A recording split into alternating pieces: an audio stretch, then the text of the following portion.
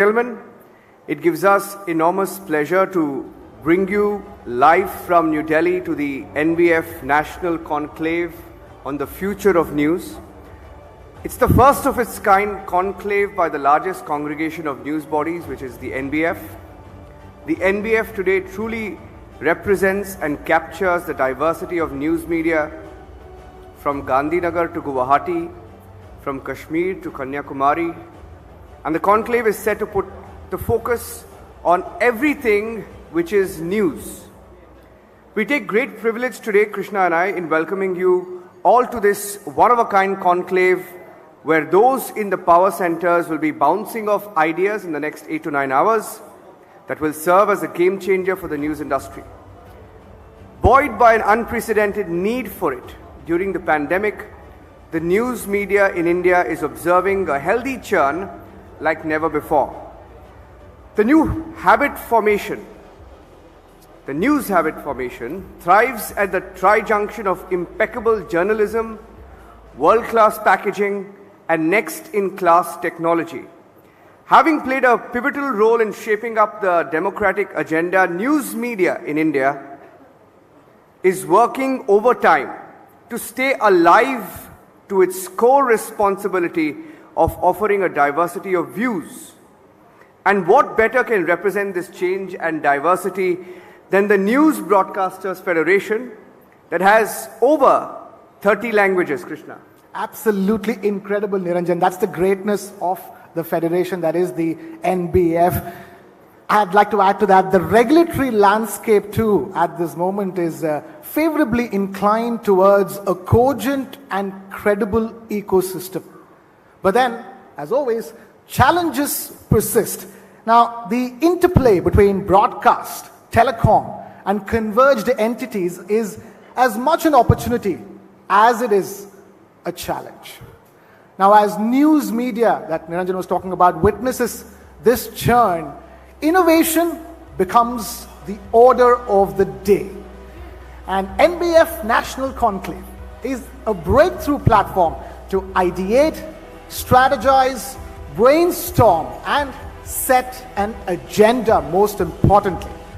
We're so pleased to see so many of you join us today to attend this rare mix of business, politicians, policymakers, ministers, broadcasters, and agenda setters. That's the word we're looking for, agenda setters. They're all coming together on this platform to turn the light on the journey of news present and moving forward into the future.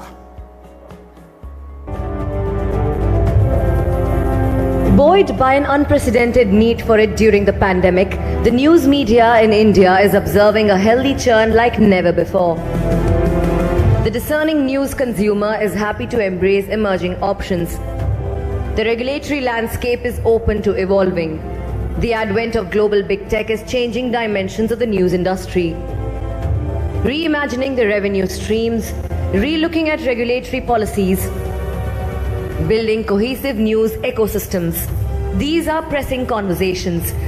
The News Broadcasters Federation is India's largest news federation.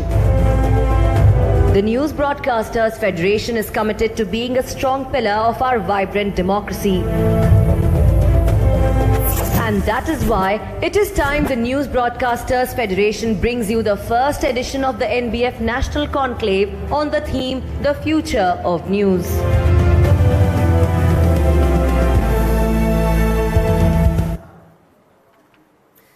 Allow us to introduce and welcome Arnab Goswami, the Editor-in-Chief of the Republic Media Network, the founding president of the News Broadcasters Federation, the country's largest association, to deliver the introductory address at the conclave. Arnab, we request you to take the stage.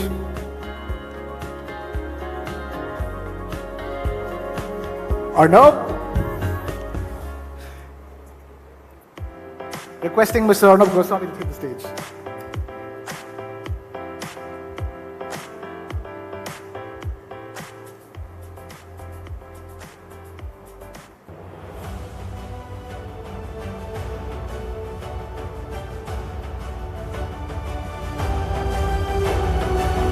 All right. as we wait for Arnab to take the stage, Niranjan, you can see the hall is pretty much fulled out and there are more people expected for the day. We're just eagerly awaiting the inaugural session to kick off. Mr. Venkaiah Naidu is indeed here, waiting to speak to us, to all of us as well. And Arnab as well is walking towards the stage soon. But in the meanwhile, you want to talk about other things that are most important for the day? Just to tell our viewers that in about 15 minutes from now, our first panel begins. That's the future of the news industry.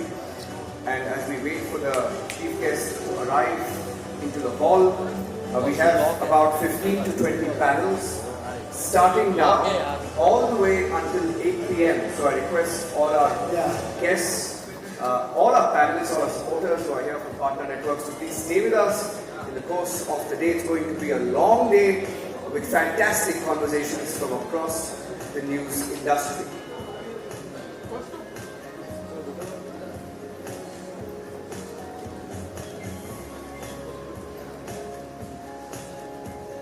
We're just waiting for some of the formalities to be done before we can officially kick things off. And in the meanwhile, those at the back, requesting you all to settle down because this is going to start any moment. The chief guests are already in the house, just getting started for the day. It's going to be a long day, as Niranjan was talking about. A lot of conversations, a lot of the most diverse set of stakeholders possible as far as the news media ecosystem is concerned, from policymakers to business owners to editor-in-chiefs of different publications. So ladies and gentlemen, our first speaker for the day is a man with a formidable reputation for being a voraciously vocal proponent of upholding constitutional practices. It's an honor to introduce the former Vice President of India, Mr. Venkaiah Naidu. Requesting ladies and gentlemen to put your hands together for Mr. Venkaiah Naidu. Mr. Naidu was deeply interested in the welfare of the common man, particularly the farmers and the downtrodden sections. Since his college days, during his 3 decades in public life, Mr. Naidu has held several positions with distinction, including heading parliamentary committees.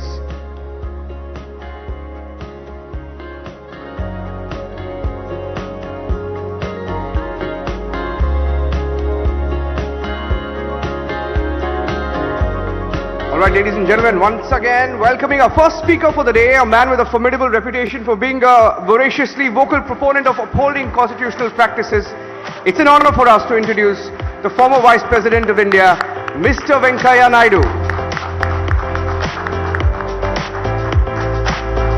Requesting Mr. Venkaiah Naidu to please take a seat.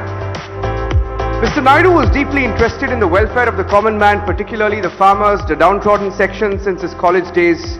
During his 3 decades in public life, Mr. Naidu has held several positions with distinction, including heading parliamentary committees. And having served as the INB Minister as well during the ascent of the Modi government, Mr. Naidu will have a unique perspective to the entire journey which media has witnessed since post-independence era. I'm requesting Arnab and our NBF leadership team to please bring Mr. Venkaiah Naidu up on stage to get the future of news. Summit began with the lighting of the lamp ceremony. We're beginning with the lighting of the lamp ceremony, ladies and gentlemen, requesting the entire NBF leadership along with Venkaiah Naidu ji to do the honors.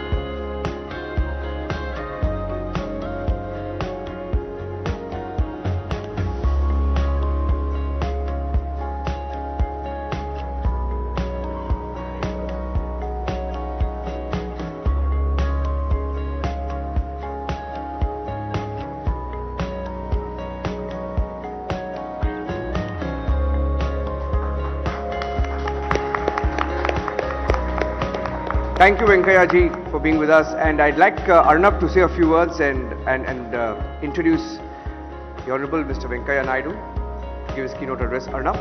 All yours, Arnab.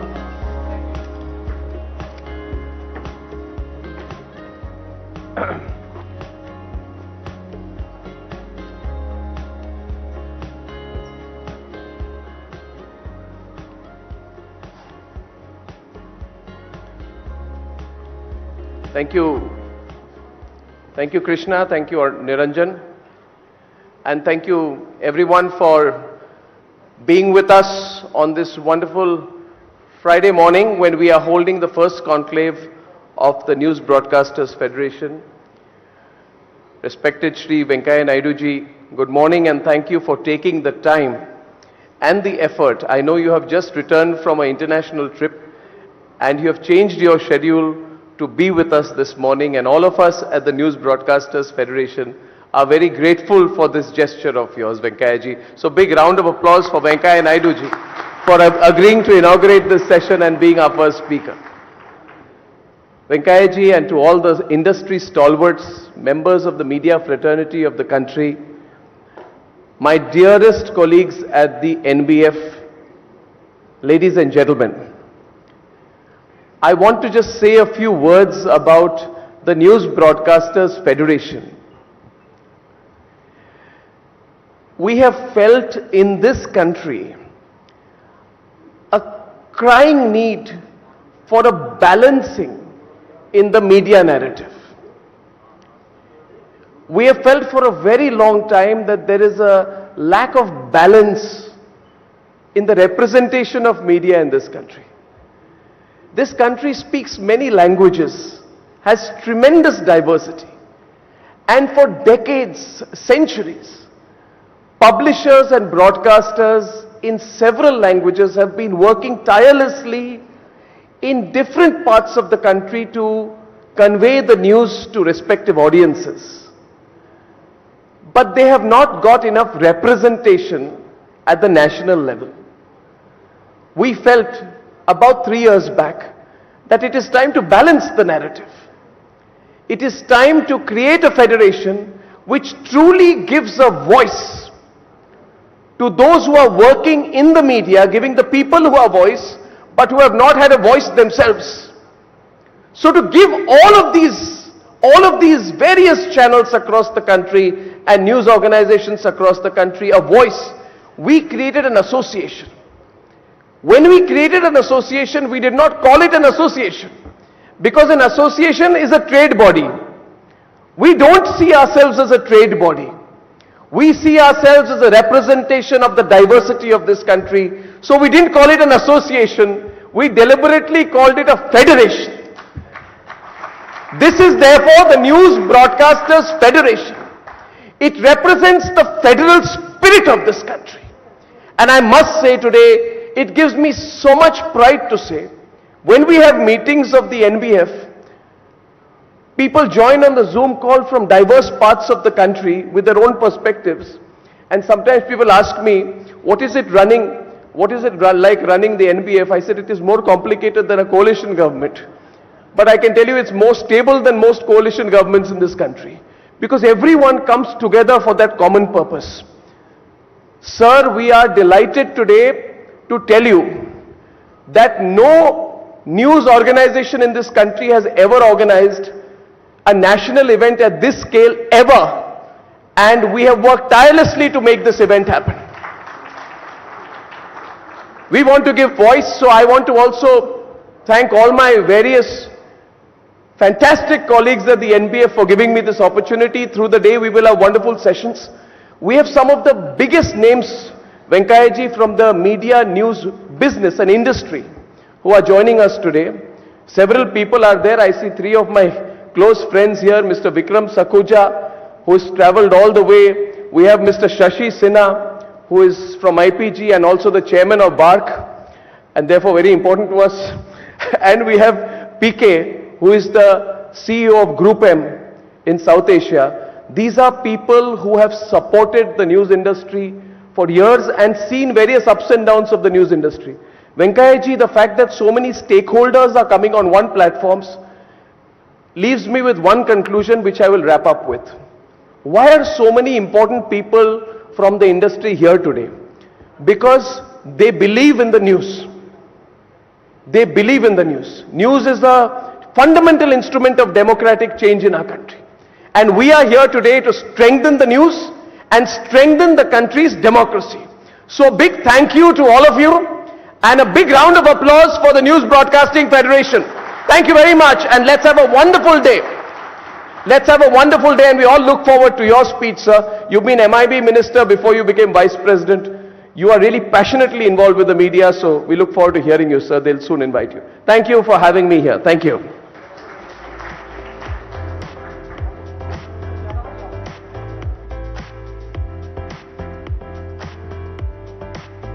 Thank you, Arnab, for that. We are sure that Mr. Venkaiah Naidu will have a very unique perspective today of the entire journey which Arnab spoke about, the entire journey which Indian media has witnessed since post-independence, the economic liberalization and since the COVID pandemic when soft services and the role of all media has become more prominent and consequential more than ever. Mr. Venkaiah Naidu will address us today and tell us about his unique perspective and his thoughts of where our fourth pillar of democracy is headed. Requesting Mr. Venkaiah Naidu to please address our gathering today, sir.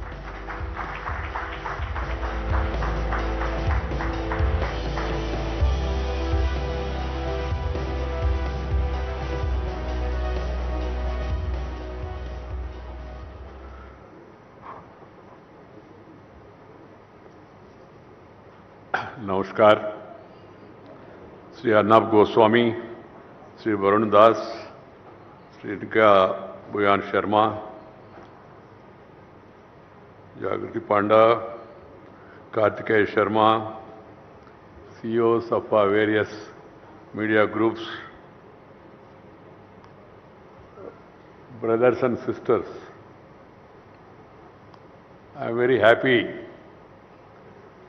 to be amidst you all today, this morning.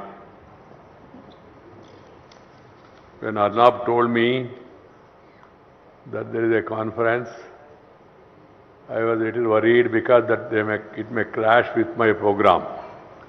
But finally, when we finalized the program to Singapore and Malaysia, as a prior commitment, it worked out so well that I could come back yesterday.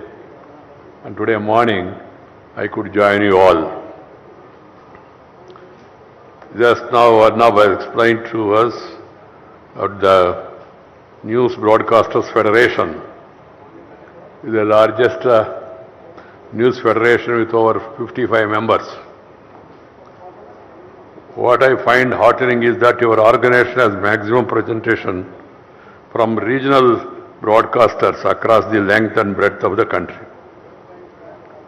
I got freedom on August 11th, so I will do away with this protocol prepared speech and I'll try to speak extempore from my heart what I feel about the media and its role and responsibility. Earlier, because of the constitutional responsibility, there is a set amount of protocol and speeches, of course, they were discussed, but they are prepared because they say it's better to have a written speech. It was little difficult for me, but we managed somehow. But now, as I told you, I have freedom. My views about media organizations, management is very simple. The media has to be neutral. It should neither be left or right. It should be straight, simple. Number one. Number two, the media must have a passion for the nation. And they must do it with perfection. Passion for the nation. It's like a service. So passion for the nation, take it as a mission without expecting any commission or doing any omission or giving any remission. That should be the passion. politics, media, education, health. These are the sectors where people used to take it as a mission. Lot of changes have come in politics. That missionary zeal is diluted. There is a change in the attitude of the medical profession also. We have seen in COVID how certain people have done a great service, certain people have exploited the people. And also we have seen the media also over the years. A lot of people, they start channels. I am very happy, lot of national, regional channels. I always feel hesitant to call it as regional. What is regional? Of course, we are a federal country. We have different states. All of us come together because we believe that we are one nation. India. That is Bharat. These languages of India, they should be really encouraged because they are the language of the people. When I became chairman of Rajya Sabha, I told them also, you can speak in any language of your choice. First to start with 22 languages in the schedule. And there is a translation. System is being worked out to make it perfect, and people started feeling comfortable. Because at the end of the day, Lok Sabha, Rajya Sabha, people in the countryside, they know only their language. Very few people know English. I am not against English, but my preference is always for a mother tongue. First mother tongue, then brother tongue, afterwards any other tongue, no problem. Because people understand their mother tongue better, easily, and they are able to articulate better in their mother tongue. That's why wherever I go, I stress on this. People should be allowed to speak in mother tongue, should understand. Now with this new technology, with this aerogram or whatever you call it as, you speak in Hindi, Telugu, and then little away you will be speaking in their mother tongue also. That is the day I want to see that perfection. Everybody must be able to speak in their mother tongue. Channels. That way has got a greater responsibility and you are doing a great service to the people. The mother tongue is like eyesight. The other language, English, is like spectacles. If you have eyesight, spectacles will work. If you don't have eyesight, even if you wear Ray-Ban glasses also, zuban se kuch aayega nahi. This is the plain truth. So keeping that in mind, I am happy that there are a lot of channels growing across the country in the respective national, regional languages, local languages, and that trend should be encouraged further because they reach people, come closer. A lot of channels are being started. So the people, they come to me, sir, message. As INB minister, I experienced it. Later even as vice president also, some friendly people, they come and ask for a message. I give them simple message in Telugu. I say it, Satyaniki daggaraga, Sancharananiki duranga. Satyaniki daggaraga means be nearer to the truth. Sancharananiki duranga means keep away from sensationalism. Sensationalism is senseless.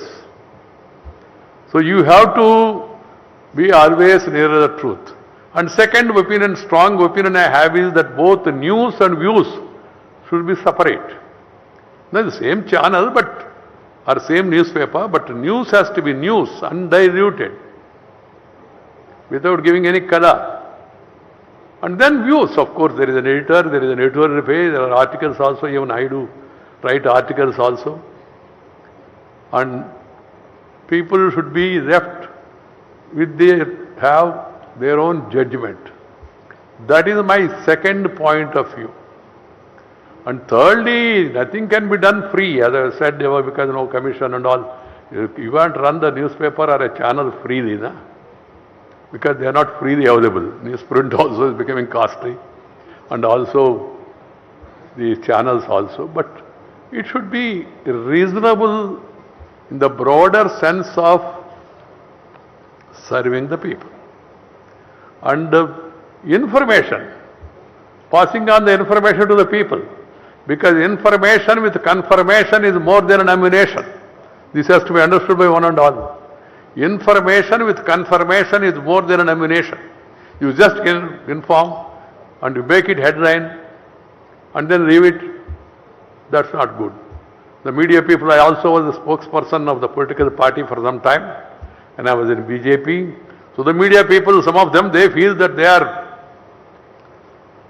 knowledgeable more than anybody else, and they can question. You must question, otherwise, it's like a parliament without opposition. So questions has to be there. And then you must analyze also, and then give your opinion also. But questioning. As I told you, to strengthen democracy, you need opposition. You need other voice. But it should be voice, not the noise. In Parliament also I tell the friends, Babu, whatever you want to say, say. Talk out. If you disagree and not satisfied, walk out. Talk out or walk out, but don't do breakout. Because breakout ultimately will lead to all out of democracy. Same thing with regard to media also. You argue, let there be other person be given an opportunity, counter argument, then analyze, some experts, so Visleshana, analyzing in a better sense. That is very much required so that the people can come to a judgment. But unfortunately in the media, particularly in the print media, we see a lot of people, they combine views and news. Even in the channels also I see some that channel has a view. Yes, you are right, you have a view. But it should be your view only. Don't portray it as a national view. Whether it is national or irrational or rational, that should be decided by the people, the viewers. They are the supreme bosses in a democracy. People are the ultimate. My dear friends, one is the constitution, second is the rule of law, third, as I told you, being nearer to truth, on the side of the truth, and fourth one is we must stand by the oppressed and suppressed and depressed people. We must give voice to the voiceless. We must also give importance to the end of the gender discrimination. 50% of the people are women, so they should be given their rightful place. Their issues, their concern should be highlighted in a proper perspective manner. And also there are problems in different regions of the country, in different nature. Yes, they should also be given voice and then special analysis. And coming to the languages, of course, as I told you, mother tongue, Tamil, Telugu, Kannada, Malayali, Marathi, Assami, Punjabi, Bhojpuri, Dogri, all these languages are important. At the same time, we as a nation, we should also try to promote our other languages. You learn your language, be proud, promote, but at the same time try to learn as many languages as possible. It's not possible for everybody to learn more and more languages, but try to learn one more or two more languages. Try to speak languages which are dominant in the country, which large number of people speak. Hindi, Bangla, Tamil, Telugu, like that many. I am not giving any grading. So this, if you are familiar with more languages, you are more comfortable.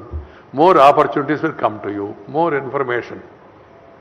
And then, when I go to that side, deeper south, because you know political divide, some people have strong views. Why should one learn Hindi? My answer is very simple. I gave a formula to them also.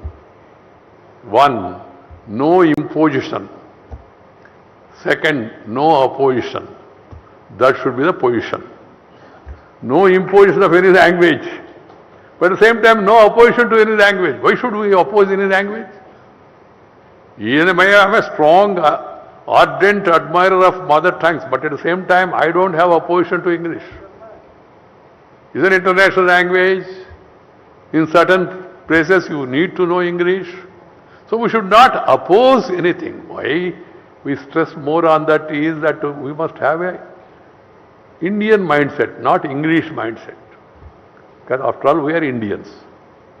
That is one important aspect I would like to bring to your notice. And then rule of law. Everybody should follow the rule of law.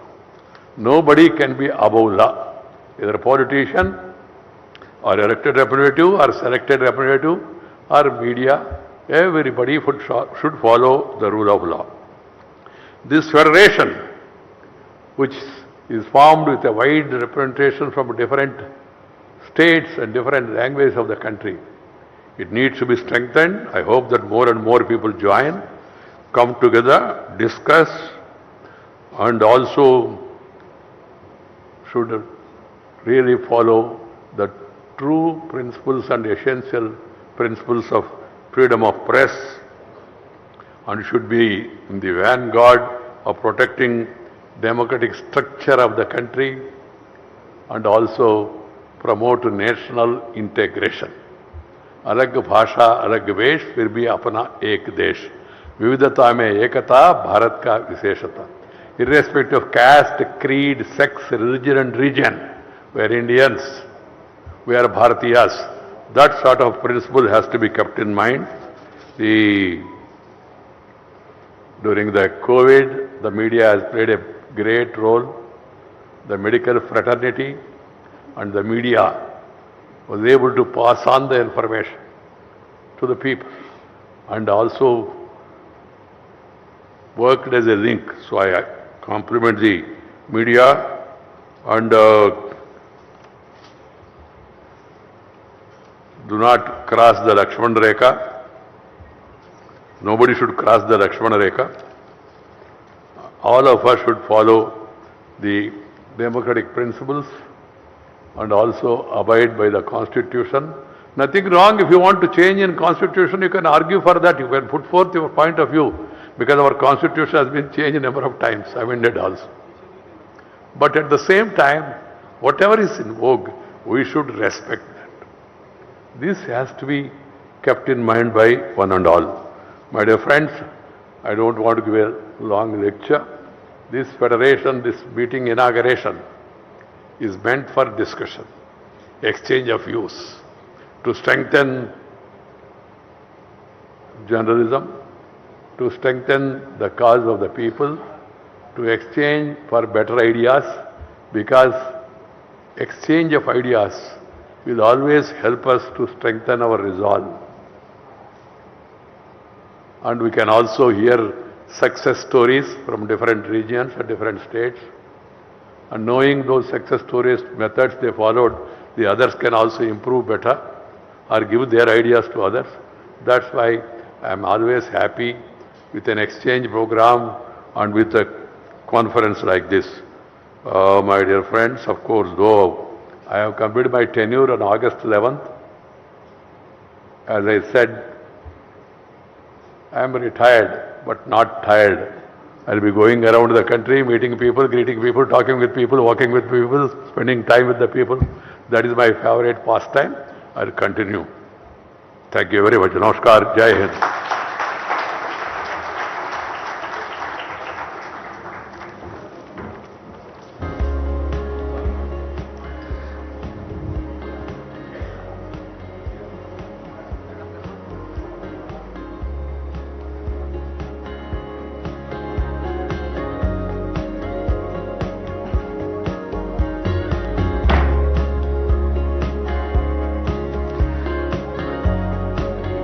Thank you, Shri Venkaiah Naidu ji, for that wonderful, wonderful opening address. Gentlemen, let's put our hands together again for Shri Venkaiah Naidu ji for being here and delivering that from the heart, passionate opening address on news media. Thank you, Shri Venkaiah Naidu ji, for gracing us with your presence.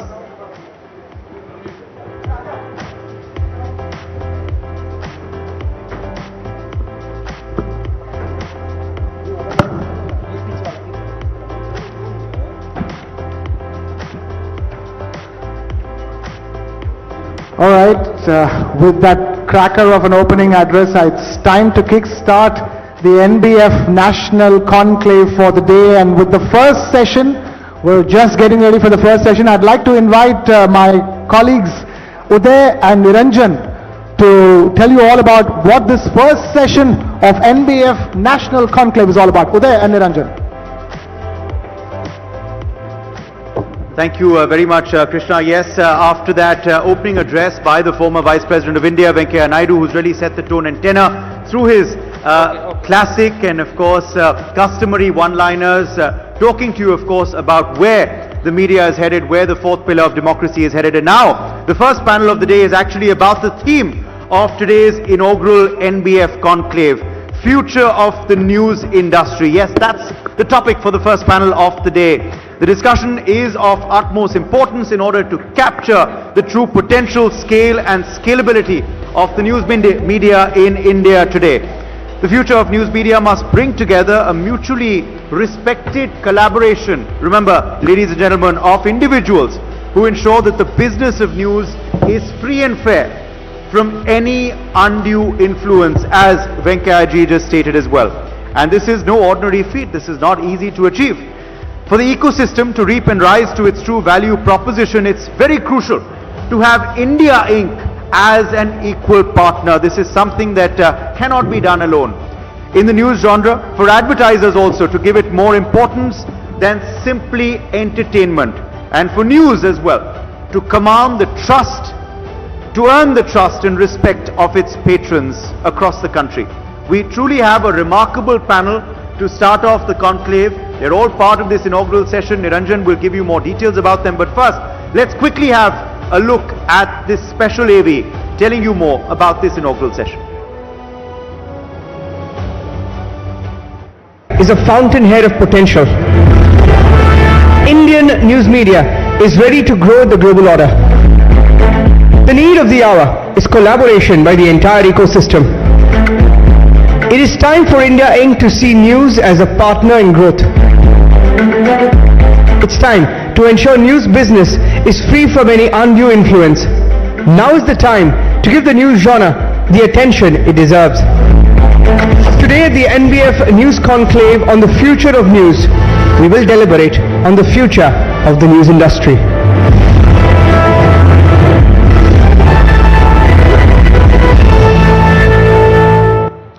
And for this session, may I invite Barun Das, MD and CEO of TV9 Network, who will chair the session on future of news industry, along with an eminent panel of speakers. They're doyens of the industry, each one of them a strategic thinker, and they've seen the evolution of the news industry. Speaking about Barun Das is an alumnus of IIT Madras, IIM Calcutta and London School of Economics and Political Science. An industry veteran, he served in leadership roles with top media brands after having taken an entrepreneurial break.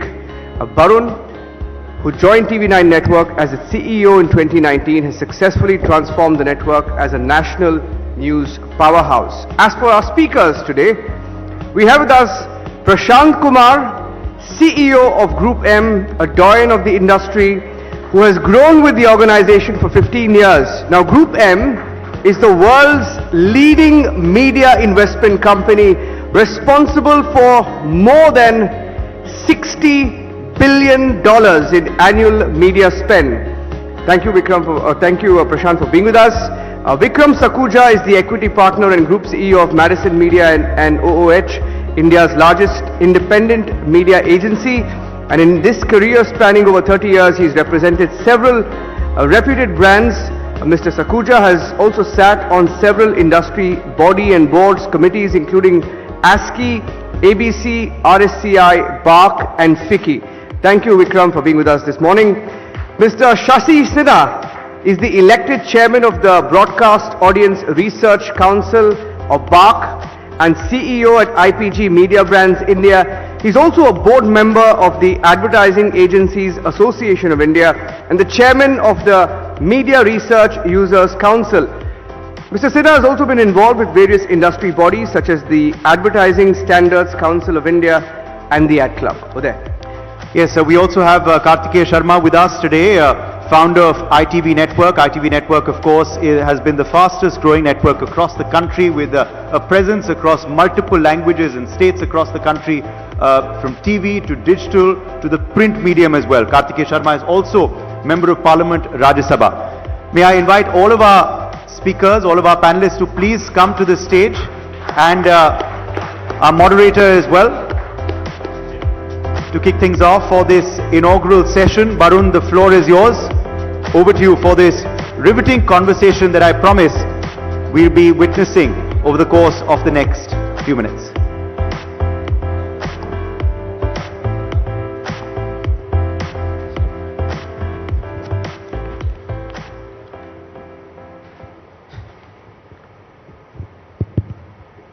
Good morning, everyone. The Honorable former Vice President has just very succinctly laid out the role of the fourth estate, which is the media, and his words of encouragement will keep us going further. You know how news has started? To my mind, that in India it started in 1780, the Bengal Gazette. Started with singing praise for the Sahibs. From there you had like-minded people, high net worth individual, all backed by funds. People came out with newspapers to percolate certain vision, to drive a mission. Subhash Chandra Bose's Swaraj is one such thing which mobilized the freedom fight. And then post-independence, 70s and 80s, it used to be primarily anti-establishment driven. In came economic liberalization in 1991, in the early 90s. From there, media has seen a different course altogether in our existence. We turned ourselves into a business outfit. So, are we really a business? These are the questions that we live every day with, all of us who are here, who own media, who run medias. That are we a business? And if you are a business, are we in content business? And if we are in content business, we are unable to create content. We don't create content. And there are several other challenges. I think most of us, especially the news industry, news organizations, we have factory size of workforce. I mean, for instance, TV9 Network has close to 4,000 people working. And most of them are journalists. And the acumen and intelligence of those journalists will match that of the politicians. So you deal with factory size of workforce. However, you deal with intellectually sound, strong people. And then came the existential dilemma, that are we the fourth estate or are we the business? So I would open the discussion with our panelists, starting with Prashant, Vikram, Shashi, and Karthik would give the other side, other perspective of the other side. That do you think that if you were wearing the hat of a news channel head, how would you have balanced this? The existential identity, that of the fourth estate, at the same time, you got to run your business, you got to look at your bottom line, you got to pay salaries, you got to give increments the next year. So starting with Prashant. Prashant, how would you have balanced this? Yeah, thanks, Varun. First of all, good morning, and many congrats to the entire NBF for, organizing a great event like this, and wish you all the very best. It's great to see all of you coming together, right? Okay. I think, Varun, this question actually is a very common question nowadays. Every organization asks, right? Because I think it's evolving. Every year, every quarter is an evolving space. And I think from a news perspective, yes, I definitely feel news will always stay, right? News is an essential aspect of not just information, but also getting updated, right? And therefore, as you said, a content that is authentic, a content that is representing what is the truth is essential for everybody to get updated. So there is a balance of content that is required there, right? When it comes to looking at running business, I think that's where we have to look at multiple and versatile aspects of how every asset that we create can be leveraged, right? I think advertising is one part of the business, right? I think content appeal and demand of content and having a monetization model is another part of the business. I think within the content, finding opportunities to help consumers in touch and connected and therefore leverage that for brands is probably another way to look at running models. I think the assets that every one of you is creating today beyond one single medium and leveraging it to multiple other medium gives you opportunities to expand the opportunities to monetize and therefore maximize the potential of how we look at the business.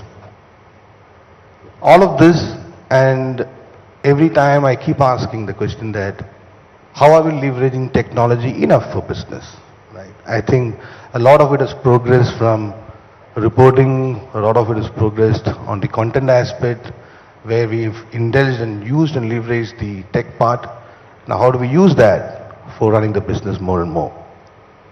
The answers lie there, and this will keep evolving as well because there will be new practices, there will be new models, there will be new products, new services that each one of us will start, applying as and when we start see the evolution happening. I think it is important for us to, debate on that, deliberate on that, and create innovative ways of looking at and running that business. I pass it on to Vikram. Vikram, he's given a perspective overall, but I don't think that we've touched upon that specific point. If you can elucidate us that as a fourth estate, can we also be a business outfit? Are there conflicts of interest? Great. Okay, thanks, Parul. So it's like this. We have to still carry out our responsibilities of being the fourth estate and sort of always being a pillar of the democracy. At the same time, we have to also make sure that we pay the salaries and run a profitable business. Now, there are a couple of things that in the business that we are working in news, currently the two main ways of earning money are going to be either subscription or advertising. And For news, it is advertising. It's really advertising. 5 to 7%. Absolutely. So it's all coming down to advertising. Now, the simple answer to this is going to be that if you have got to run a business, somewhere I just feel the way the Indian news, while at one level it's blooming, but at the same time it's also now mushroomed. In sense, and mushroom means that there's too much fragmentation. The reality is, whatever you might try to do, there will be a certain pot that news can earn. Now, if that is going to be distributed across 200 players or is going to be distributed across 30 players, that's wherein the key to profitability lies. So my first point is, it's not an easy answer, but I think consolidation is going to be required in case you really want to have a thriving, profitable business. The second, and I think that's where is probably more practical for today's thing, that's the actionable point. Let's try to create more value in what we are doing and try to extract more value. Since we're talking advertising, really, the role of in media, when our clients come and spend money, they use media as a distribution pipe for ads. So basically, if you have to get your ads seen, how can we get it? And TV channels is, of course, the way we go about it, and within that we look at news, we look at entertainment and a whole lot of others. So purely as a distribution pipe, you just put you put a value to the impressions that you're getting and the reach that you're getting, and that's how you value it. But you also use media as a way to do associative marketing. And more importantly, a higher level order than associative marketing is sponsorship. Sponsorship is essentially like whatever, IPL, Olympics. People pay a top dollar to sponsor those. Now that is because somewhere the passions that people have with those properties is so high that if some of that passion can be appropriated by a brand, it's a huge game changer for them, and they're willing to pay the premium. I dare say that news has not really, they do a lot of associative marketing, a lot of it is branding. I don't think I think it can be made a little bit better towards brand building, but the sponsorship area is one where properties that you create, they should really, really be high passion properties, and if they're high passion properties, you should be able to extract a top dollar. So my first thing is consolidate, please, otherwise it will get increasingly difficult, and try to get more value out of the higher order role of media, i.e. associative marketing and sponsorship. Right. Consolidation, yes, that could be a way forward, but individually when the channel comes up, we've always seen that the purpose of launching a news channel often is not profitability. That is where the dilemma comes in. That's where the... But I thought that was your question. No, I know, not for everyone I'm saying. That for us, those who are running serious business, obviously it's a serious business. But many times if you see that 600 odd news channels which have mushroomed in the country, one of them would not have a profitability module. Now, Shashi, you wear two very important hats, chairman of IPG, chairman of BARC. From the pedestal, how do you see, do you feel happy about this dilemma that we live with? Do you have a solution for us? Thank you for asking the question. I have a solution, I have a practical solution. So can I be heard? Yeah. Yes. So let me say first a few things. Firstly, thank you for inviting us, three of us. It's peculiar. This morning at breakfast I was thinking, we are very good friends, the three of us. Probably this is the first time we are on stage together. So thank you NBF, probably. But therein lies a tale. You'll be surprised that the amount we collaborate with each other. We are competitors, we are bitter competitors. Between the three of us and a few others, we control 70-75%. I'm not saying it negatively, I'm saying it positively. 70-75% of the ADEX of television. I say to the leadership of NBF and I say to everyone in the room, you'll be surprised at the amount we collaborate on the stuff we collaborate on industry issues. We are bitter competitors. When I say bitter, we fight tooth and nail. But by night, we work very closely together on industry issues like what is our compensation, what is our remuneration, how do we improve. This morning, Prashant and me were having a chat on how do we, and we move. So the message I want to give that there is huge, while Vikram spoke of consolidation, I think, and I can go on, I can go in detail of how we collaborate, I think one of the biggest things for the news broadcasters would be to collaborate. There are many ways. There's no doubt that PK is the number one company. There was some debate on who the number two was, but that was started out over a period of time, yeah. But in news there's a lot of confusion, who's number one, who's number two, who's number three, who's number four. No one's number three, number four, everyone's number one. So I think if you start collaborating, if you start talking to each other, so you fight by day. I'm sure everyone has a right to say. But as an industry, which is what this federation is for together, how do we take each other's interest? A lot of issues will get sorted out. So when you compete, when we compete, we don't run each other down, Consequently, what happens is our clients don't ask questions, what are you guys saying? We do what we do. Yeah. But when we collaborate, I tell you, the fist is stronger. A lot of you don't understand this. Hopefully not too many clients sitting in this room, but they see the fist coming. And people fall in line. The toughest of clients, the global clients, we agreed on basis of certain guidelines put out by broadcasters that we, with your permission, I'm going to spell it out as an illustration, that we will give pricing in a particular way. Auditors had come into our business and they were pricing, they were going channel wise. We said, no, we will do it in a particular way, whether we will do it in whatever way we did. I can assure you, global clients, the biggest of clients globally, when we have done what we have done, have fallen in line. Because that's the way the industry works. So my submission is, and we are doing something even more dramatic.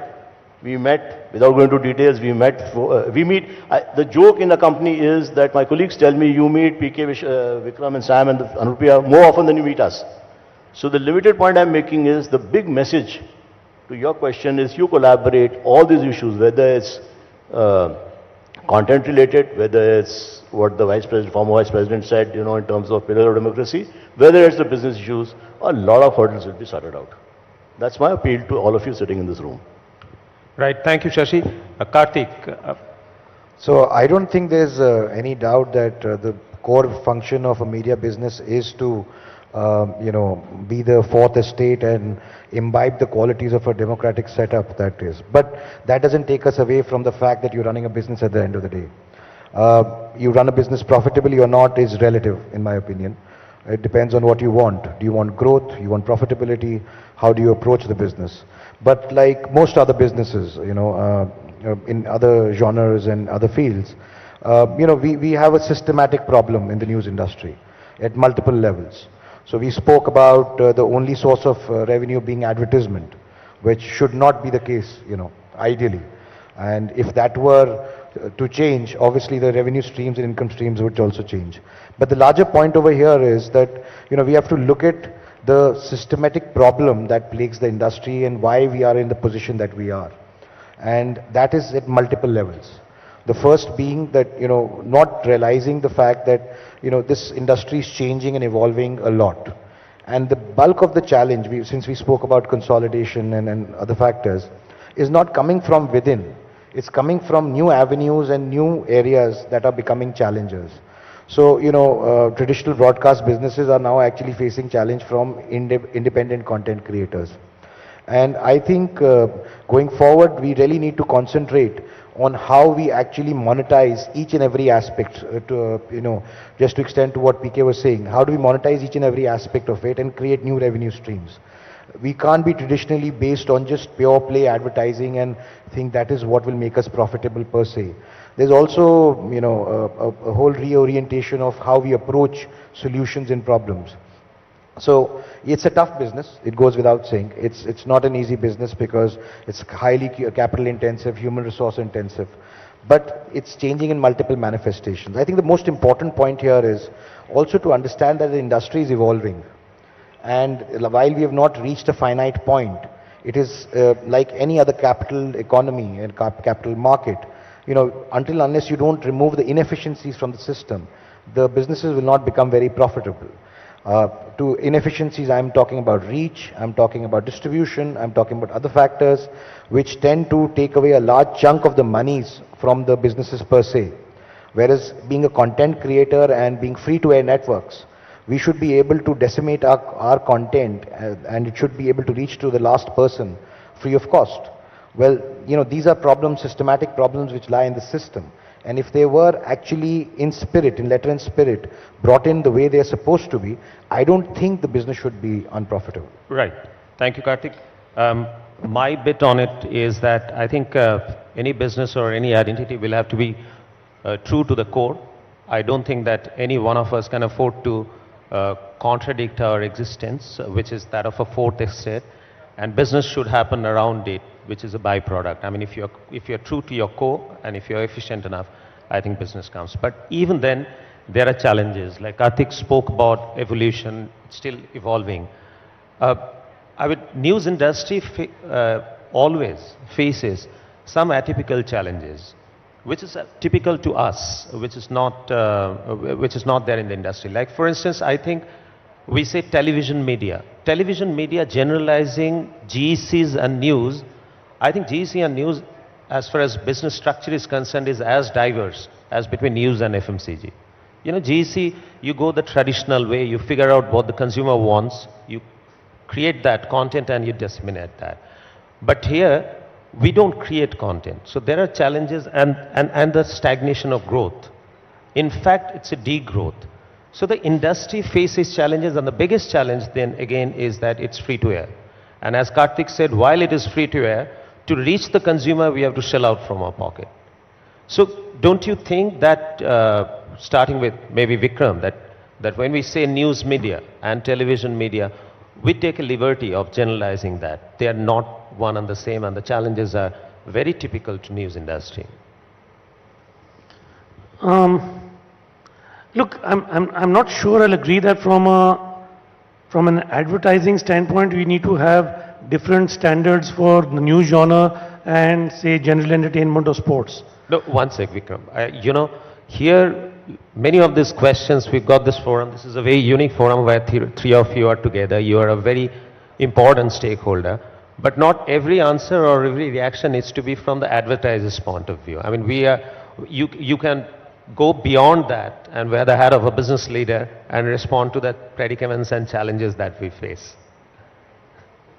In that case, rephrase your question because I think I'm hearing you say that you're finding that overall news is degrowing. Is that the question? Look, the question is news possible. It's not a question, it's a proposition. The way I look at news and GEC, I feel that they are not one and the same. And the predicaments and the challenges are unique to news industry. And yet, like as I said, that we're free to air and we still have to shell out money for reaching the consumers. No, absolutely. There was no question that news and GEC are not the same. Although some channels you might argue that there are more entertainment than news, but by and large, as a genre, it is much more. News is, of course, completely different. Just like sports is completely different from general entertainment, as is movies. So, yes, obviously, that's why we call them different genres, because they are fundamentally different. The reason why people come to them are different. So, from that standpoint, look, I think again, you've called me, I'm a media person, so you'll get that perspective. Right. You always come up with the reality here is, and I think the beauty about news is that everybody likes to seek out news.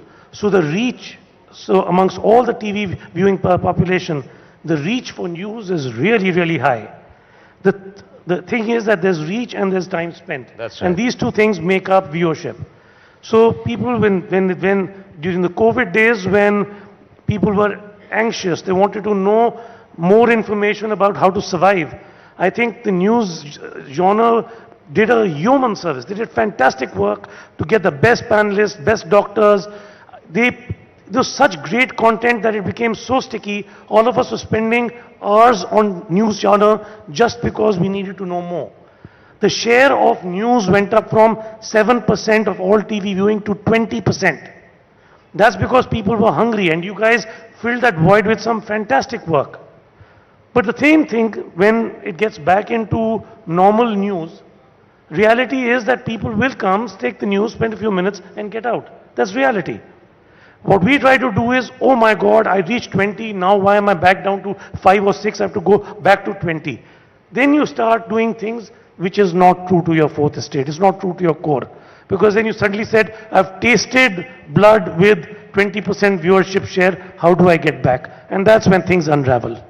Right, so Prashant, and I would tend to agree with you, Vikram, that if the content is good, with that kind of reach, you should have had higher viewership, the news industry, and the precedence is there. When we dished out content which is in the interest of people during COVID, a 3 times jump that we've seen. So, your bit to it, Prashant. Yeah, see, definitely none of all this are same. GC is not same as news, so are languages, so are markets. But my humble request is, there is also a customer which is our client. Advertiser. Yeah. So whatever we are doing, we are trying to help the client or the advertiser to find a progress in their business. That's why they are advertising. Correct. And if you put the fundamental aspect that as part of our thinking on creating solutions, I think all answers will come from there. It is a fact that there are solutions which only has news channels as part of the solution. It is a fact. It is also a fact, unfortunately, that some markets may not be there in a solution for a particular campaign. And sometimes, maybe some of the genres like music or sports or news may not be there in some of the campaigns where an advertiser is creating a solution, which is a co-creation, right? Now, therefore, what does this mean? It means that we have to focus on the solution, which will actually bring the advertiser again feel confident that I have to be focusing on the solution, again repeat it and see a lot more longevity to the solution that we are able to strengthen, right? So I don't think we should base it with asking a question, are we all different? We are different. Definitely we are different, right? The solution on print is different to radio. I mean, look at media, look at within genre, right? But at the same time, if we all focus to create solutions that will create success for our customers, right? Our customers are in the space advertisers, right? We are creating solutions on that. Similarly, we have consumers where we position our content, etc. We also have, I mean, we are looking at a balance, right? I think there is strong value that can come on. And as Vikram mentioned, sponsorship, he meant properties, right? If we're able to create some content which will actually help the brands to connect with consumers, I think that's a great opportunity. We're able to get tech solutions, allowing them to say that we can give you some of the, tasks that you want to solve for certain markets using languages. Fantastic opportunity, right? I think this is all telling us that we have abundant opportunities to create stronger solutions to our advertisers. And that is where the answers lie on our progress. And I'm definitely confident each one of us has many more assets that can be leveraged. That's brilliant, Prashant. I think you hit the nail on the head that we are limited only by our capability to innovate. And if you're, as long as we are solution driven and not really go and ask for advertisers their buck, but provide them solutions, I think they'll be far more keen and willing. And I think because our content is far more adjustable, unlike GEC is not fixed, we are in a position to innovate more, be more solution driven. So we'd keep that in mind. Shashi, again coming back here, obviously you also talked about consolidation. Vikram said about the number of news channels. While we are scrambling for 15% of the revenue share, but there are about 600 of us possibly. So that's the problem. But there's another radical thought which often can react to that. Do you feel that advertising driven, it might be radical, it is up for discussion. Do you think an advertising driven news media is some kind of an oxymoron? Like, for instance, I'll tell you, who are our two largest segment of advertisers, the corporate world and the government, right?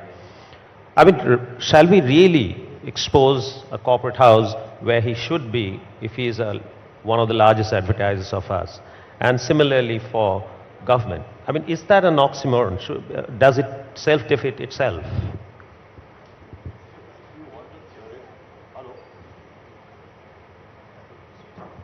Hello? If you want a theoretical answer, I will say yes, you should keep them separate. But life is not like theory. Life is not theory. Yeah. So you have to have, need for survival, you need business. And I mean, it will be foolish to say, because I think the senior people, practical people sitting here, so it will be foolish to say that, you need this thing. Why can't you coexist? I mean, all over the world, whichever market, I don't know which market has free press, so I'm not as bright as all of you, but it's very difficult to figure out which market is absolutely independent press, as Venkaji called out. But I'm sure a lot of these markets are advertising funded.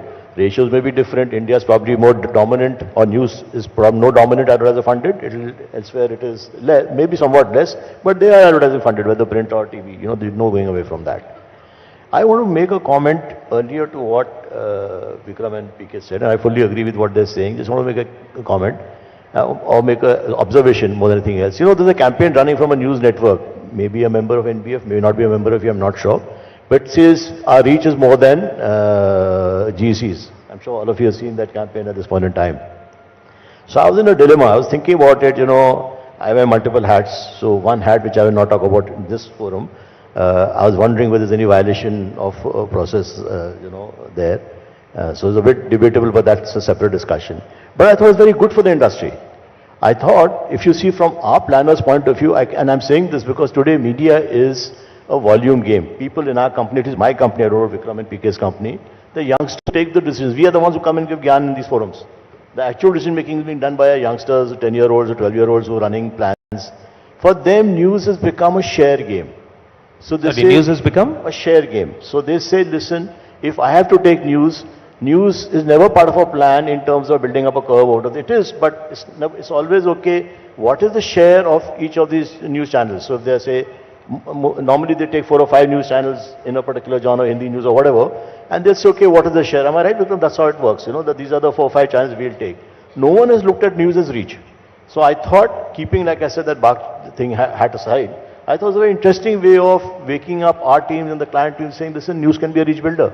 And if it is a news reach builder, how can we, so whether I like the idea of them comparing with GS or not is a separate matter. But I thought it was a very interesting way of looking at things. So I thought I'll leave this thought with you. Right, Karthik. I think Shashiji just hit the nail on the head. The problem is not that is it oxymoron that news should be dependent on advertising. I think the biggest tech companies in the world are based on advertising today. So, it's not a question of whether it should be based on advertising or not. The question is, should it be based on numbers? That's the premise. I think the biggest premise over here is not questioning advertising. The questioning of numbers is the biggest problem.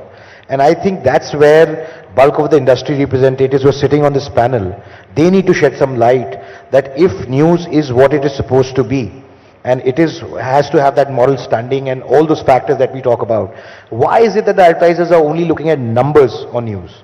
Whereas that's not the only thing it's communicating. I mean, a channel can have 5% share, but who's to say which 5% of people are watching that channel?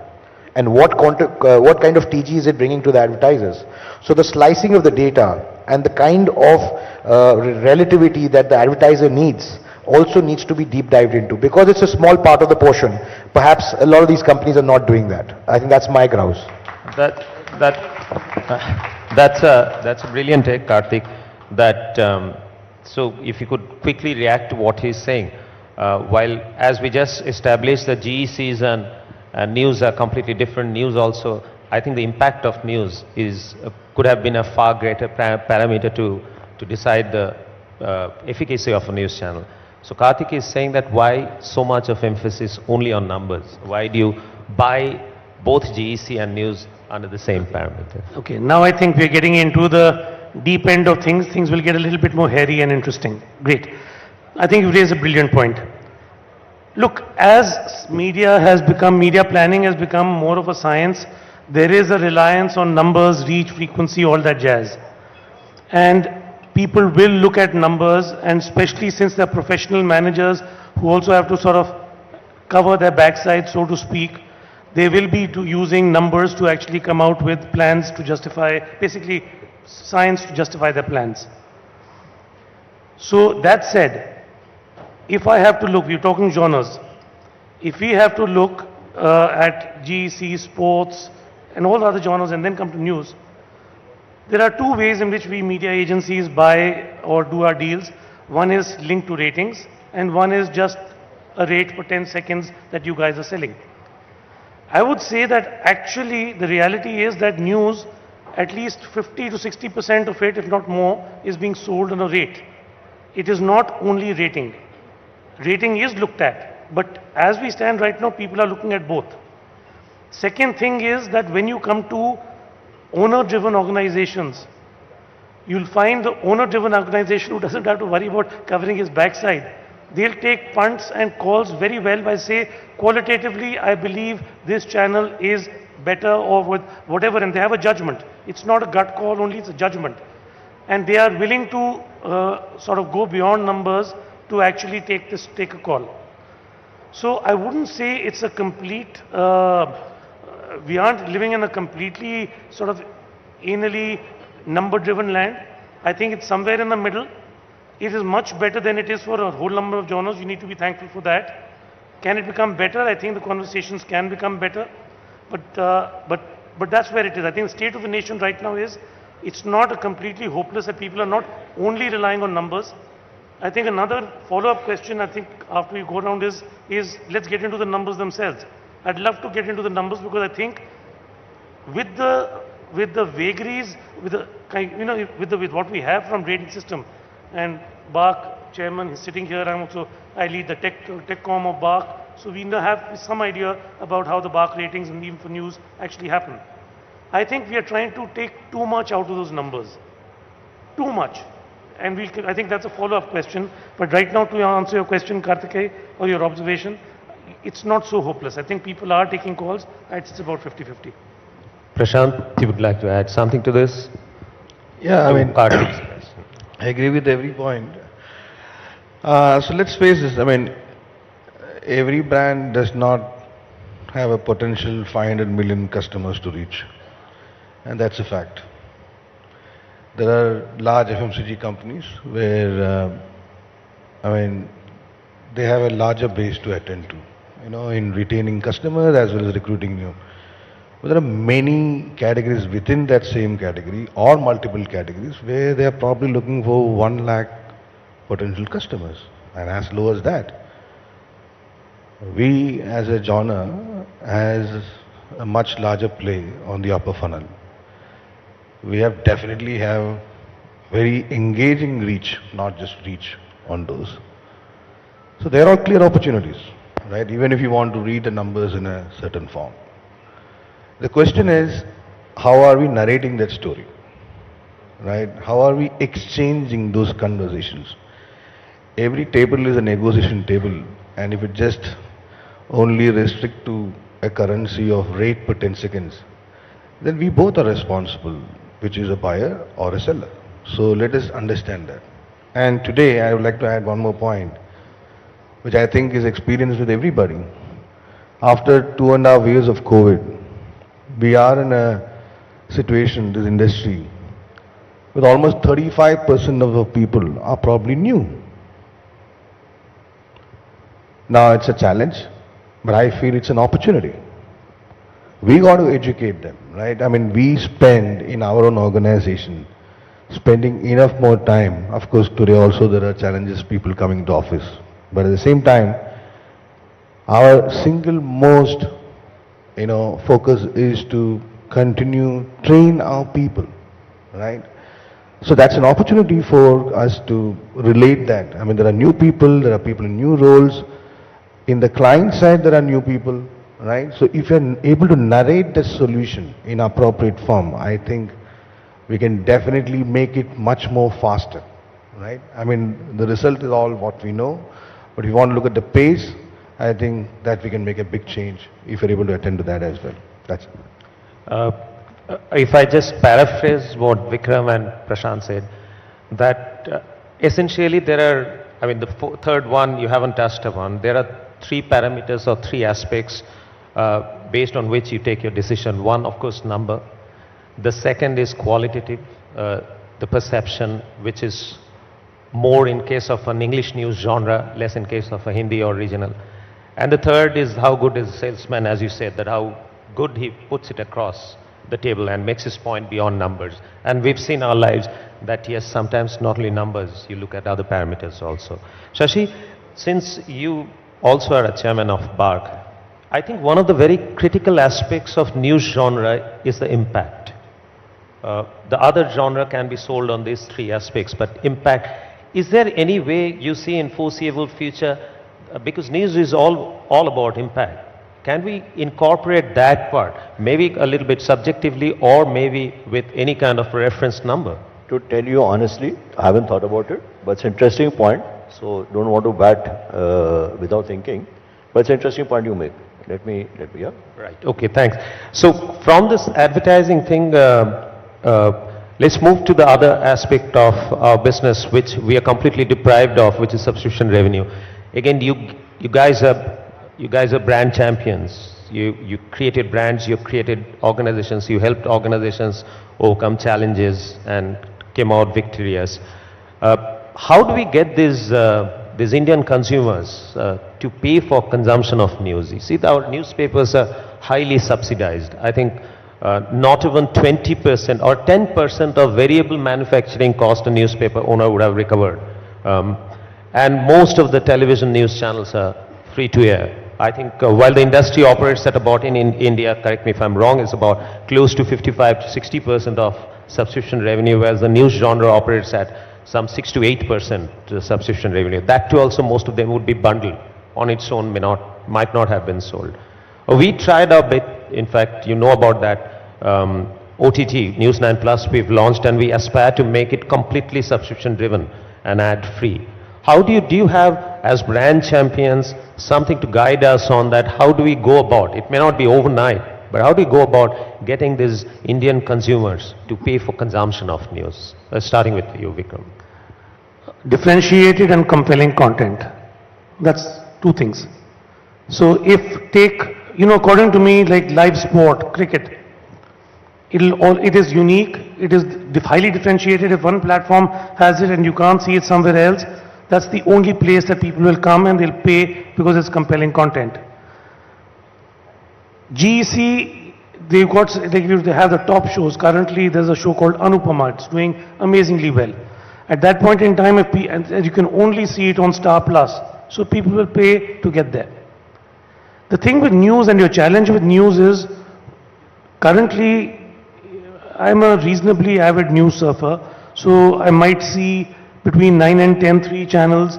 And I find there is a largely the same kind of news delivered maybe a little differently across those.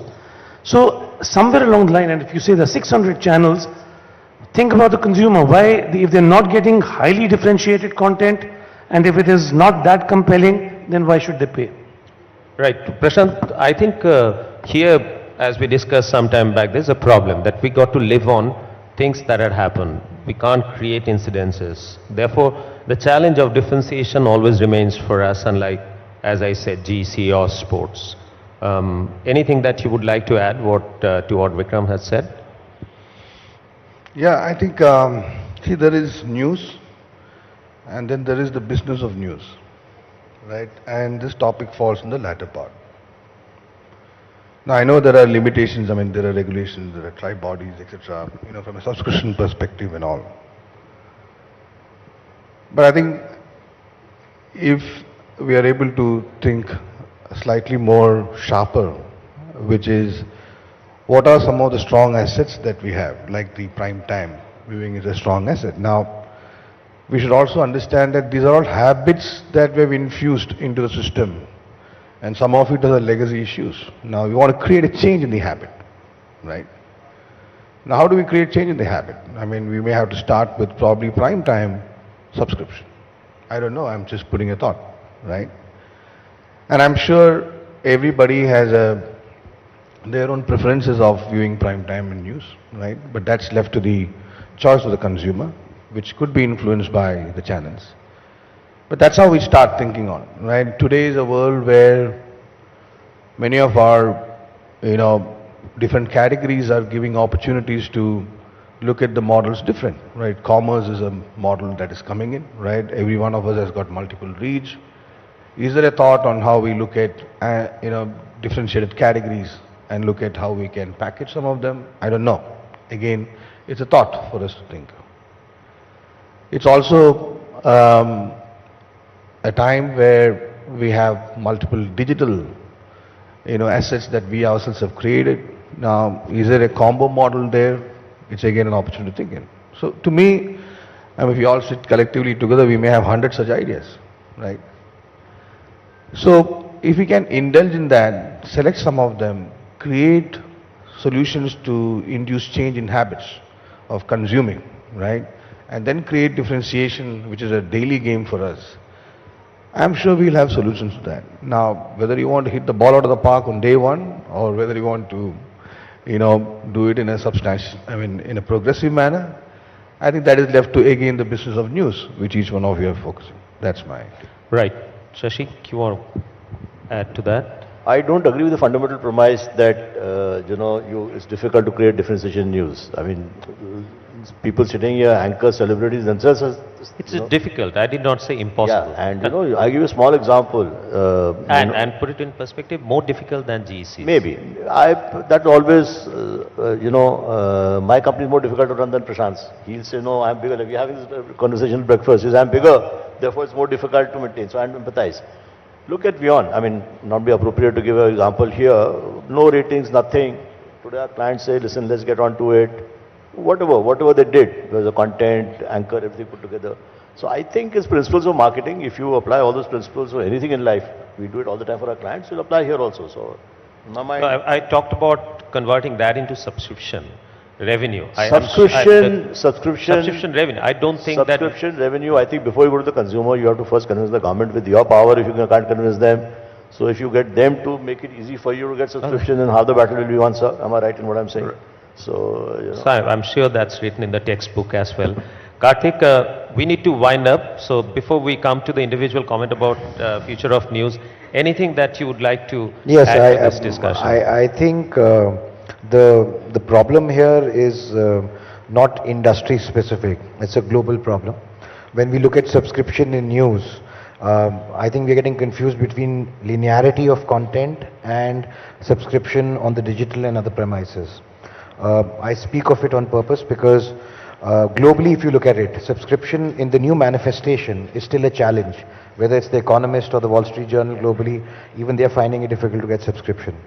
See, I think we are approaching it in an incorrect manner. The way we have to look at consumption going forward is that only way subscription will be possible is if consumers think the content is worthy of paying for it. And that will only happen if there's commonality when you're consuming content. So, in other words, let me put it in an example. I think the future of news for subscription lies in communities. A common platform where people come together to use content, consume it, and will be able to actually use it to their advantage. They'll pay for it. Unless it's generic in nature, they will not pay for it. And that's a problem we have to deal with. That's a problem because it's the same for us as it is for the rest of the world. I think the biggest challenge that lies there, and if I can come back to our earlier panel, because I wanted to make a point on that, is that which numbers do we go by? I mean, numbers when we speak of, we have two sets of numbers. We have numbers that we come through the television rating mechanism, and then we have another set of numbers that comes through digital media. And not to say that those numbers are not right, or those algorithms are not right. Frankly, they are far more in depth and far more in detail. So when we put out a video on a channel and we say that according to the television metric, it has reached so many million people. At the same time, when you put out the same content on digital media and we say it has reached to far more people than what the metric says, I think that is a challenge. So which numbers to follow? That is also a constant process. So I definitely ask, I'll just briefly answer to that. Try and I want Shashiji to answer that. Sir. One sec. I'll just give it to Shashi, but I just want to add something what you said, and the question becomes complete then. I think if you talk about which number, while we measure broadcast audience number, that is broadcast. When you measure digital, that is digital. And I still feel the digital audience in India is still evolving. It's trailing a little bit behind broadcast. Having said that, I can tell you that couple of markets in India, like let's say Bangalore, Karnataka, let's say Maharashtra, there is a correlation between, let's say, a YouTube concurrent viewership and television rating, which is there in Hindi too. But some markets it's not there.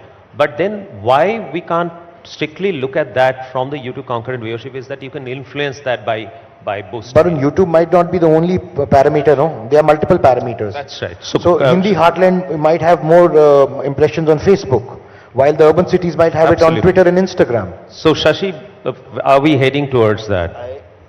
I'm mindful that PK has a flight to catch, and this concert could take very long. So I thought, are we doing a session on yes. on the measurement rating system? Because I'm mindful my friend shouldn't miss his flight. Right. So, okay. Finally, I think we'll ask for each one of you to comment briefly on how do you see the future of television news. And I have a proposition. I think the panacea for television news is, which is again very controversial, very radical. The total revenue of news industry is about 5,000 crore.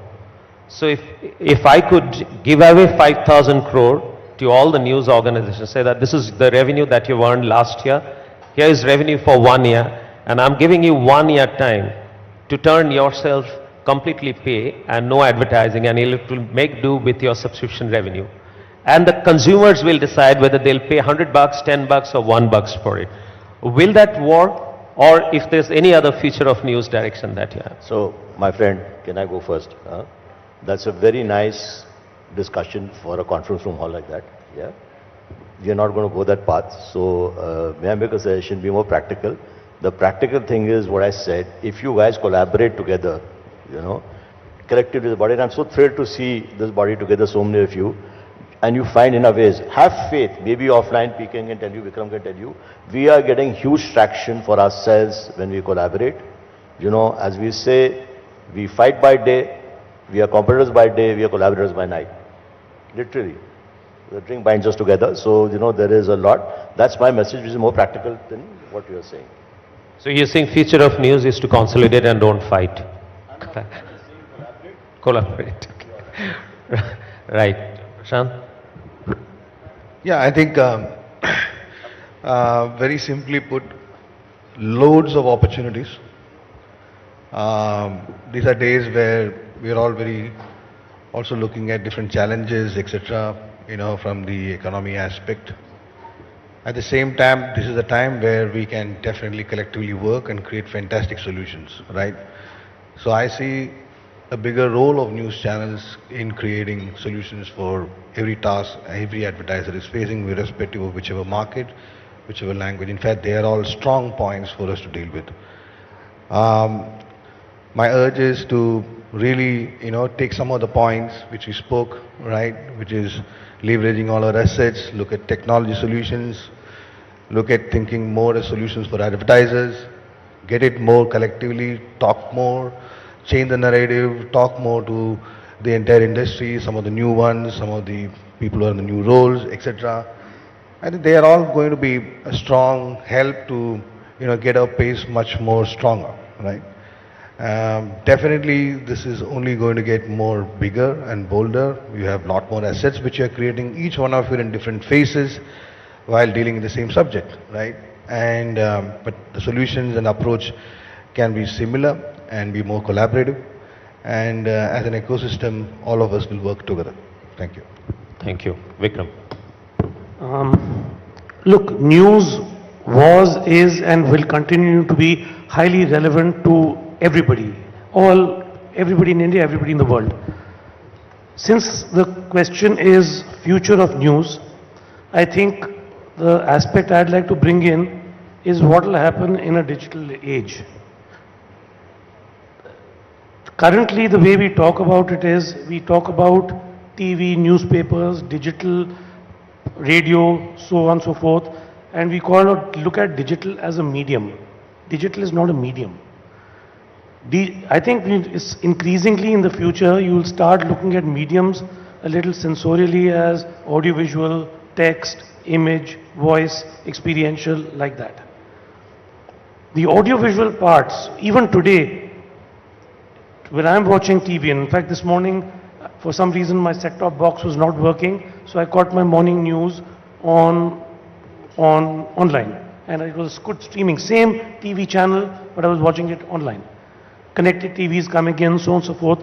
So it's going to become, from a consumer standpoint, highly seamless, whether you're watching it linear or basically online.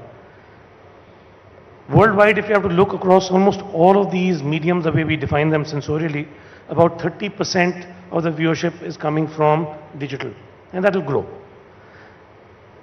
The way I'm looking at future of news and the opportunity I'm seeing is, somewhere I think breaking news will break now online because it's here and now.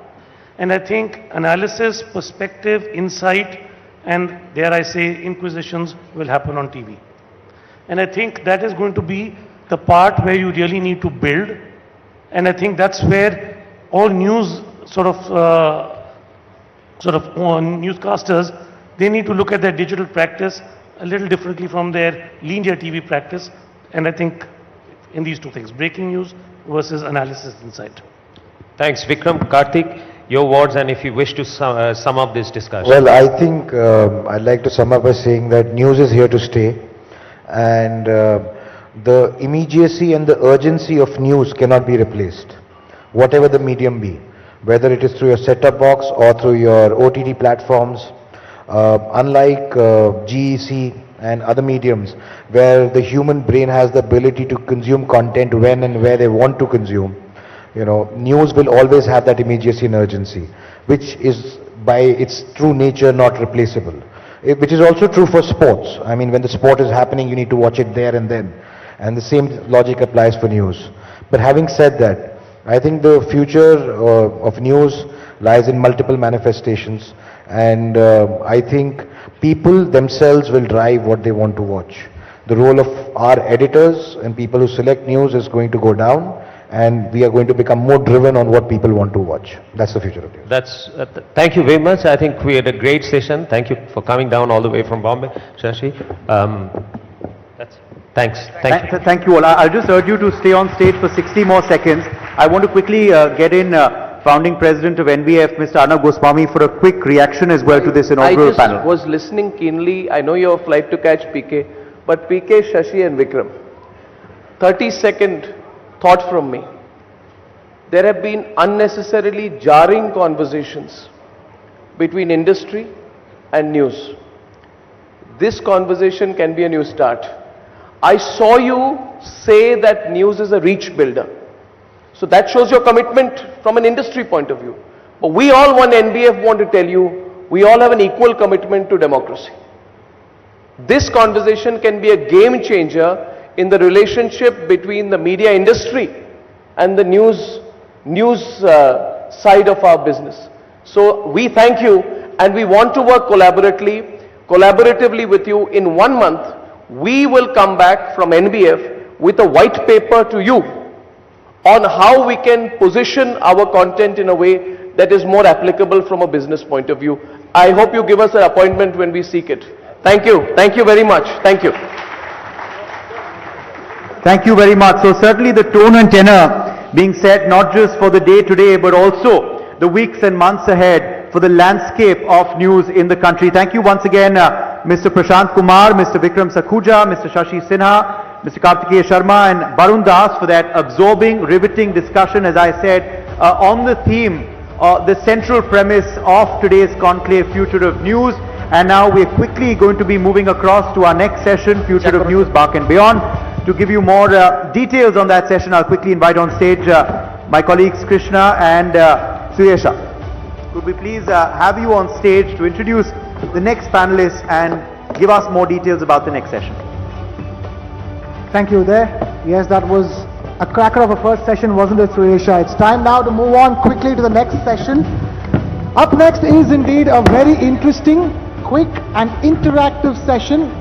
It's with the Chairman and CEO of BARC, Mr. Shashi Sinha, who has just left the stage, requesting Mr. Shashi Sinha to take the stage again, please. And also Mr. Barun Das, MD and CEO of TV9 Network, requesting him to take the stage as well for this session, BARC and Beyond, with the upward revisions in the sample size and the periodical hygiene check. BARC is the best bet available in the market for measurement. BARC has stepped up to ensure that their technology leaves a gap for undue commercial gains not. And in this session, as I've been telling you, Mr. Shashi Sinha, the Chairman and CEO of BARC, please requesting you to take a seat. Mr. Barun Das, MD and CEO of TV9 Network, to take a seat as well. We're requesting Jaggi Panda, the co-founder and director at OTV, founder and director at Autel Communications, requesting Jaggi Panda to take the stage, and Suyesha as well. And yes, of course, we also have Mr. Sanjeev Narayan. He's the founder of AM Television Private Limited. I also request him to grace the panel. Mr. Arnab Goswami, Editor-in-Chief of Republic Media Network and the President of NBF. He will be chairing this session. Rinki Bhuyan, the Chairperson and Managing Director of Pride East Entertainments. Thank you all. Yes, and we now leave the floor to the editors to begin this discussion.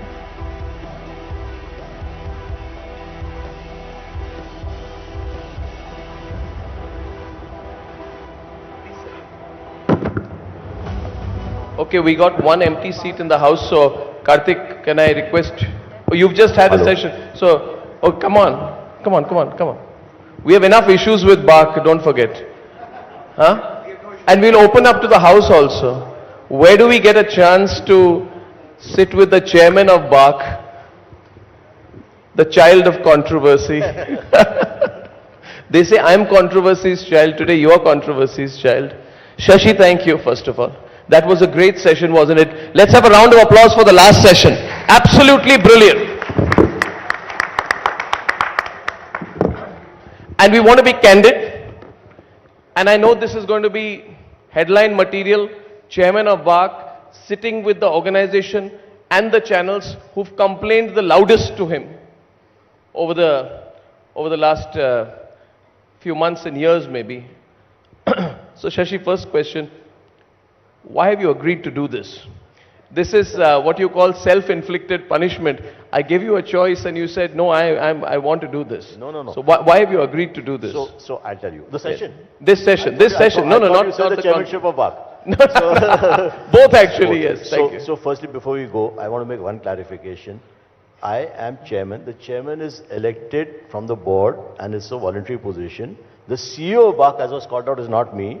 You can imagine mentally Nakul Chopra there. And if there are any mental knives, please, all the knives should come to Nakul Chopra behind there. Oh God. So I carry the good karma there. To this session. On a serious note, yeah. I tell you why I agreed to do this session. Yes. I believe we must communicate. I believe this is a large forum. And I believe there is a lot of issues, some real, some perceived, as far as new genre is concerned. Yeah. So just like you have this, of putting me under the spotlight, it's for me to also use this opportunity to communicate a lot of things which I'm reasonably sure will be a discovery to your audience today, that that's not what is true about BAC. It's best to, it's easy to run away. It's best to talk. So should we open the questioning round? Anyone wants to throw the first question to... Who wants to throw the first question to... No, Karthik? Can I first respond to what Karthik has said in the previous panel? And, I thought he had a brilliant idea. Can you hold your mic closer?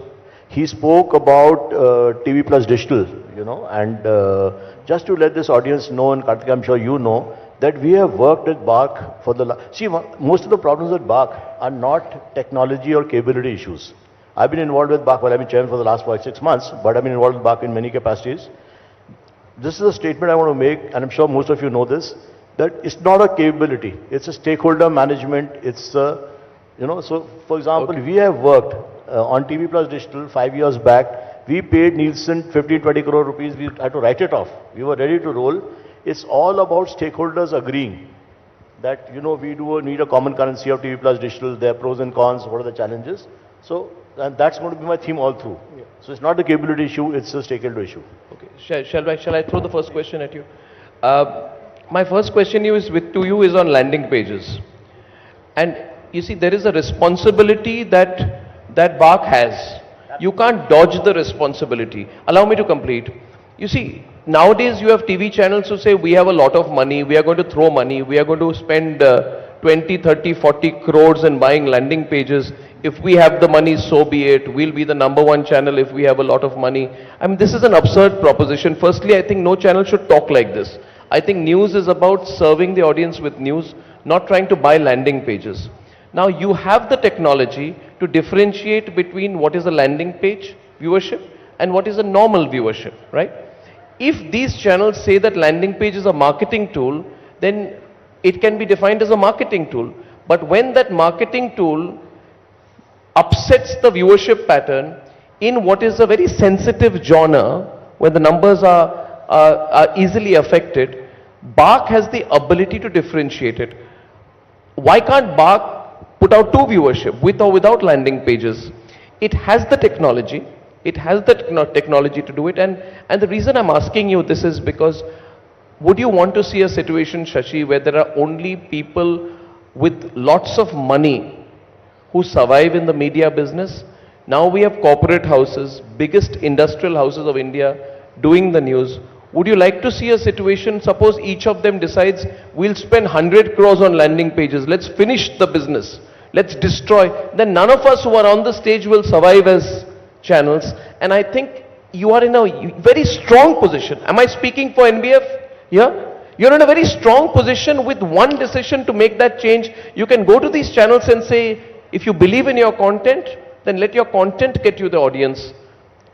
Why don't you take that decisive step? So may I respond? Thank you for asking the question. Thank you for making the opening question. Let me give you a context and not an evasive answer, but I'll give you the real answer. I speak from the heart. Whatever gets me into trouble, but so be it. So, BAC created a landing page algorithm about, I forget, 3 years back. At that time, I was not the chairman, but I was involved running the TechCom, along with, the core TechCom, the broadcaster and an advertiser. So the then CEO of BAC, and there was an oversight committee in Praveen Tripathi, various people designed the algorithm, and they came back saying that we must cut out the entire session. So if we are discovering landing page, the entire session should go out, correct? Which is in a way what you're asking for, that the entire session should go out. At that point in time, the broadcaster nominee, and there's a point I'm going to make at the end of it. The broadcaster nominee on the core TechCom was from a large GEC, and he turned around and said, they were also playing cricket.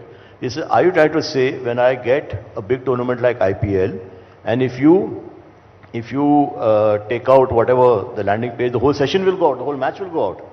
And he said, this is not acceptable. You know, we are doing it as a sampling mechanism, and sampling is there if someone is staying on, so you find out what is less and you want to move out. This is one point. The second suggestion which was made, and then the advertiser member on the core TechCom, very respected and able guy, he said, listen, we as advertisers, and I remember those words vividly, you know, we do shop displays, and shop displays, if you're doing merchandising and if someone buys because of that, so be it. So this was the interesting thing, Arnab, the interesting thing was that BARC had recommended knock off the entire session, and you know, it was shut down. So you are saying that in spirit, allow me to complete. You are saying that in spirit you disagree with the measurement of landing pages. On the shop floor issue, one counter to you. No, listen, if I go to a shop, let me complete the whole story. Okay, sure. The story is there. Now, so point I'm making, what I have where in my IPG hat is a separate point of my point of view. But as BARC, our capability exists to knock off the entire session, correct? It was shot down by the collective wisdom of the board and the TechCom at that point in time, of which I was part of. Having said that, 10 days back, without going to, finally you must understand, BARC is represented, broadcast is represented what is called by IBDF, where all of you are members of IBDF, correct? So, rightly or wrongly, they are the ones who represent. 10 days back, with the president of IBDF, this issue came up again. And I narrated the story. I said, listen, it is your decision to tell us collectively, and then we'll carry the other stakeholders, whether you want the entire session to be knocked off or not. In fact, the algorithm for knocking off the entire session makes our life far easier than doing this business of what we are doing. So, now, this is just a 10-day-old story, and IBDF has to get back. It's not a BARC decision. It's a Did you take a decision at that meeting of IBDF? So, IBDF has to revert whether they want to go. As you know, this is a split house. You know, we also suggested, if you feel uncomfortable doing it for all genres, do it only for news. Correct? Yes. So my request is that it is not a issue of, and this is where when I talked of collaboration in this session, this could be one attempt. There are few broadcasters today who are for landing pages, many more. So it's for the IBDF to tell the organization, right, listen, we agree, you knock off the entire session. It will take off the entire session. Since, I'm sorry I'm taking too many questions. After this I won't ask questions. I promise. Odd. You see, I'm not anchoring tonight, so I have to make up. No, I'm just saying to you, Shashi, you're a reasonable person. You have great wisdom and experience, and I know that what you're saying is very genuine. We don't have a seat on IBDF, so we are such a large federation, and we are treated like we are not on the IBDF board, whereas others who have smaller groups are on the IBDF board in multiple levels. We would like you to, because you have great clout, to correct that or do something to correct that, maybe recommend that. But in the interim, can I, on behalf of everyone at NBF and Indian industry, request you to allow us to petition you formally, and we've sent a petition you, meet you, and maybe as a group make a formal pitch to you on why we are pained by this, because Absolutely. We feel if India is only going to be run by 3 groups, one print group which has thousands of crores of rupees in its treasury, and 2 industrial groups who have tens of thousands of crores, then they can spend a few 100 crores on landing pages and upset, the news industry. We should have a balance in the news industry, we believe, and we would like to petition you for that if you allow. You're most welcome. Like I said, finally, we ourselves have said this. I'm sure a lot of people in the room didn't know what I just said. Yes. That, chances are, please help me by raising your hands. How many of you heard it for the first time that, BARC had recommended knock off the entire landing page, and it came back from the constituents, don't do it. So my plea to you, definitely you recommend, but I will go back to, unfortunately, IBDF is what controls the, it's on the BARC board. So I'll go back to that. Karthik. So if I may say so, we understand completely where you're coming from and appreciate that.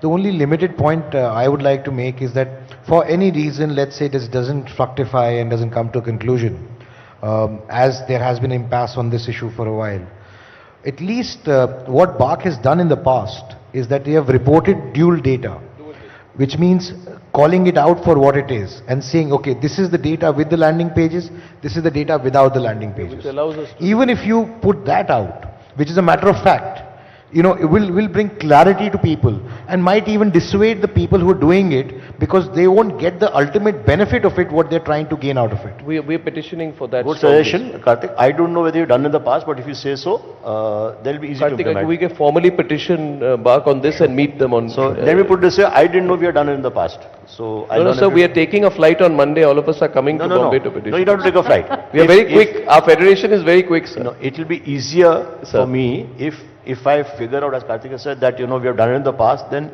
firstly, I'm quite surprised by what you said, because if we had done it in the past, why would we have gone back? Yes, sir. I'll give you a personal example. I remember when India News had 2 LCNs on DD Free Dish, and we had inquired from BARC and saying that, you know, 2 LCNs at that point of time was perfectly permissible.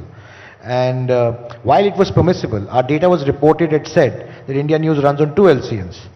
So Dual LCN. Yes, dual landing LCN. page we are not done. Yeah. So when there is enough precedence in the past to actually report the data when you call it out for what it is, and all we are saying, you're merely stating the facts. So there is nothing wrong that you're doing. This is the data with the pages. This is the data without the pages. Let's get some other questions in. Jaggi. Yeah, Jaggi Panda. So this is a question that I've even asked GVK, who's here, when he was with TAM, and is the contentious question that the sample size, the number of boxes have to really exponentially grow, not the gradual growth that we see now. So what is your plan for the coming few years in terms of what kind of growth can we see in that sample size, because that will kind of bring down the lot of ambiguities that we see in the data today? So I give the answer in 2-3 forms. The first form is, I'm missing my friend Vikram. He's last promised having coffee. Maybe it's good to get him here, because he will answer the question. Actually, yes. Is Vikram here? But I will answer the question in 2 ways. So it's a very expensive proposition. As you know, BARC is about 300 crores in terms of spends, and bulk of it comes from the GCs, because there's a 0.75, 0.8% revenue which comes in from there. So obviously it's optimization of cost versus... Vikram sir, we need you here. Vikram, there's a question on TechCom which you are... Jaggi asked a question which I think you're more competent. Why don't you come up? Yeah. So... yeah, I need you to come up. So it's an ambush. That's a BARC ambush. So you know, firstly, what is the number of boxes going up? And percentage, no. So Vikram will answer the question, will number of boxes going up, will it lead to relative errors being coming down? That's the question you asked. He will answer the question, I'm not sure. And at what stage it will happen. However, there is a big discussion happening at this point in time. Vikram and me are both involved on, and sir had started this on RPD, return path data. Yeah, we are working on that. The problem with return path, and that's in my mind, a foolproof way of doing it. There are 2 challenges with return path. Return path on DTH is possible. Not all operators are agreeing in the pilots at this point in time. On cable is a monster. Yeah. And I will say something, because I believe I'm a friend of the industry. So, and you understand, I'm this part, I'll say in my personal capacity, not as BARC, that if you keep out, like some people are pushing us that, you know, do only DTH and don't do cable. So time spent on cable is more than time spent on. Of course, yeah. And the implication of that is that total TV already is dropping, it will drop further. Even the question is on the same thing, like as Jaggi says it, like today we are an amalgamation of national and regional media.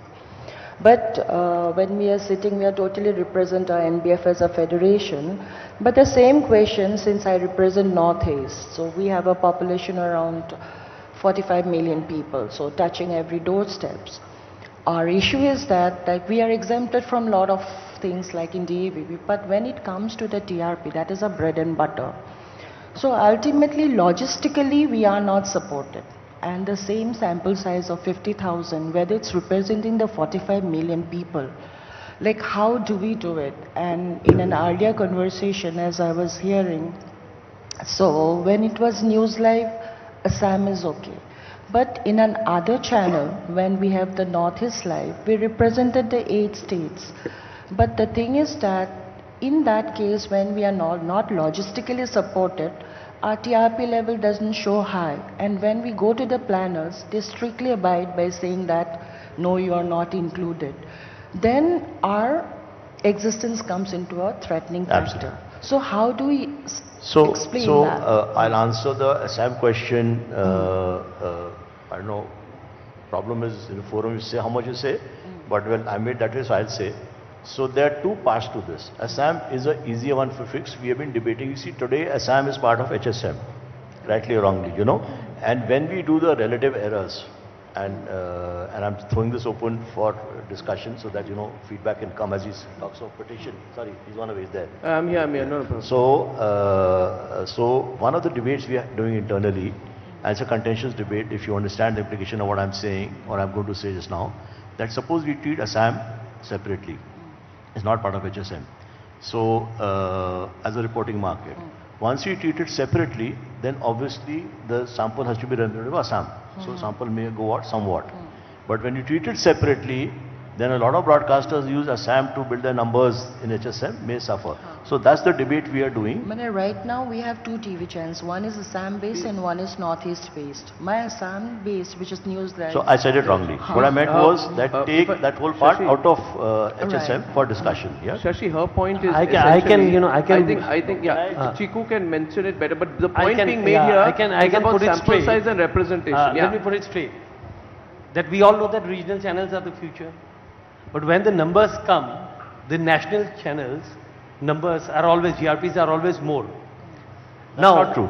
That's not true. Let me just tell you, I just want to give you an example. Since I have both the things, so I know. Now, you know that in the cable, the time spent is more. We also own a cable network, which is the largest one there.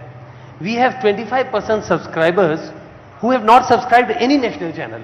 They only watch that regional channel in their own language. And I think this is the trend all across the country. A lot of MSOs are sitting here.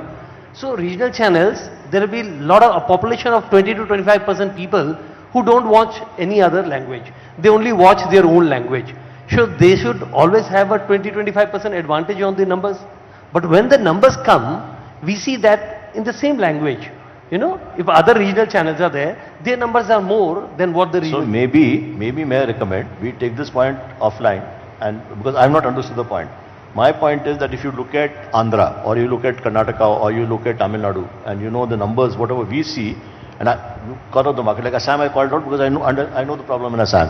So here my impression is that the overall local language viewership is far higher than the national viewership.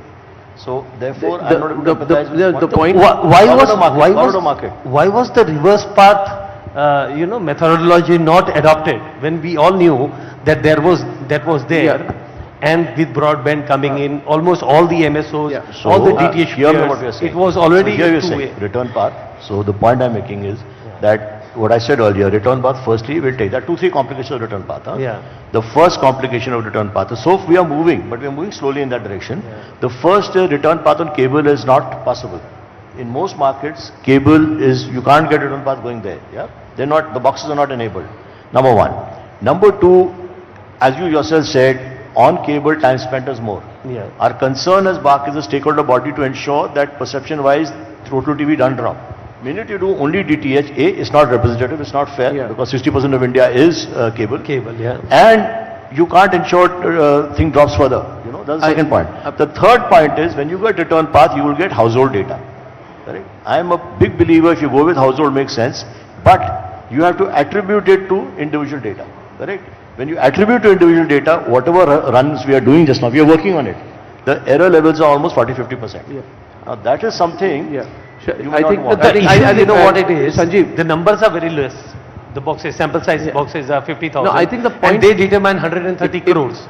So problem is, since the numbers are less. Can you please help answering the question, the larger issue, which is why I called you, and you are the master of this. Since you have taken over as the anchor of the session, Shashi, now. You and Sanjeev, and you have taken over as anchor of the session. No, fine. But Sanjeev, let him answer the question because we're getting late for the next one. Yes, Shashi. So, Vikram, would you want to answer the larger question of are 50,000 boxes nationally or 4,000 boxes in a state like Andhra or 3,000 boxes in a state or whatever the number is, it may not reveal the numbers, or in Assam, are they enough or will you take the sample? No, I want to rephrase the question. If I can add to it, Shashi. The point which was being made just before Shashi called you in was, what Shashi said and further, there is a belief that like in elections, when the population demography changes, there's delimitation exercise.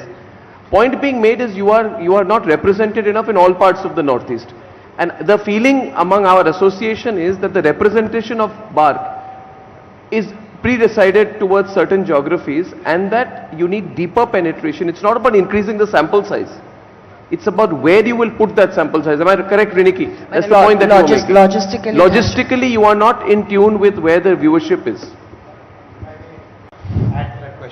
I think also the other point is that, to put it in simpler terms, is that when you talk about the Northeast market, you're only referring to Assam. That's the fulcrum. I mean, if you say Northeast, it means Assam. Okay. The other states are not accounted for or neither represented. That's the point that I. Wow.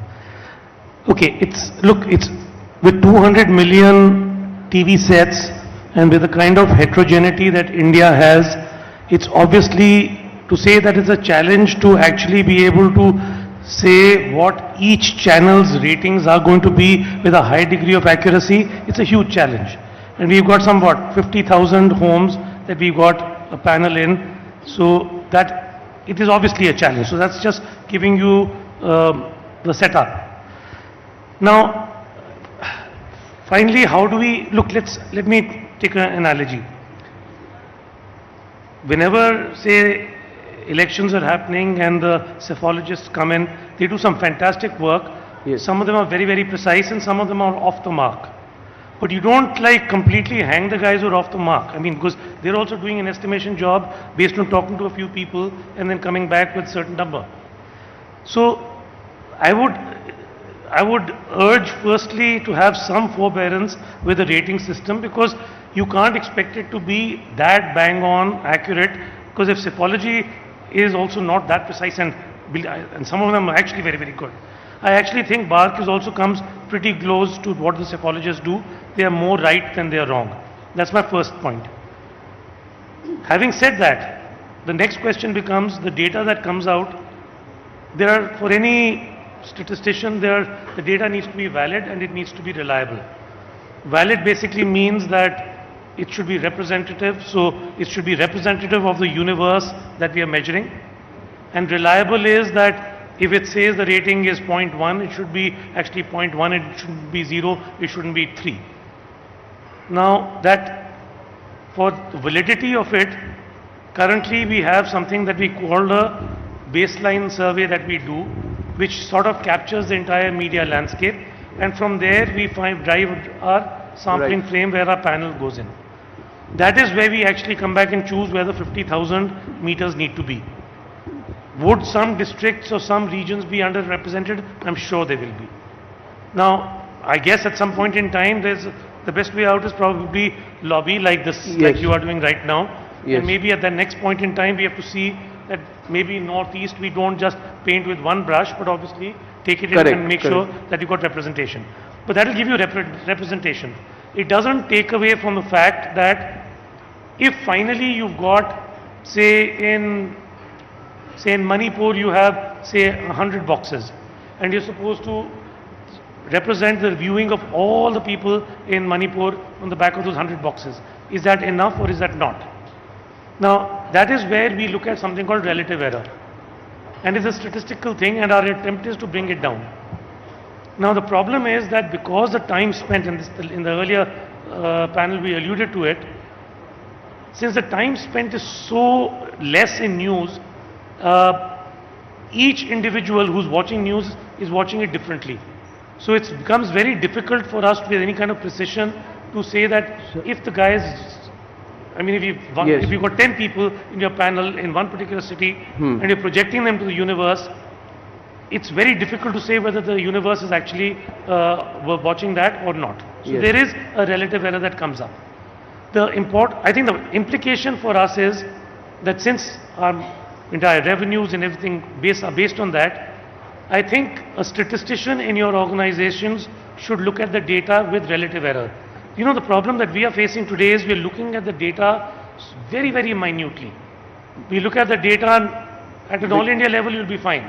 But the minute you take it, look at one city, and if it's a smaller city, it breaks down. But Vikram, within that, if you have to look at it by day part, and if you have to look at it for one particular channel, it further breaks. But Vikram, what I would suggest is, since Shashi and we are having this chat, and we have to close now, what I am taking as a concrete takeaway, no, we'll have to close now, a recommendation here.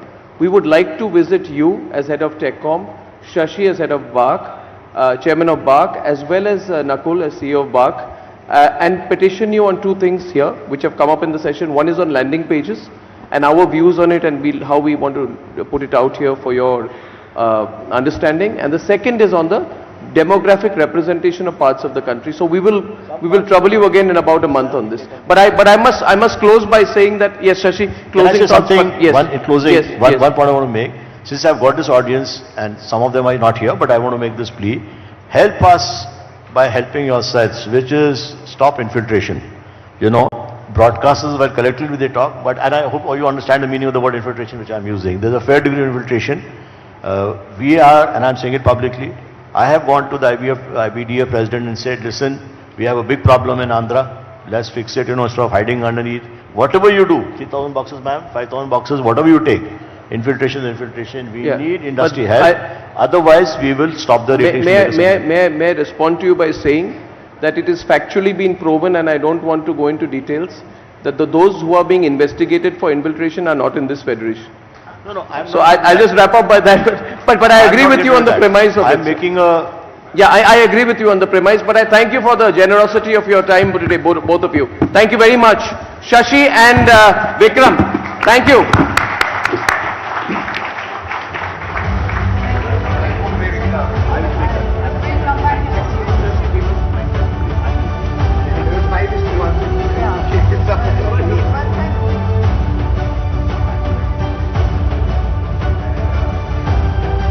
Thank you, everyone.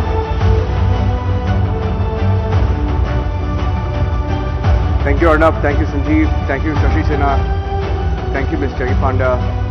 Thank you, Riniki. Thank you, Mr. Kartikeya Sharma. On to our next session now. Media is often dubbed as a watchdog, but does it need a watchdog? Or should there be a greater push for self-regulation? It's been one of the biggest debates for us here in the media. Has self-regulation served its purpose? These questions have always been part of the larger public discourse, but very thought of having a watchdog outside of the industry body has so far been unwelcome. As news media expands its scope and ambit, it must invest in beefing up its self-regulation mechanism so that it is ever seen above board. To speak on the issue of whether the media needs a watchdog, we have with us today the National Vice President of the BJP, a 4-time parliamentarian and the author of a book called Lutyens' Maverick, Mr. Baijan Panda, a short audiovisual, and then Mr. Baijan Panda's perspective on this issue. Fake news, false reports, disputable coverage. Is self-regulation sufficient to combat the menace? Are enough safeguards in operation? Or does the media now need a watchdog?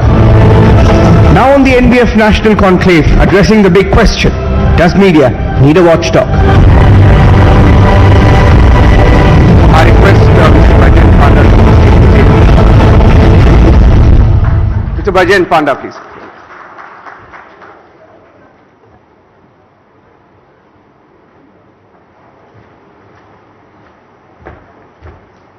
The stage is yours, sir.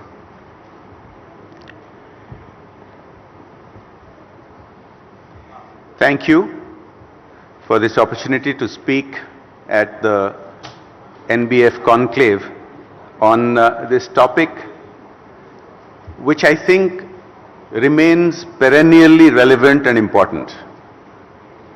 Does the media need a watchdog? This is an age-old question. This is not something that has suddenly come out of the blue And this goes back decades and even centuries, because certain elements have always attempted to manipulate, control, dominate the media in ways that are not legitimate, that are not ethical. So if we go back to the issue of freedom of speech and our constitutional guarantees of freedom of expression, right towards the last few decades of colonial rule, where there were attempts to have a modern, world standard freedom of speech right built into our constitution and our laws, those who led the nation in those last decades of colonial rule and in the first few years of independent India, they let us down, because they entered qualifications to those rights which have then been subsequently manipulated over the decades. Many of you will remember, at least those from my generation, if not the younger ones, way back in the 1980s when Rajiv Gandhi was Prime Minister, there was an attempt to foist a governmental control, a watchdog over media, and that led to a furore, and that plan was dropped. From time to time, some people have tried to come up with these ideas, but look at how media has behaved itself. It's worth looking at legacy media.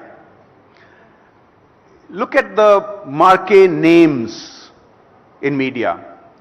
Many of them, in fact, I would go to the extent of saying most of them, have been guilty of misrepresenting facts on the ground, which the larger public didn't always understand, and once they understood, it has not been that easy to do away with it.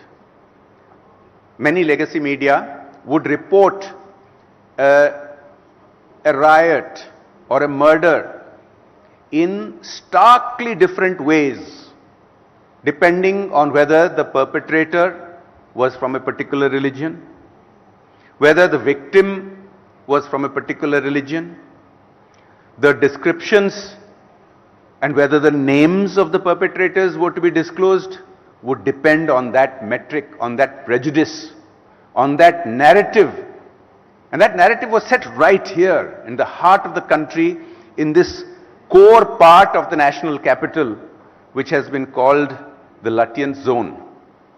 And the media and the narrative setters who made their homes here for decades were all guilty of it.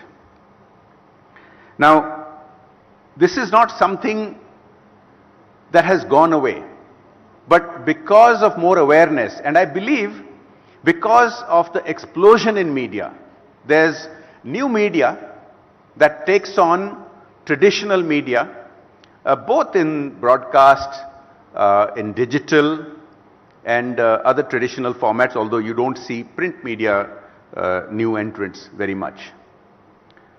So, what some of the member broadcasting entities of NBF, for instance, have shown, and shown very assertively over recent years, were for decades actually actively suppressed, as I have just been explaining to you.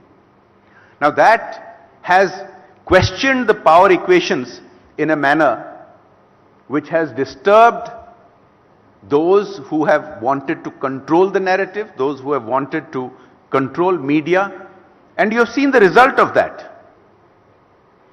You have seen the results. My friend Arnab Goswami has been the victim of an attempt by a state government which took upon itself to quote unquote regulate media. Of course, I use that term facetiously, because what they did was break every norm of constitutionality, every norm of legality, every norm of ethics, and every norm of plain common decency.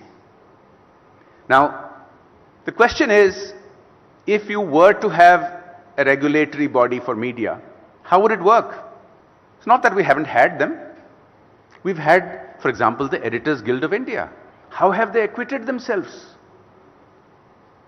We've had the Press Trust of India. How have they acquitted themselves? Have they stood up for the rights of citizens? Have they stood up for bold journalists exposing facts?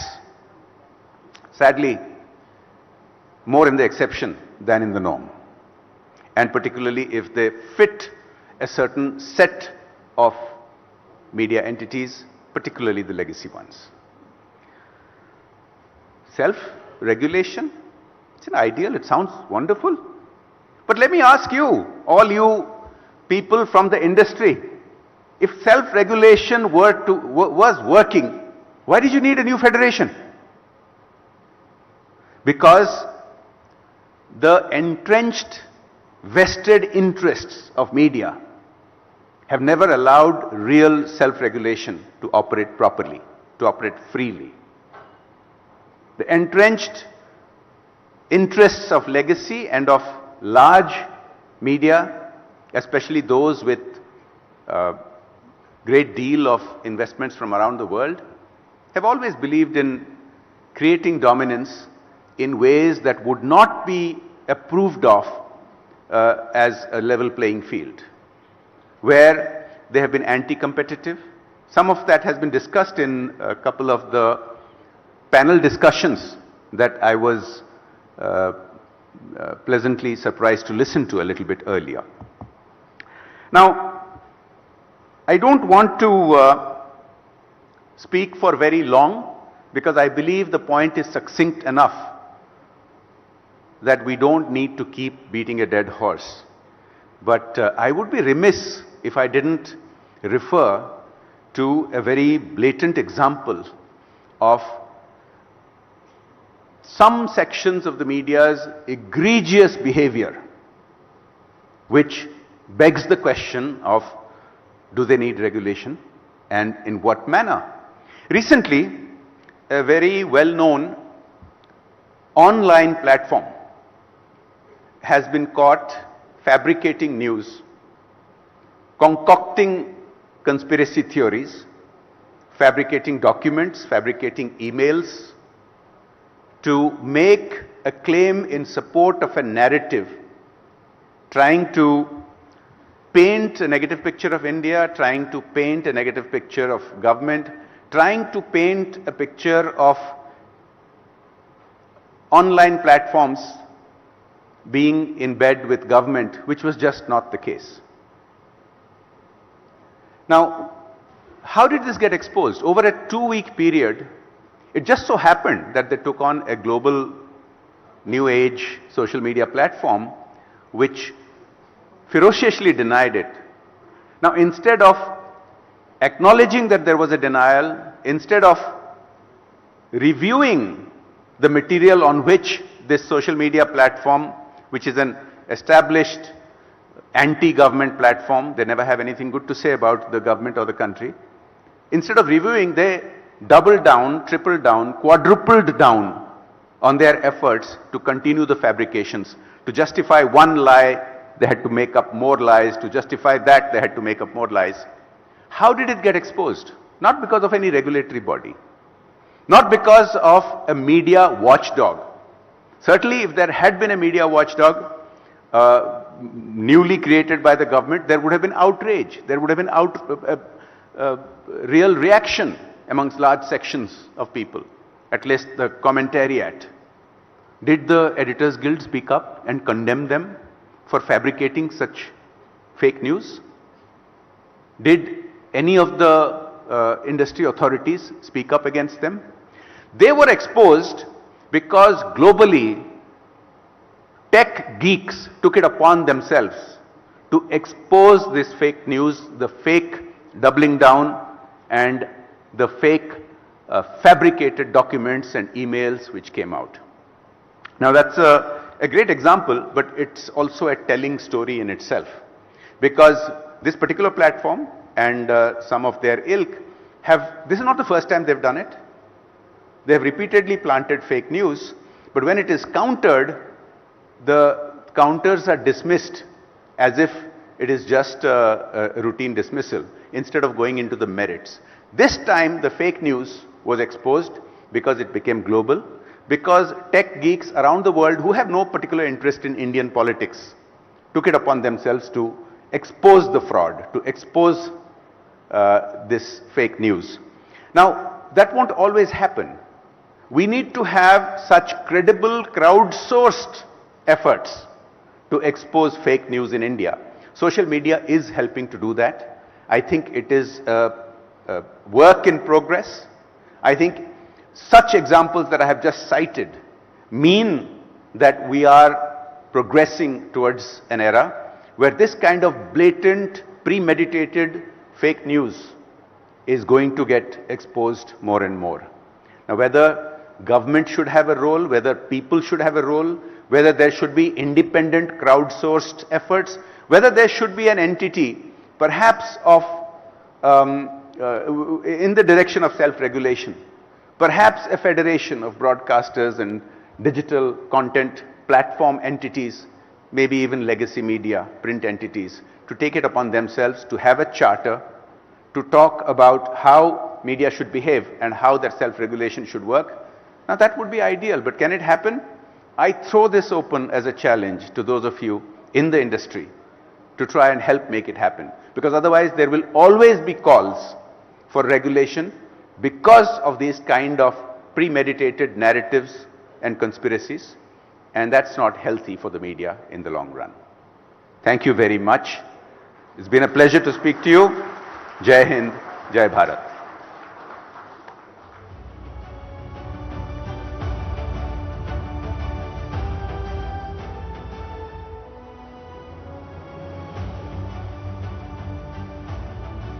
Thank you so much, Mr. Panda, for that very interesting perspective. And of course, we'd like to tell all our viewers watching on their screens at this point that this conclave is streaming live on 40 channels as the discussions continue. So we are set to begin with the next session. Absolutely. Over 40 channels telecasting, streaming today's inaugural NBF Conclave live. So clearly ripples being created across the news industry today with this benchmark conclave, with this new initiative. And of course, remember, it's not just conversation that is happening today, but far-reaching decisions that are also being taken on this stage, which will have a huge impact on the landscape of news and the industry in the country. Today's, of course, conclave is themed Future of News, which is what we are talking about through various sessions. What will the future of news industry be? What will the future role of BARC be as well, which, remember, is the ratings body in the country. We of course are also being joined through the day by various stakeholders from the political world as well. We of course had the former Vice President kick things off in the morning. We will be having the Governor of Kerala as well in the latter half of the day. We just heard, of course, from Member of Parliament Mr. Bejayant Panda. We'll soon be joined by a senior minister in the Government of India as well. And clearly, of course, the attempt being made today is to create a change in the news industry through a more equitable, more representative federation, that is the NBF. And of course, the inaugural conclave is all about that. Absolutely, and like Arnab put it, it is really the exchange of views that will pave the way forward when it comes to the future of the media and the kind of content that is put out. Some very interesting names also lined up through the day, and these discussions are only going to get enriching, is something we can promise you. So are we ready to now? I don't think so. We're just waiting for our next guest, Suesha. So let's just tell our viewers today, our audience today, a bit more about this first of a kind conclave. Now let me tell you that NBF, the National Conclave today, Future of News, is a first of its kind conclave brought to you by the largest congregation of news bodies. The NBF in fact truly represents and captures the diversity of news media with Gandhinagar, from Gandhinagar to Guwahati, Kashmir to Kanyakumari. So clearly, of course, we are bringing to you today not just a conclave out of Delhi, not just representing the north of India, but the east, the west and the South, Suesha. Very true, very true. And that was the very idea of the NBF and how it came together.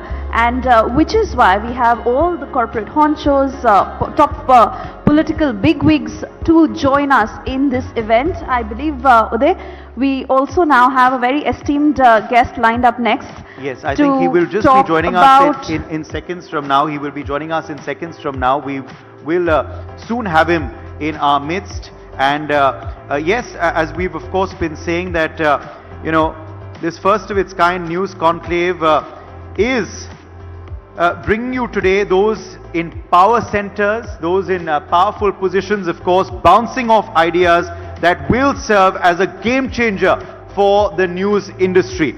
Buoyed by an unprecedented need for it during the pandemic, the news media in India is observing a healthy churn like never before. This new habit formation thrives at the tri-junction of impeccable journalism, and in fact at this point we are now quickly moving on to our next session, a keynote address by Union Minister Dr. Jitendra Singh, who is with us. A warm welcome to him. Could we please have a round of applause? Dr. Jitendra Singh ji will be speaking to us about what the future of news reaching 1 billion homes would mean and look like. India's digital revolution has seen the transfer of cable TV to D2H, which has unleashed India's satellite technology, harnessing potential from a sole antenna being adjusted. We all remember that, the shifting of antennas when you were probably watching a cricket match or missing a key moment in a movie. But that is all of yesterday. Now we have, of course, numerous news channels using specific and the best satellite bandwidth to reach homes in high definition. With the advent of 5G technology, that was of course announced by Prime Minister Narendra Modi recently, along with India making strides in launching artificial satellites, we will have unparalleled broadcasting capabilities, and all of this also falls in the ambit of the ministry of our next speaker today. Yes, and needless to say, this will also ultimately translate to the scenario of news reaching to 1 billion households, which is the eventual aim. This will also have its own set of challenges, and the regulation will come as a paradigm shift of content proliferation. So, ladies and gentlemen, put your hands together. To speak to us about these is none other than Dr. Jitendra Singh, Minister of State for Science and Technology and Earth Sciences under the charge of the PMO. He's been a professor, a consultant, clinical practitioner, author of 8 books, and a newspaper columnist, and also the ex-chairman for the National Scientific Committee, Diabetes, and the Research Society for the Study of Diabetes in India. And to welcome him, we also have an audio visual playing out before that. After that, we'd like to have you on stage, sir. Let's play out the AV, please. At the intersection of telecom, media and technology are the regulatory bodies with a mission to nurture conditions for growth. With a vision to play a leading role in the global information society. Universal access and reaching 1 billion homes is key. A level playing field for fair competition is necessary. Joining us now is the Union Minister of State Science and Tech, Earth Sciences, PMO, Department of Personal Training, Atomic Energy and Space, Dr. Jitendra Singh, to elucidate on future of news reaching 1 billion homes. Let's welcome Dr. Jitendra Singh on stage, please, for his a huge keynote round address. of applause.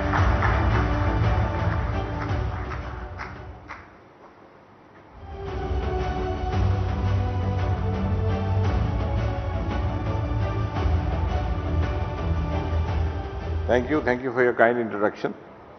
In fact, I was about to come and I then realized the introduction was still carrying on. So thanks for reminding me of many of what oneself tends to forget. Nevertheless, I must confess, I actually didn't know where I am going, what I am going for. So I received a message from Arnab, and I am here because I knew it was going to be a good cause.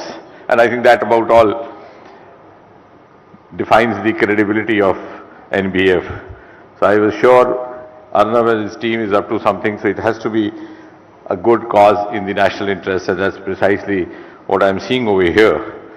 And I was just now told that it's 3 years old, and I must also have think I have no hesitation saying that Arnab and his team have, and the entire lot of this federation has actually sought to change the narrative in news reporting and also news comment. Somehow, though it doesn't seem very flattering saying, in the years, bygone years, there was a trend of sounding intellectual by being slightly anti-India. And that somehow, the mindset stepped in that it was synonymous with intellectualism. You had to be unorthodox, you had to be rebellious, out of the way, you had to sound little anti-national so that, and if you could grow a long beard, then it will supplement your persona. But I think that's very amazing. I've been saying this even for many years now, because I'm glad that now the NBF has taken up this cause. But when we there, I think 2008, when we had the much widely publicized this Amarnath land agitation, and this was one of the only channels possibly which was supporting the cause, the channel which was then being managed by Arnab. And even in those days, I always said that this is a mindset which has got in because of our legacy of carrying the hangover of feudal past. And it seems very fashionable talking like that, though it's not done even in the most advanced countries of the world. So once I narrated an anecdote soon after the 1965 war, when President Johnson had taken over in US, because Kennedy got assassinated in December 64. And there was a press briefing by the President. That was soon after the war was over between India and Pakistan. And as usual, the President was narrating how the so-called Kashmir issue needs to be resolved, this, that, and the will of the people, etc., etc. So we had a journalist, I'm sure the old-timers will remember Mr. Inderjeet, who later on became a member of parliament also. So he used to tell, he said he suddenly got up and he said, Mr. President, don't you think many of the American states have also become a part of the United States in a similar manner, acceded or taken over Atlanta, Georgia, etc., etc. So the President immediately lost his cool and he said, gentlemen, we don't open closed chapters. That is a closed chapter. But in the Indian media somehow it became fashionable to open the closed chapters and not let any chapter close down. So even if you had to discuss Kashmir, you had to discuss Northeast, you had to discuss it with a narrative which would appear as if India is at a gross fault or committing a sin by taking a position that it is taking. And I'm glad that this group of enlightened journalists have actually sought to change that narrative. It is no longer unfashionable to be a pro-Indian journalist or a pro-Indian thinker or a pro-Indian intellectual. So to my mind, I think in a single sentence, that is the biggest contribution of NBF to the cause of nation, to the society, and I wish them a good work in future, and healthy criticism of course is welcome because that offers us an opportunity for course correction. But criticism just because it is a part of the Lutyens' evening jargon may not have a long life. And I think gradually it's begun to realize, and sooner most of us realize, good for all of us. Thank you very much.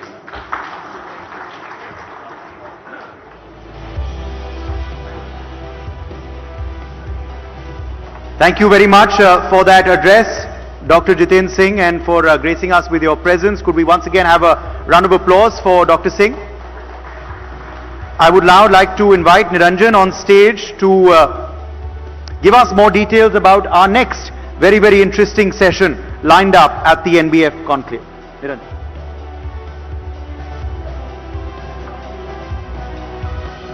Thank you for that. Up next is a panel on the future of measurement. You've heard of BARC and beyond. We've had an extensive discussion this morning. Measurement is a key index for the efficacy of the news television industry in the country. It forms the basis for advertisers, some of whom were on stage a few minutes back, to invest their monies in a news platform. Considered how the system itself has come under scrutiny in the past, its evolution and revision rests in the hands of the able few. Here's a short audio visual on what you can expect from the next panel.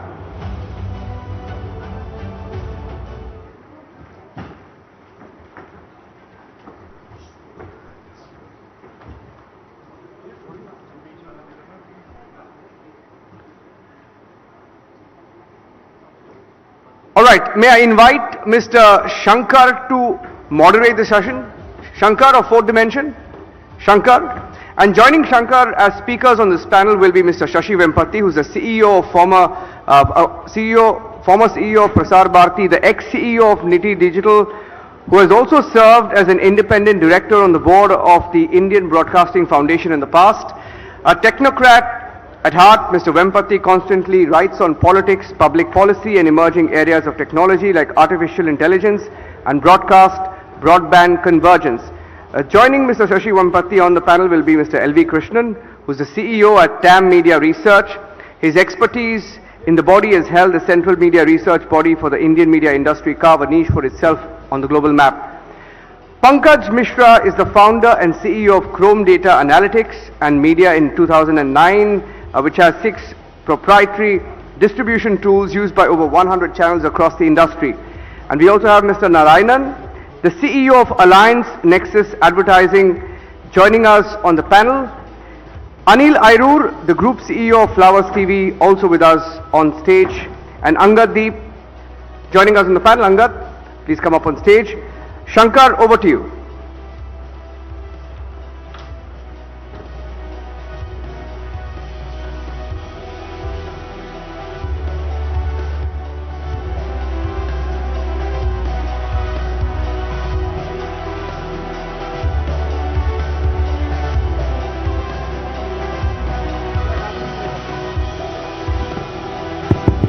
Over to you, Shankar. Hello. Can you all hear me? Good afternoon, ladies and gentlemen. And thank you very much for being a part of this session. I know a lot of friends in this room, my news friends, are expecting firecrackers and all, and I can assure you that's not going to happen. And you know, the earlier session, people asking almost the same set of questions which we were prepared, LV. Okay, now I'm just not going to be making any further delay. Can I have a quick introduction from guys, starting from Angad? A 30-second introduction. It's all done. It's okay. We'll just get on to it. Okay, I just have 2 questions since we have just 40 minutes. The burning issue today in news as a genre, you know, I'm talking from a business perspective, not from content. Okay, content is to be dealt separately. See, most of us, we run, the news channels here. I'm having this question for Narayanan from Alliance. Okay, then we'll just take a roll. What I would like to ask you is, Naru, you know, news today is still bought on CPRP. Okay, for people here, CPRP is basically cost per rating point. Somewhere I feel that on behalf of agencies, you know, on behalf of you're a very strong representative of media agencies, you've been really unfair to us. Okay, the first point is you set a benchmark for CPRP. You have a national template of 1800 or 2000 or 2500, and you bias on that basis. As such, our genre is so small.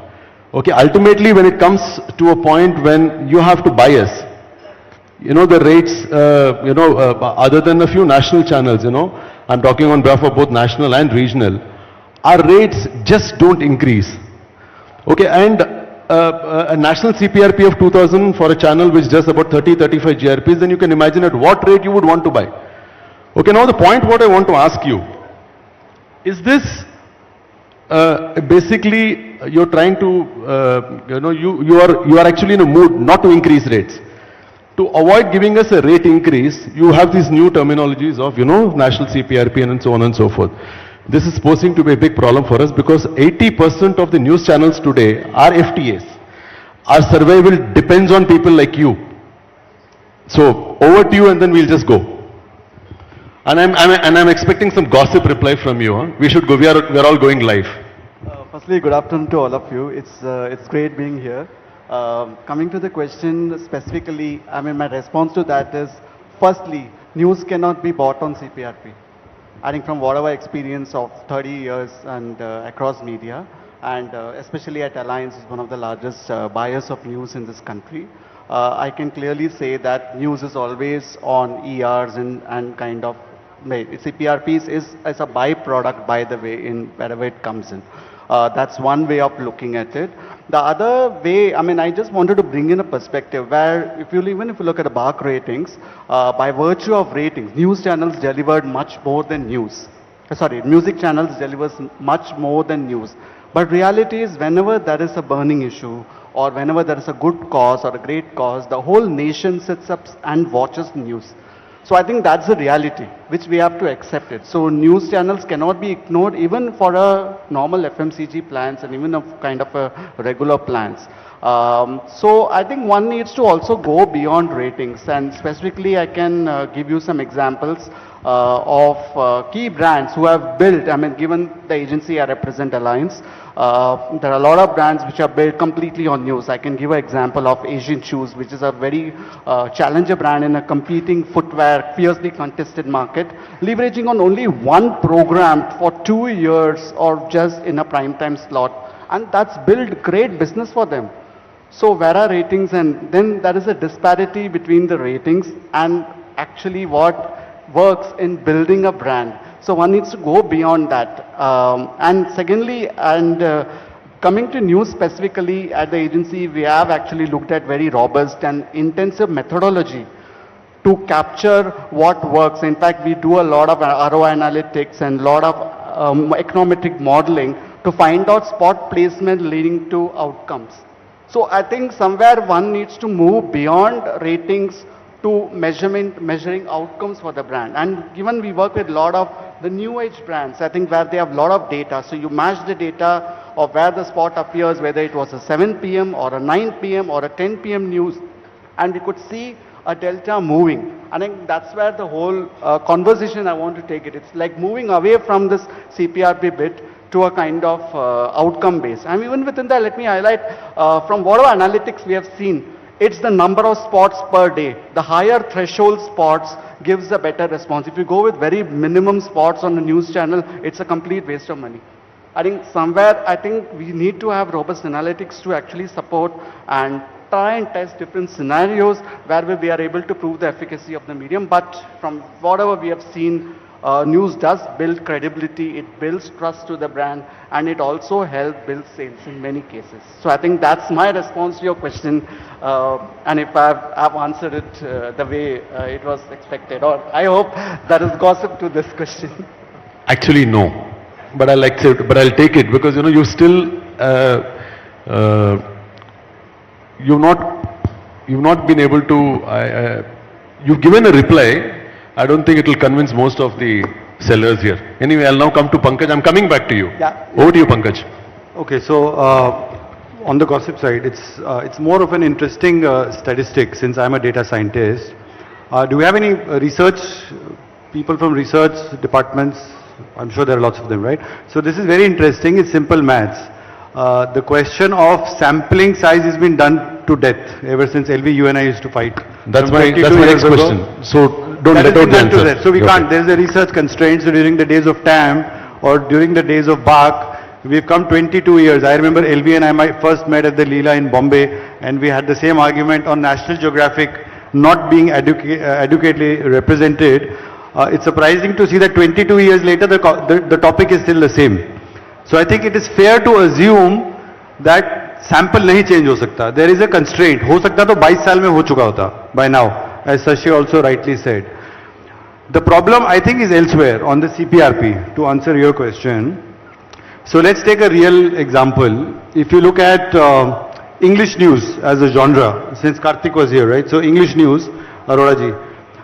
The average reach of English news is about 1% in a week. Means 1% of the total audiences watch English news in a given week.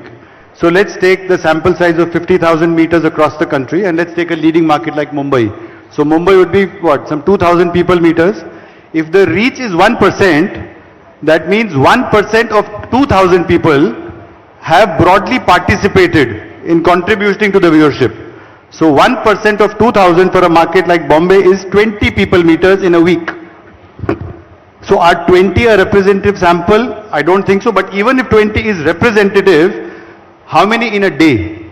So you can't divide it by 7 because of duplicated content, duplicated audiences, but that's another 5 to 6 people in a day in Mumbai actually watch the leading English news channel on the panel. How many in an hour? 0. So how do you come to break ratings? Right? Unless there's a huge amount of extrapolation. So in my view, I was one of the first few guys. We did a huge CPRP buy when I was with UTV in 2007 with Palmolive, I think. That was a huge figure. Us samay tak CPRP relevant tha because the number of channels were lesser. At this point in time, I think this entire debate of CPRP to me seems flawed. It makes no sense.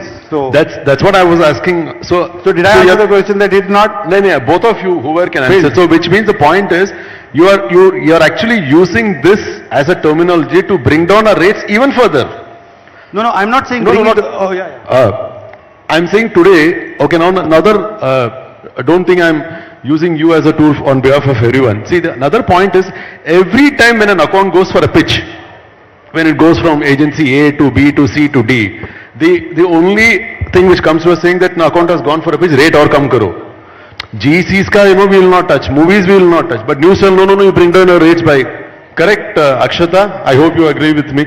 So I'm saying, like how he said, Pankaj said, shouldn't we be growing beyond this? I think to counter this, I think Anil, the last man there, will also answer. So, sorry, I just wanted to interrupt. Yeah, absolutely. You should be growing beyond this. I mean, it's a no-brainer if you're having the same discussion after 22 years. Exactly the same discussion, right? So, there is a huge constraint, and I think Sashi also put it brilliantly. The gap is not technology. Right now, on my phone, I have an audio measurement device. So, if there is any live streaming happening, and that is already being mapped, you can actually know what content is being watched. This technology is not new, right? Zapper had done it in Bangalore. Other companies have done it. We've got it. Audio mapping is much simpler, but the problem is in taking the sample up. So you can take this to millions, but the problem lies in acceptance from the industry. It's not to do with technology, right? So digital is a brilliant example. If you are hell-bent on continuing with the same format, then really doesn't work. So the problem is not BARC or anyone who works with BARC. The problem is the stakeholders wanting to continue with the same terminologies of CPRP. मेरे हिसाब से क्या होना चाहिए? CPRP, in my view, should not be there. News, with all due respect to all the news owners here, if you put it very broadly from a consumer point of view, right? From a viewer, if you do good research, you will understand that हर कोई एक ही चीज बोल रहा है अलग अलग formats में at different points in time. So everyone is giving the same news at different points in time. So it becomes it becomes mostly commodity. The key differentiator on content today or content consumption is availability. How many homes are getting it? That's why FTA content gets much higher reach than pay TV. So I think the best measurement here is to take the availability of content across some 161 million homes, 1. 2, the availability of content on digital, right? So what's being watched on YouTube, on the browser, on an in-house app, or a Z5 or an MX player. You marry all of that data, you have a very strong indicator of how many people are watching which content. And then you have some kind of a quality survey to rate it in terms of quality. As simple as that. I think that will be a much stronger parameter. And then you can come out with better derivatives of CPRPs. Yeah, I think I agree with what Pankaj just now said, that you have to move beyond these older metrics. Take a 360 view, TV plus digital. Also, I think in India we have not done enough on innovation in content pricing. Think of new models, flexible models of pricing content, especially with so much more consumption happening online on an on-demand basis, where I'm not tuning into linear all the time. There can be different ways of pricing content, and I think that would give you that diversity, and that's probably where you can demand that premium or value. I think what TV9 is doing with the OTT model for English content, news content, I think is very interesting. I think those are the kinds of experiments that you should build on to take this industry beyond these, older constructs which probably made sense a decade back, don't make sense anymore with increasingly hybrid consumption, which is not necessarily, real-time linear. It's more on demand when I want to watch it and on the kinds of devices that I want to watch. LB, for a moment, think you're the same old media planner from Chaitra and HTA. Have a heart and answer. Okay, I think news is all about being regional actually, okay? Local and hyper-local in nature. Okay? In that kind of circumstances, you need to think about, as a body, think about what is the next step that you need to go into actually. One is having an overall industry measurement at a national level, etc. But given the fact that your reach is all about regional and local, is there a way you can create measurements in those hyper-local areas effectively, cost-effectively, at the same time giving you ROI on your businesses actually? And that's where technology comes into play actually. While technology is available, I don't think the industry has used it effectively in nature. RPD is a beautiful, strong solution that's available in the marketplace. Okay? Return path data through the set-top boxes. Return path data through the mobile devices. Return path data through your broadband connected television sets actually. The world is changing. The audiences are changing. Okay? As penetration of set-top boxes has happened since 2018, when the government finally rolled out fully 100% the set-top box regime, 100% of the homes in the country are connected actually, except for a few homes in Chennai probably. Now, is there a way to exploit that? In the last 6 years, we have had experience using return path data on Tata Sky set-top boxes actually. Okay? It is incredible. The difference between BARC and return path data is not the fact that the trends are different actually, but it gives you granular data. Data at a microscopic level actually. Because you have around 100,000 set-top boxes only in Manipur itself actually. Okay. So with that kind of a scale, you can dissect consumption data on television even more effectively in nature. Somebody like say Sanjeev, for example, who owns cable network actually, or Jaggi, for example, in Orissa, okay, why not move on to the path of creating set-top boxes that enable you to provide data itself? So you're not then going back again and again to one single body and saying the fact that why is the data not representative of my area? Why is the fact that I'm not able to create usefulness that can give ROI for my business? Okay. Enough of it. You've already spoken about it 100 times actually. There's no response to that. Move on with your life because it's your business at the end of the day actually. And if you cannot rectify your business, then ultimately, there's nobody else who can show you the path actually. Okay. There are organizations in this country who uses technology, work with platform owners and create data that brings efficacy and efficiency for organizations to work and get ROI in it actually. Seek out to them, reach out to them, talk to them, and see how solutions can be created itself. That's what I could say as my point of view on this particular question. Anil? Thank you. Thank you. I just want to open in a very out-of-the-box way. So when we spoke about news, we say news industry. So why we say as news industry? So we should understand this when you are talking about CPRP. See, I will read about the quote about industry. companies and activities involved in the process of producing goods for sale, especially in a factory or special zone. It's not my definition, it's Cambridge University definition. So whether you are producing news for sale as an industry to make profit is my first question. As media owners, are we there to make profit, to make money? Is the first question. Or where do we put a profit in a threshold? So I know this much of money from the news sector. Okay. Or will I stop losses here and I'll shut my news house or the media house here? Is the first question. See, in my language, Malayalam in Kerala, I have my news network where I don't play for gallery. Okay. I make profit from regional clients, not from national clients. I do have bar rating, where as per the bar rating I am number 2.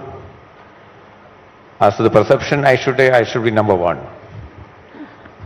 But obviously, the meters are there. Okay, I understood the limitations. No, you cannot be increased in a larger country like India. You don't have that much of resources to increase the meters. But I solved my problem with my retail clients. I mean, Shankar knows well that when I go to national MNC companies, they argue for 100 rupees. 1,200 to 250, 275, 300. So this much of argument. I said, okay. Politely I said, okay. Okay, I said to my sales team, no to take that. In one case, I actually pulled one brand in MNC outside and built a local brand. And I made a share of 5% for them in my market, which is enough for them and for me also. So I don't feel goosebumps when Dettol's ads plays on my network.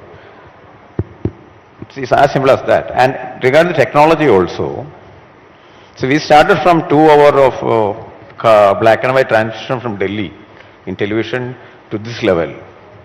Okay. So from analog transmission, from Doordarshan to right now to any, what do you say, any screen you can be right now. So technology will keep changing. It's not about digital and everything. So whoever wants to be seen on the network can be given space for that. Now, our network right now only can have 13,000 seconds in a day. I have 22,000 almost every day. I cannot carry that. But somebody is asking for a cheaper rate, I won't entertain it. So why should we worry about too much of these things? There are more than 3.25 lakhs of brands in India.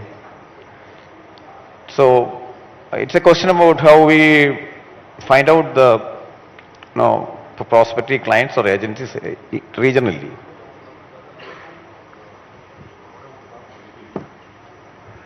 Thanks, LB. LB, you're also a master in ADEX. Have you ever seen the growth of regional brands? Because of problems like what he's saying, I'm sure Angad has the same, we have, everyone has. There's been a surge of so-called retail brands, which makes most of the regional players, the dependence on national brands far lower. Have you seen a surge in ADEX in the last couple of years? Between 2019, pre-COVID, and 2022 actually, there has been a phenomenal 176% growth rate in regional advertising actually. Okay. Now, the difference is basically the fact that where are they going actually. Okay. Now bulk of it was in the print category. Okay. Bulk of the regional advertising was in the print category, including the hyperlocal advertisers. From there, they were, till 2019, the next step was graduating into regional television. Okay. Today, it's bifurcated between digital, Facebook, YouTube, and regional television. Okay. So therefore, you have a bigger competitor already over there in digital, sitting there, picking away all these regional advertisers who have come into print, into hyper-local level, and moving straight into digital instead of regional television. So that's the threat that television and specifically news have. So it's great that there's a growth of 176% over 3 years, but that is getting bifurcated across 2 different platforms. How much of that would be on television? Close to 35-40%? So on television, it's around 60%. So television is not bad, doing bad, but what is happening is the fact that digital is taking a bigger share of that actually. For example, if I look at digital alone, okay, there is around close to 3 lakh advertisers already on digital platform. Okay. Television is just about that, close to around 3.5 lakhs to 4 lakhs actually. Okay. So what is happening is from a zero level, digital has caught up with television completely in terms of sheer number of advertisers at an overall level.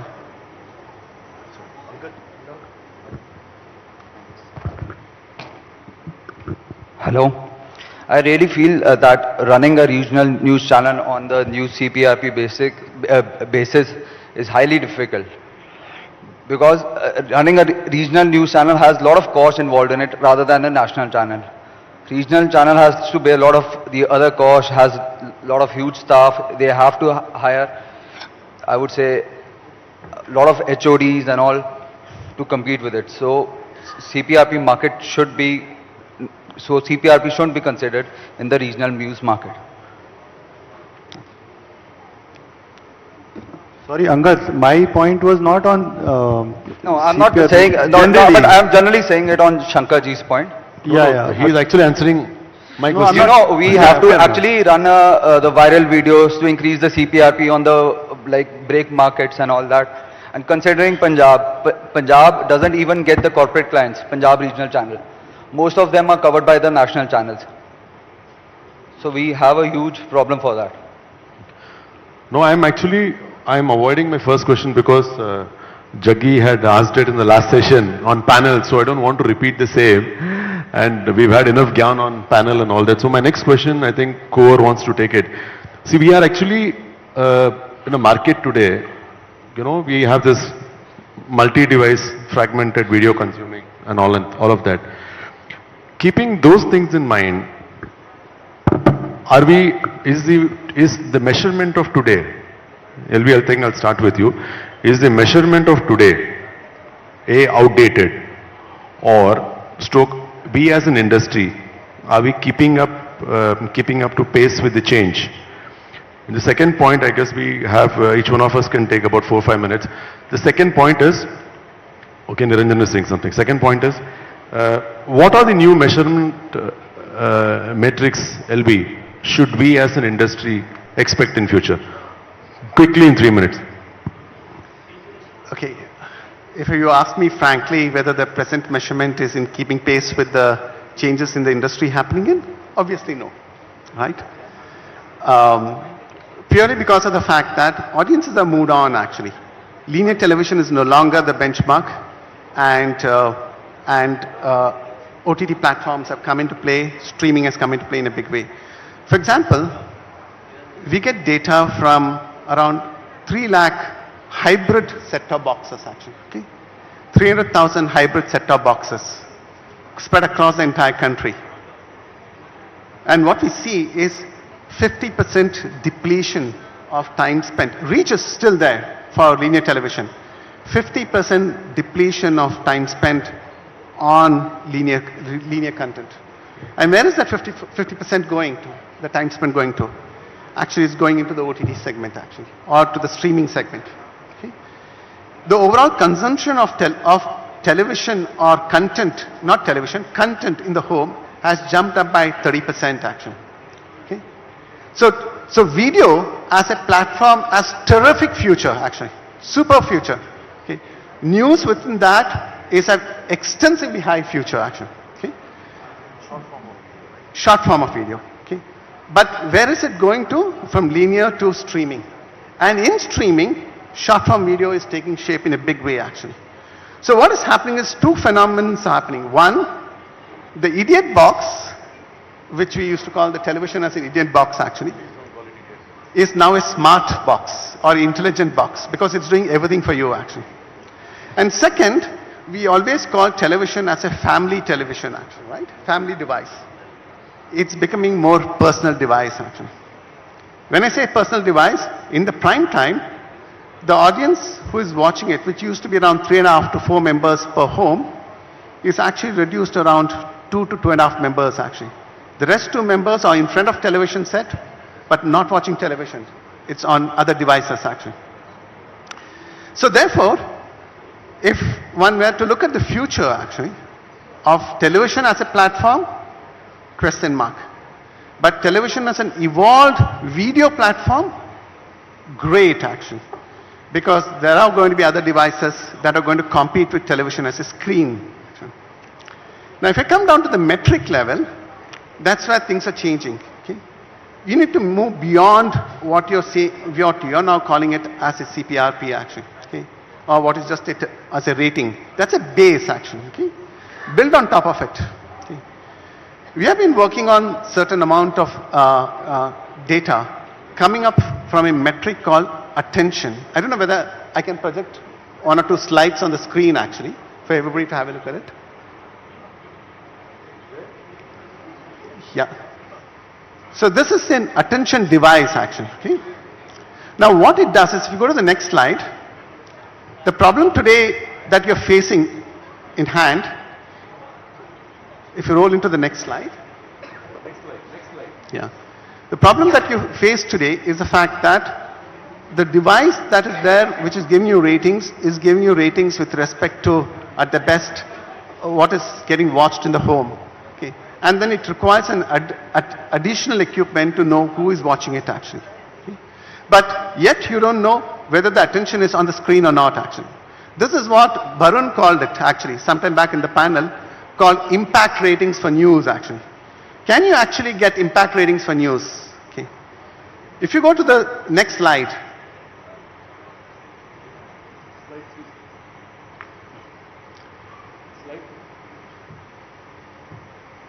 Yeah, next slide.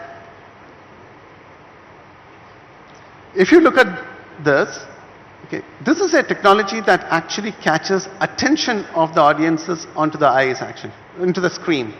Which means the fact that when we experimented within 2 markets in India, there were 2 content which actually had a high impact score. Okay, which means that more attention being given to the content on the screen, which was news, and live sports. They had a much more better attention than what general entertainment content or probably even music content or movie content actually had on the screen. So this is exactly what I think Barun was indicating towards Bach, to say the fact that can you upgrade from a basic level, vanilla level rating number to a impact level rating number. Okay. That allows for news to gauge the fact that if I'm getting better attention, even at a low rating level actually, that means the fact that the audience is reached, then just actually giving you reach or OTS numbers actually. So this equipment is actually installed along with the television meter. Okay, or we do it in the RPD box actually, the return part data box. And we collect information on not just television viewing through the RPD box or the set-top box, but we pick up information related to where the eyeball is actually attended to. So that's why when I said the fact that television screen has moved from a family to a personal level, it's because this data indicates the fact that there are 4.5 people who were watching television earlier is now only 2.5 people watching attention on television. The rest 2 are watching other devices in nature. So your metric itself is now moving from reach and frequency to actually attention. And from attention, because you're also on devices along with it, you can actually track e-purchases too actually. So click-throughs and e-purchases can be the next area that can be tracked too. Yeah, so I'm not in disagreement with LV after 22 years. The point that I wanted to make here is this entire debate about CPRP, about 50,000 people meters, we need to go beyond that. It's 22 years in the same debate. If you look at, I'm throwing in very ballpark numbers, the catch is on consumption of content which according to me as well, the data that's come here is exponentially shot up. In our terms, it's more than 30%, it's almost 50%. So what is changing is the medium of consumption, right? So from cable you're moving to OTT or you're moving internet, but as far as content is concerned, it is only growing. Now the point I'm trying to make, which should be of interest to most of the media owners here, Karthik, Barun, the fact is that the effective rates today are mostly getting determined by representing 161 million cable and satellite homes. Whereas almost 50% of the viewership now is coming out of digital homes, out of OTT, out of browser consumptions, out of your own apps or out of your content on YouTube, which is not represented. There are broadcasters already using the data for their internal purposes and for selling purposes, which is the incremental data. So if you're operating at an effective rate of $2,000, you should actually be getting 3,000 rupees because of the additional reach coming out. To you as well. To you, Narayanan.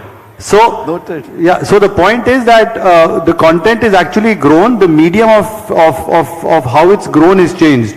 If you look at broadly global numbers now, and if you look at the digital market, which is almost hitting about $500 billion, and India going by the population numbers, so we are looking at almost 1.4 billion out of 8 billion people, that's 20%. So 20% of $500 billion, you are looking at $100 billion revenue out of the industry. Usme se discount another 20% because we are poor, we are developing, all of that. So look at about some $80 billion.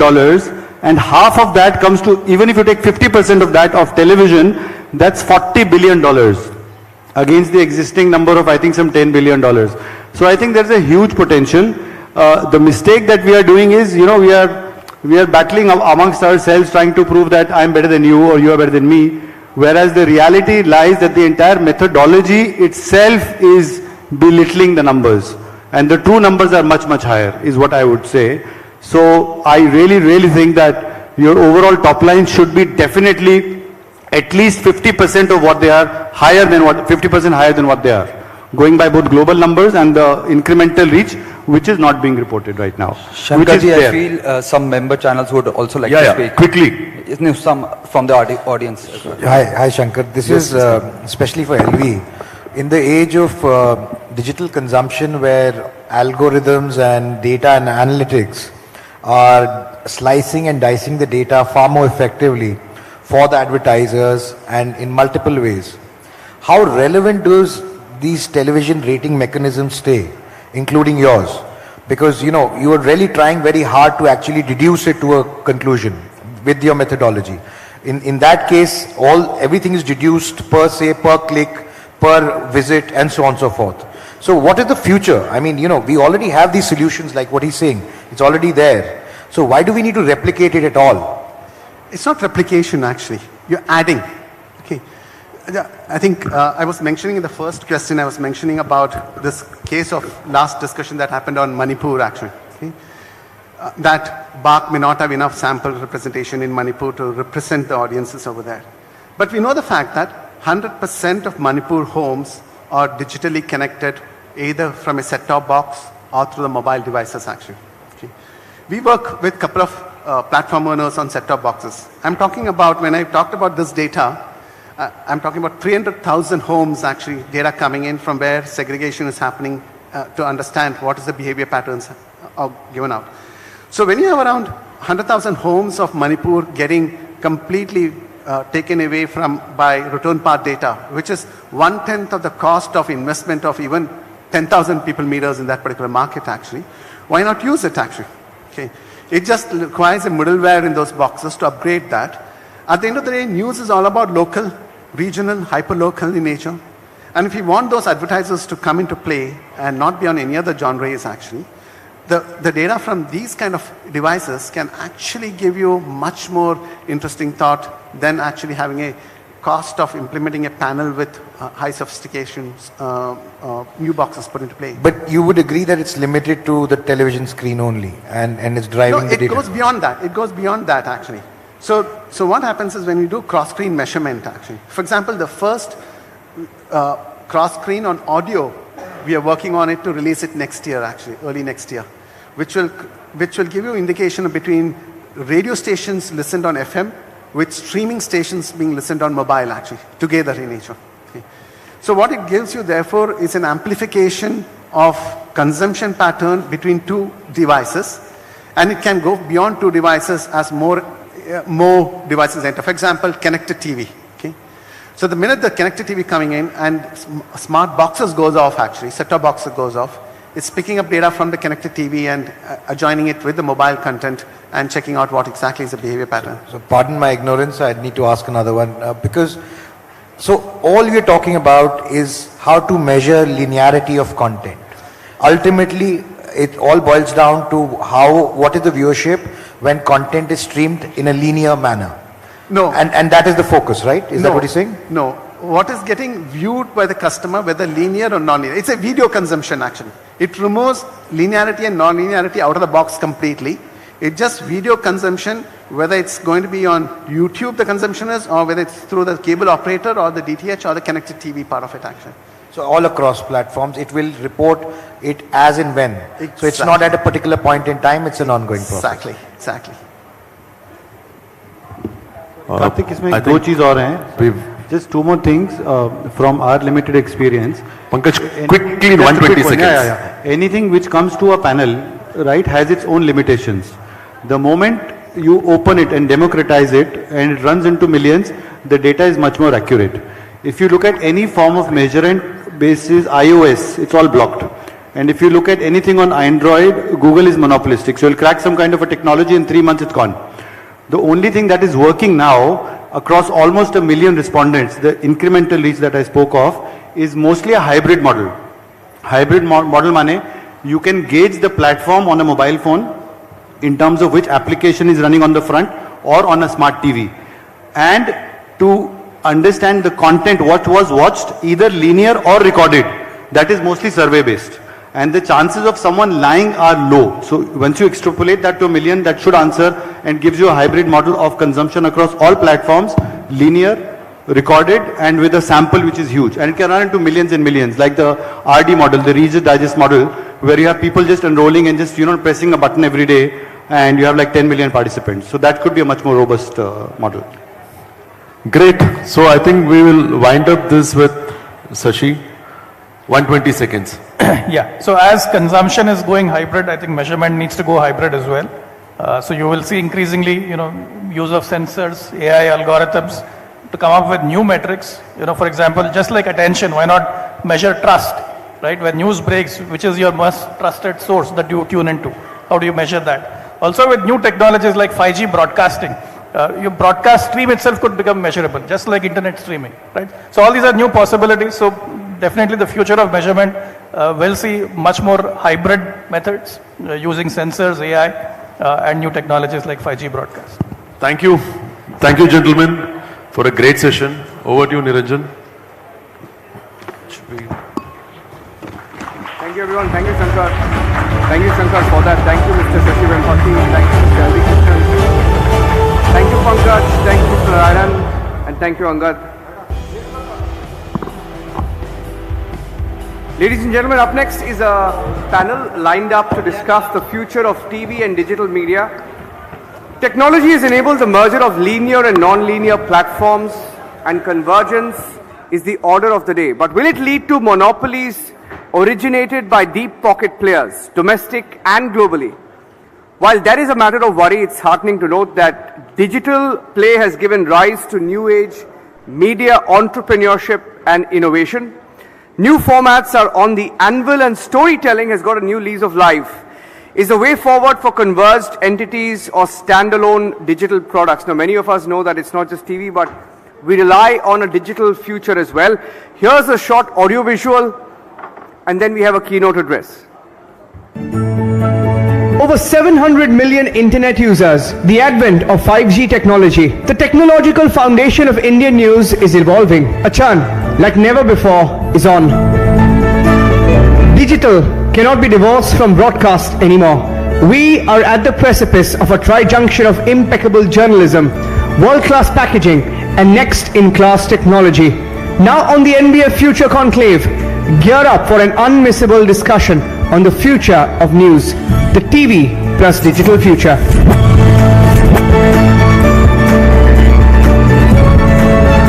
And to set the context for this panel, may I invite on stage Mr. Vikram Sahai, who is the Joint Secretary in the Ministry of Information and Broadcasting, also an IRS officer of the 1992 cadre. Mr. Vikram Sahai, if I can request you to give us a short keynote address, sir, from the podium, sir.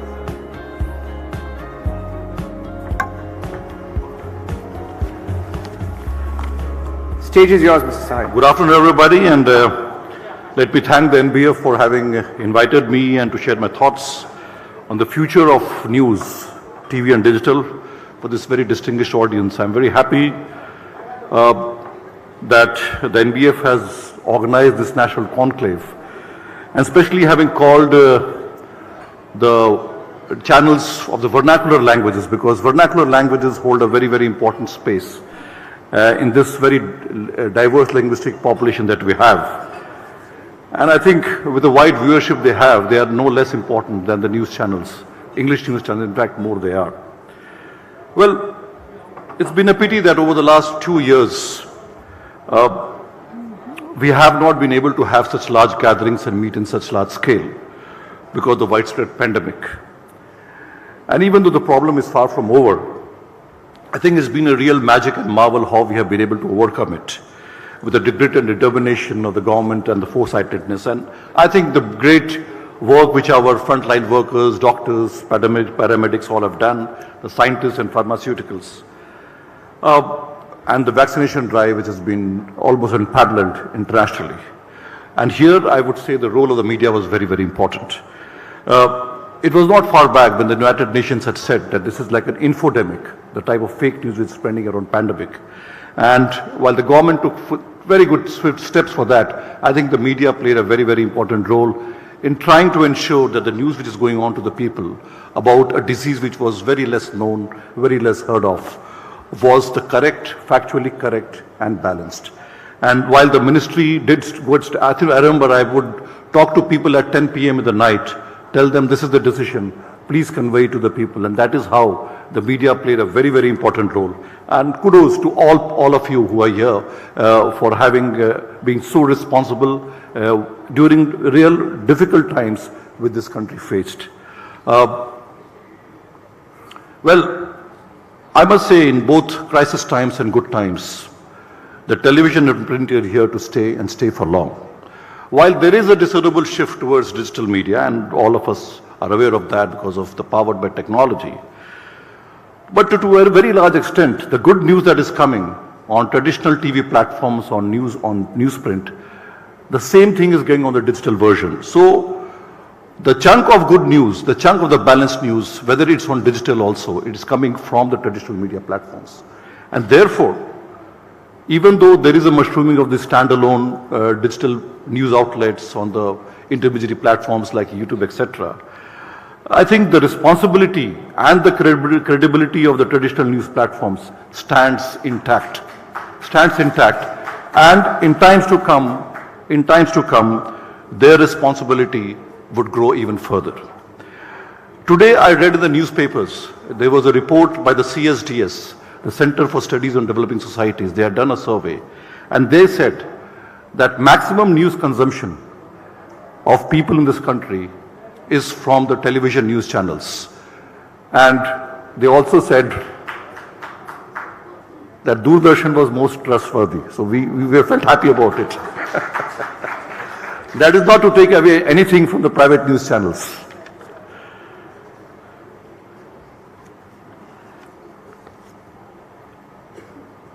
The issue of these mushrooming of news outlets, digital news platforms, and whether it is causing any threat to the traditional news platforms.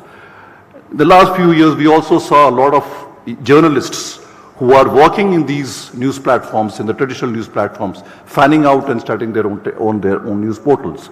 And I think if somebody with years of experience of good journalism, if he goes into a digital platform, he will be as good as he was on a traditional news platform. A good journalist is a good journalist, irrespective of the platform on which he is. So I think the challenge is to continue with the good content, irrespective of the platform where you are. Well, we in the ministry have always tried to do this balancing act between what we have, the constitutional rights of freedom of speech and expression, and the type of reasonable restrictions in the form of self-discipline, which we always talk about self-discipline, through various code of ethics, whether it is on print or television or digital. And this balancing act has led to a situation where we developed this three-tier regulatory mechanism. And I must compliment the NBF. NBF was among the first to reach out to the Government of India, to the ministry, and say, yes, we want to register ourselves both for the three-tier mechanism of television and the three-tier mechanism of digital media. And that reaching out by NBF said two things. Number one, not only to the government but to the citizens of the country, that we believe in law, we uphold the law, we respect the law, and we value the citizens' views. That is the message which NBF gave, and we are thankful to them for having done that. Well, a few things which we have done, I don't really spend too much time on that. The fact-check unit which has been there in the Press Information Bureau. One new thing which we have brought, and I think I must talk about it, is there is a research unit which we have developed. Research unit which is manned by young professionals. They are people who have degrees in journalism, they have experience of journalism, and they have hand out together as a team, and we are trying to develop some authentic documents on various aspects of how government functions on various sectors, socio-economic, health sectors, and these documents are then placed for the media to take advantage of. And I must say that a large number of stories which media is carrying is fanning out of these documents which this PIB research unit is doing. About 400 more documents have been prepared. So I will urge upon you, all of you, just go through that PIB website, see these documents. These documents could be quite useful in preparing authentic and balanced information and reaching out to the people of this country. Well, we all know that for you, for any industry, commercial considerations are important. You're there for business. But while it is possible to say that, well, that can be the only consideration as far as certain entities are concerned, you stand out as a different profession. Because what you are producing and what people are consuming has externalities. It is not enough to say that we have a news, but that whatever you are speaking over TV debates, over news, whatever you are telling about to the people, that shapes minds, that influences people, that shapes career. So there is a large externality, and therefore the very, very important aspect of responsible journalism, I think I don't have to talk about it, all of you are quite aware of it. And all I can say is that we had to take some very decisive steps. It was a matter of real shame. Over the last few months, you might have heard or you might have read in the newspapers and television channels. It was a matter of shame, and we were constrained to block a few news channels. That was something which we had to do as a drastic step to ensure that news which is palpably anti-national, fake and frivolous needs to be blocked, needs to be curbed. And more shameful was an observation that these channels had large viewership. So in a way, the good content was being driven out by bad content. That is the real challenge. How do we ensure that the good content gets a good viewership, a large viewership? And there's a behavioral change which is required. Why should people watch bad content over good content? Why should people watch fake content over genuine content? So there is a behavioral change pattern required, but at the same time, as long as the good content is there, TV will continue and TV will prosper. Thank you so much once again for having invited me. Thank you. We request you, Mr. Sai, to please take your seat on the stage. You're part, of course, of the next special panel discussion. We are going to be looking now at the future of news, the TV and digital future. Yes, everyone is talking about the digital medium. Is that really the future of news? We will be talking more about that in the next panel, Krishna. That's right, and for that fascinating panel, let me call upon the people who are going to be on stage, apart from Mr. Vikram Sahai. I'm going to invite Mr. Manoj Gairola of News Nation to please come on stage. Ms. Litisha Panda, Business Development Officer of OTV, to please come on stage. And we are also inviting Mr. Uday Reddy, the founder and CEO of Yup TV, which is one of the world's largest internet-based TV service and on-demand service provider for South Asian content, offering content in 14 languages. That's Yup TV and Uday Reddy. And I'm also inviting Mr. Rajat Wahi, Senior Director, Partner, Management Consulting at Deloitte. He has over 25 years of experience in CPG and consulting and has worked with global firms at senior management positions. Wonderful having him over here. Now the floor is all yours, leaving it up to the moderators of this session, Mr. Manoj Gairola and Ms. Litisha Panda, to take it from here on. Thank you.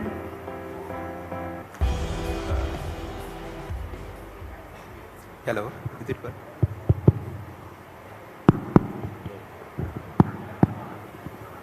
Yeah, good morning to all of you and welcome to this session of NBF Conclave. Our topic is the TV plus digital future. It is going to be a very interesting session, as all of us know that TV is declining in its present form. It is losing subscribers and digital news consumption is increasing.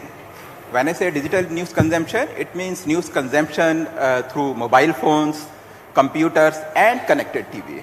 It can be through OTT, it can be through apps, Google, Facebook or any other social media platform. For TV broadcasters, the biggest challenge is how to generate revenue in digital space. For a media company, there are generally two sources of revenue. One is through subscription and one is through ad. Everyone loves subscription revenue.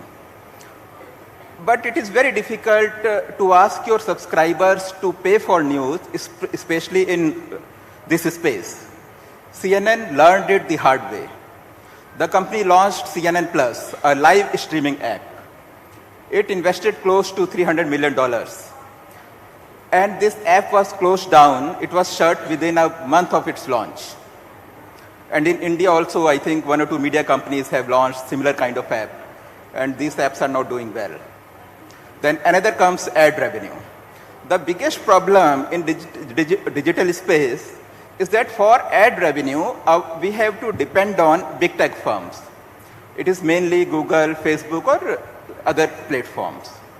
Because it is these big tech firms who carry our content to our subscribers. And we have to continuously struggle with their, with their policies, algorithm, etc. And generally they collect, in many cases they collect revenue from client and share with media companies. That is why there is always tussle between media companies and these big tech firms. So these are the challenges for TV broadcasters. And I would like to start with Mr. Wahi. So Mr. Wahi, what do you think is the way forward for TV broadcasters? So thank you anyway for having me on this interesting panel. So I think your points you made are very, very valid. Clearly we are moving to a digital age, a lot of digital advertising. I was reading some data in terms of the growth that the digital media has seen. Depending upon what report you read, between whether it's today if you look at the total advertising revenue, digital is accounting for between 33 to 45%, growing between 20 and 30% again depending upon the reports you need. So it is clearly here to stay, and I think that my sense is that as the as the consumers take on media and they absorb their consumption through mobile phones. Mobile phone usage is going up in India. It's 4.5 or almost 5 hours a day today that consumers are spending on their mobile phones. So I think all of these trends mean that the advertising, that the news media also needs to adapt in terms of about the content, right? Because the digital is here to stay. It's not going to decrease. It's only going to increase. Today it's 45%. Maybe it'll become 50%. But it's, in my view, it's not to say that it is at some point going to completely take over from the TV to advertising, because it's like, I give the example of retail in India. Today there's a lot of noise about e-commerce becoming a large player, but after everything we look at it, almost 95% of Indian retail is still brick and mortar retail, and e-commerce only accounts for 5% of total. Even in developed markets today, in markets like the US, e-commerce accounts for only 25% of total retail. 75% is still brick and mortar retail. So I think similarly, there is going to be there is a current tussle, but at the end of the day, it's going to be about content. It's about how you reach your consumers. How do you make it easily accessible to them? Whether it's short news, relevant news, integrity, honesty, all of that stuff. So I think it's about going to be how do you adapt your content based on the way they will consume, and you know that 5G is going to transform that even more, faster, quicker. So from that perspective, I think I think that's the way I see it. But the basic question is how to make money.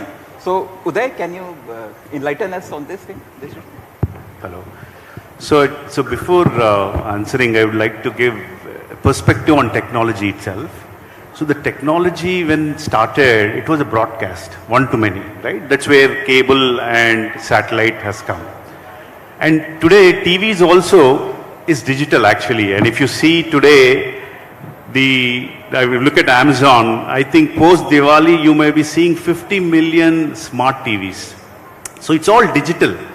So what is going to be different is the digital gives accurate metrics for advertisers. Every 10 seconds your heartbeat comes, who is watching, what content is watched. So it's unlike BARC or TRP. I mean, the digital side for advertisers, there's a lot of accurate metrics available for the monetization purposes. And you have seen what mobile has done to landline in India, and what mobile data has done, disruption.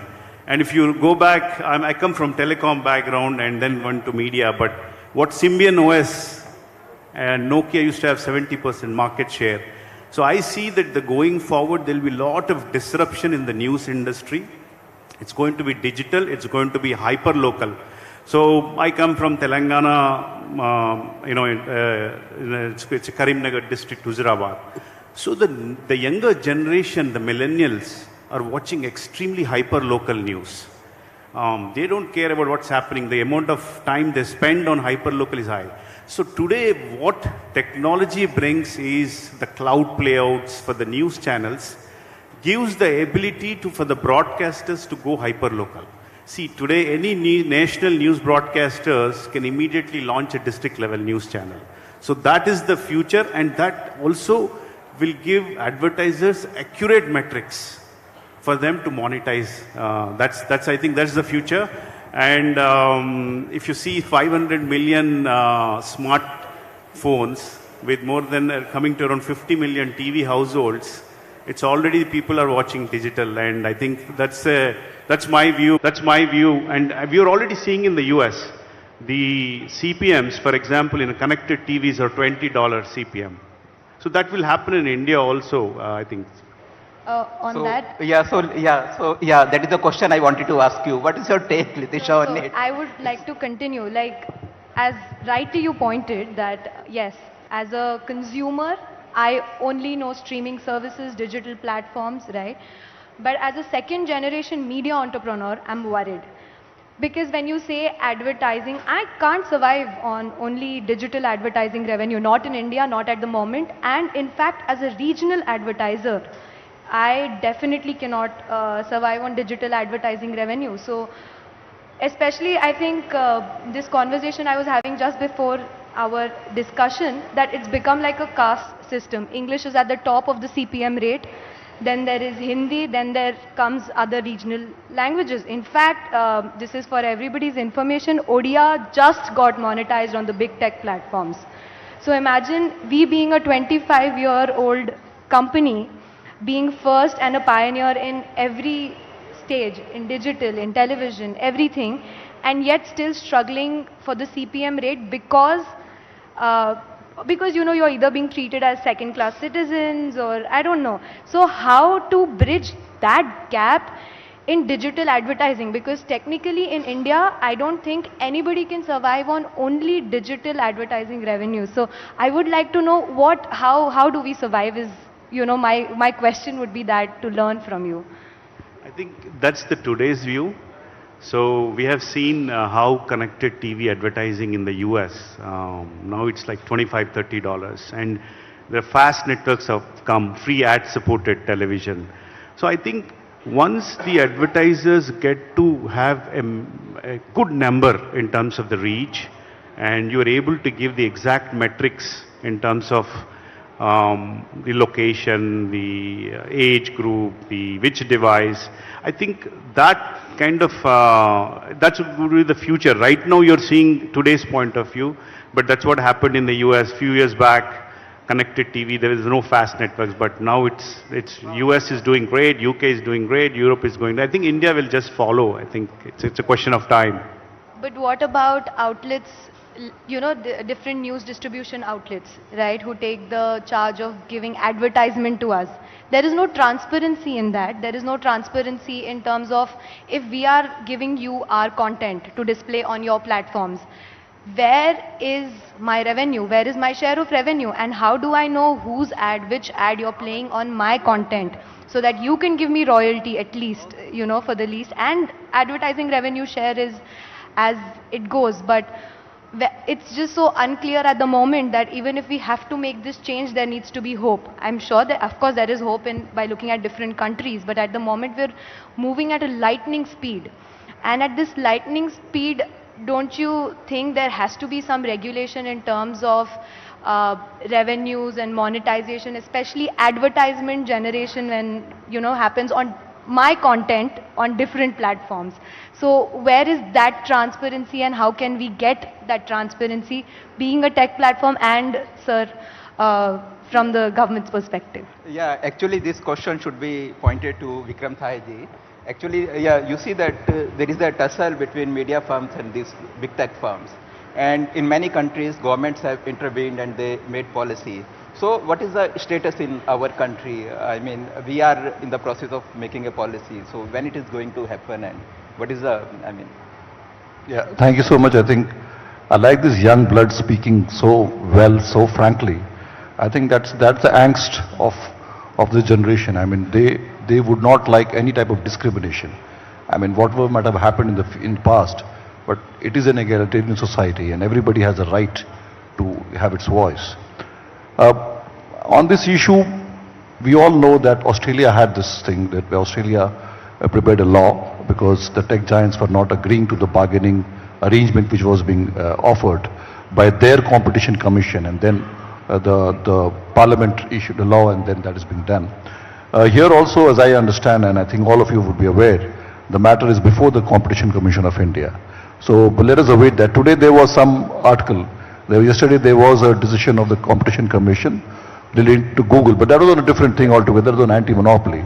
But there is already a matter where I think some of the broadcasters federations have already gone there. And let's await the type of investigation and the results which come from Competition Commission.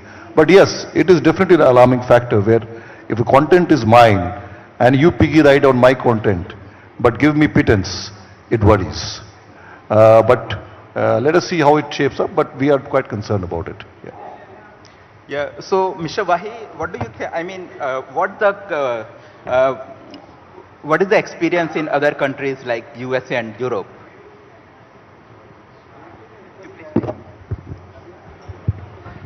So I think most countries are struggling with this. France is also, I mean, in addition to Australia, has also now forcing the tech platforms to share a larger chunk of the revenues, building more transparency on that. I think it's a bit of a chicken and egg, because what's also happening is that we are going to see stringent privacy laws coming. So while a lot of tracking will happen in terms of who you are, what you're watching, but the privacy laws will also create more firewalls, which will also make it more difficult to do targeted marketing, etc. down the line. Because a year ago we were talking about a much bigger spread in terms of being able to access every consumer, who they are, what they buy. But a lot of the privacy laws will stop that. But I think the key conversation today is that more and more there has to be a transparency in terms of being, what is being spent on any platform, any media. And the same is happening on news today. We get so many WhatsApp groups which are circulating news on various platforms directly to us. everybody is watching that, nobody is getting paid for it down the line. So some level of regulatory mechanism, and again, it's always a very tricky, it's a very slippery slope. How much do you want to regulate this? Because social media today is what's going to drive it. If I look at social commerce, expected to reach $25 trillion in the next 5 years. Today it's only roughly about $4.5, $5 trillion globally. So this is going to become more and more Insta, WhatsApp, advertising, spread of news, etc. on these platforms. And I think we need to be able to, and I think most governments are maybe 2 or 3 steps behind because tech is definitely ahead of the curve. So how do you catch up? How do you learn from other countries like France, Australia, quickly bring in some of these regulations to enable better sharing of revenues, not to control what's being spent, but to enable better sharing of revenues is the way I think the whole world is moving ahead. So, Uday, do you think that subscribers will be willing to pay for news? Because for entertainment, generally subscribers pay, whether it is Netflix, Amazon Prime, etc. But in the case of news, what is your opinion? Or what should be the news content that subscribers are willing to pay? So I think it depends on the content. Like the way TV9 is started, the premiumness of the content depends on that, the subscription. But there's a lot of opportunity to monetize. As I said, every 10 seconds you can take the heartbeat of every single client, what is being watched. You can integrate EPG. So there's a lot of potential on the advertising supported news as well. And connected TV is going to go really big. That is a big CPM rates going to come because they really correlate satellite cable as TV. And when connected TVs really take off, there's a good opportunity on the monetization. But there's a lot of resistance today for a news on a subscription unless it's a really premium in nature. But like, let's say for example, I'm based out of Atlanta, and when Aaj Tak or TV9 comes or Republic, I have to see the news ads from here. So there is a technology now available to put SCT markers on the news channels itself. So on the server side, the ads can be replaced, and that can generate a significant CP advertising revenue. And that's even in the youngsters today, millennial, they're all on mobile, short form, and the technology with cloud playout enables to have a hyper-local channels without any cost. So that will enable the monetization, and also since being capex OPEX being low, it can be a great business model. Yeah. And with that, I have one question. Sorry. My another question would be, what about the piracy that happens?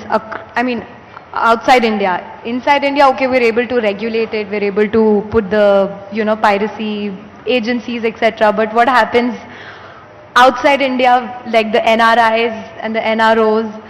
So We are the main, we are going through this. Actually, I met Minister also recently. It's really pathetic right now. Almost 90% of the international market is pirated. And we are the most affected because we are the only platform out there. Yes. People are downlinking channels, different parts, and they're uplinking. They would take content from all the OTT and they curate it and they're selling as a boxes. So we have done a lot of extensive work. They've identified 5 main players. We're going after them, but it's a really big challenge. And I've been trying to convince all the broadcasters to go at least ad supported instead of getting or a low cost, to get to reach the diaspora audience. So I have one question for you. So recently I had one of the tech giants, I don't want to name them, when I had a conversation with them and I said, hey, my numbers are not, growing, it's just stuck at a certain level, in fact it's receding. So they said, oh, our algorithm has changed and we are now ranking only non-news content, not the news content.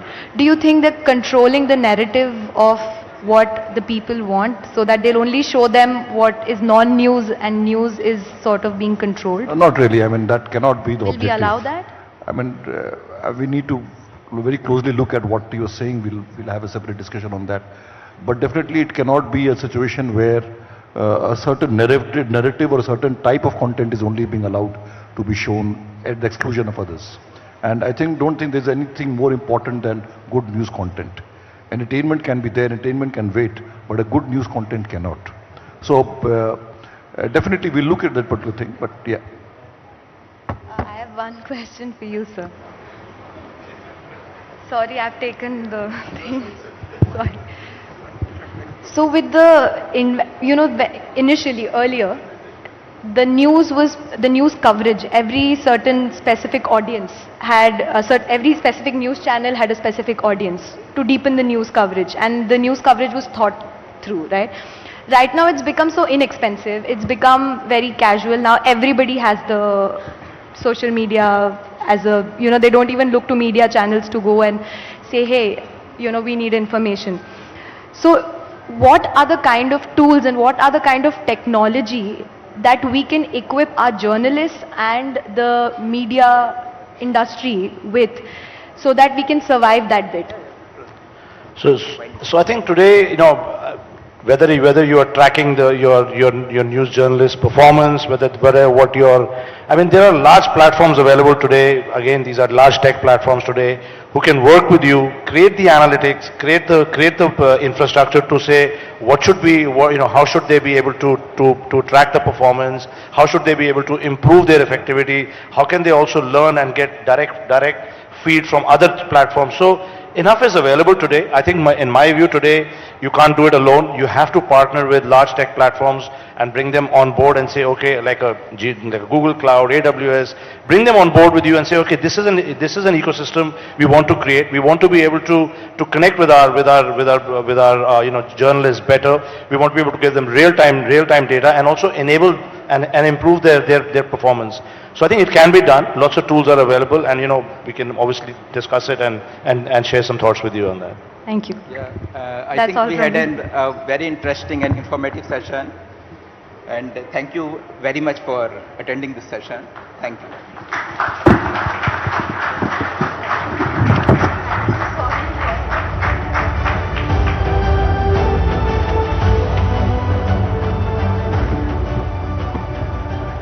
Thank you all for that very enlightening session. And as we move further, joining us next is Rajya Sabha MP from Punjab, Mr. Raghav Chadha. As we also thank all of you for being a part of this. Continuing, Mr. Raghav Chadha is the National Executive Member of the Aam Aadmi Party, a young legislator. Mr. Chadha will give us insights into how he perceives the change in the Indian media scenario, the proliferation of digital media and the prominence gained by digital platforms like YouTube, WhatsApp and other news applications and aggregators. Internet becomes the most used medium of news dissemination, and the regulation of the web faces opposition or for freedom's sake. Mr. Raghav Chadha also exchanging pleasantries, set to join us. I'd like to have you on stage, Mr. Chadha, giving us insights on the evolution and changing nature of news. And for this session, I'd also like to invite Mr. Rishabh Gulati, who will join us on stage with Mr. Raghav Chadha. Mr. Rishabh Gulati, Managing Editor, NewsX, in conversation with Raghav Chadha. Ladies and gentlemen, let's have a huge round of applause for our next session. He is the youngest MP in the Rajya Sabha. Let's give him a bigger round of applause. Regardless of politics, it's a life achievement, and he's going to be around in politics for a very long period of time. Raghav, thank you so much. It's a pleasure to be here. It's a very unique experience because my thanks to the chairman of NBF, the vice chairman and the entire committee, that we are an industry where we have a service to perform. But as an industry, we have many common issues.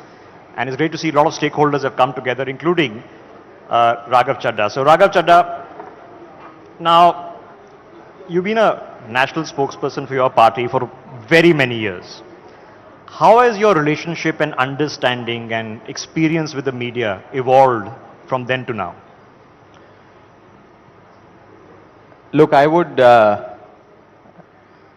define my relationship with the media over the last one decade of my being in public life as kuch khatta, kuch meetha. It's been a mix of both. And the journey started when I was, I think, only all of 22 or 21. When at that point in time, I didn't even get a full beard. And news anchors as well as co-panelists never took me seriously. So from that day to being a member of parliament in the upper house has been quite a journey. And I think I have also seen media over the last 1 decade evolve and change. Whether it's change for the good or change for the bad, that is of course something that's up for debate, and the jury is out on it. But the relationship has, as I said, has been khatta meetha. There have been times when media has been indulgent, media has been impartial, independent, objective, and there have of course been times when media essentially vis-a-vis our case, and I'm speaking from personal experience, performs the duty of not that of a watchdog but that of a bloodhound. And I've seen, I think, both extremes, both sides of the spectrum. Yeah. But Raghav, you know, having watched the evolution of the Aam Aadmi Party, it's literally a revelation that has happened in the past decade. But there was once an energetic activist, Arvind Kejriwal, who was given a lot of exposure by the media.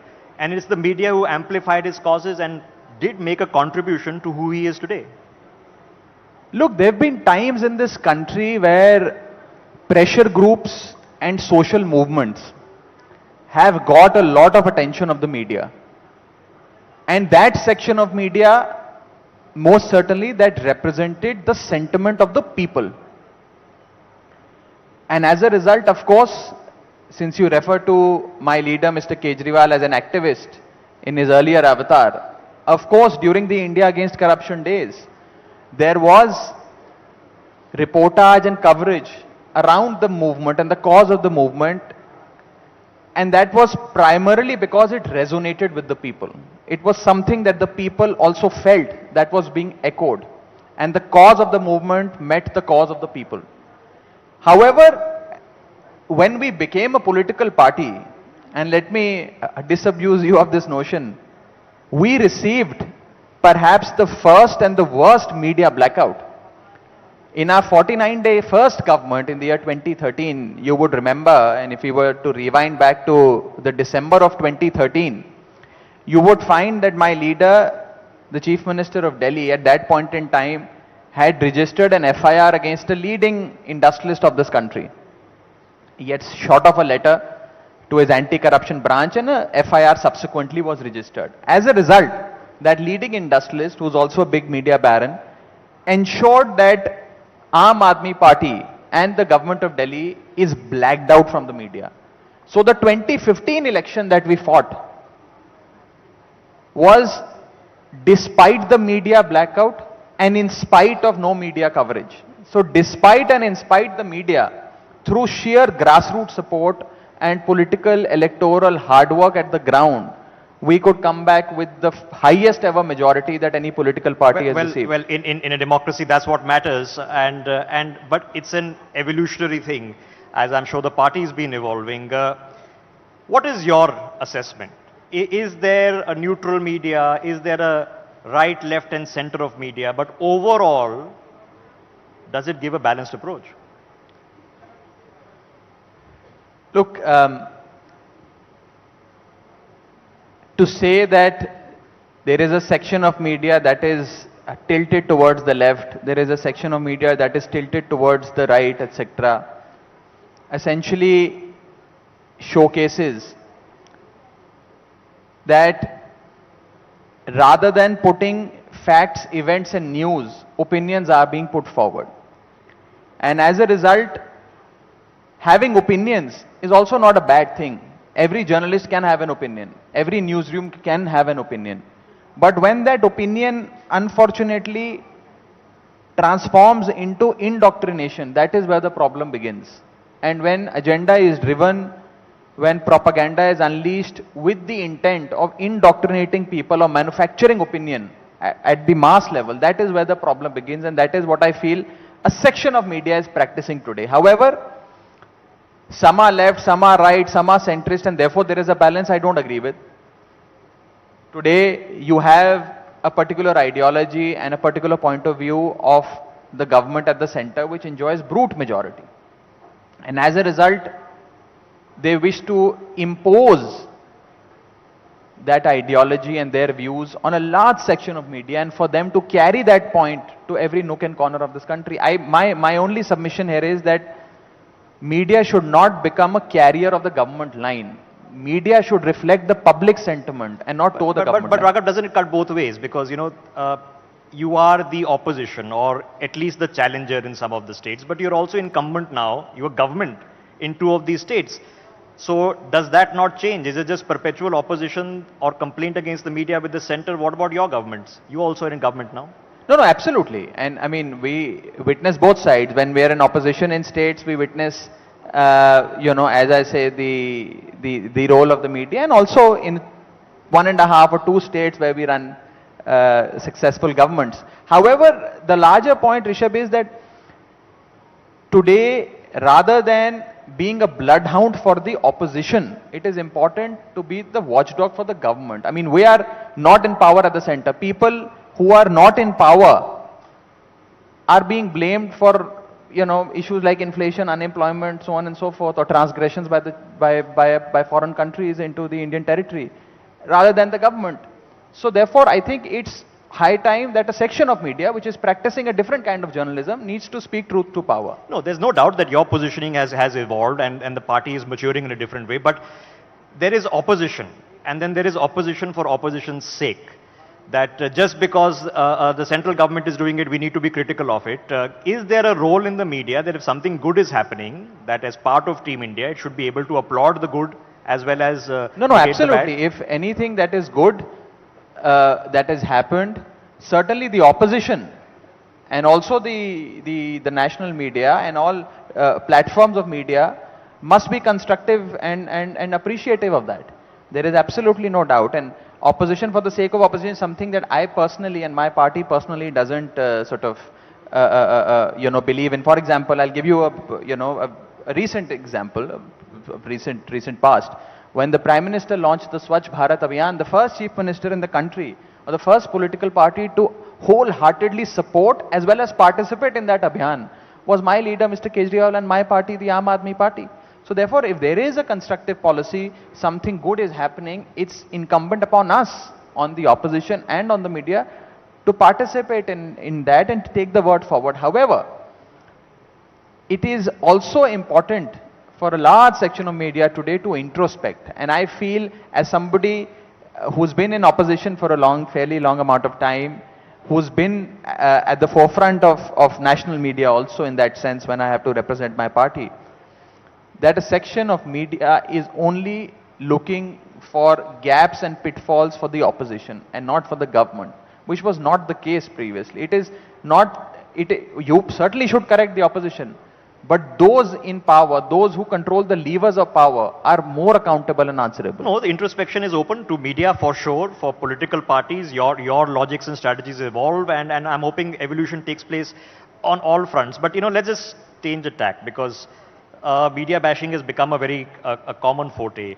It was perhaps during the first few days of the COVID lockdown that, as a country we realized that you can't wait on Twitter, you can't wait on a YouTube explaining video 1 week later, you have to watch live news. And there was a purpose and a role that was being served. So with the advent of the new generation of media, this concept of live TV and its importance, have we reinvigorated it a bit? TV media is here to stay. TV media is certainly one form of media that has a potential to influence the minds of a significant part of our population, and the penetration of TV media is only increasing in this country. During COVID, of course, TV media played a very constructive role in the sense that they were able to drive home the awareness points vis-a-vis a pandemic or a raging pandemic.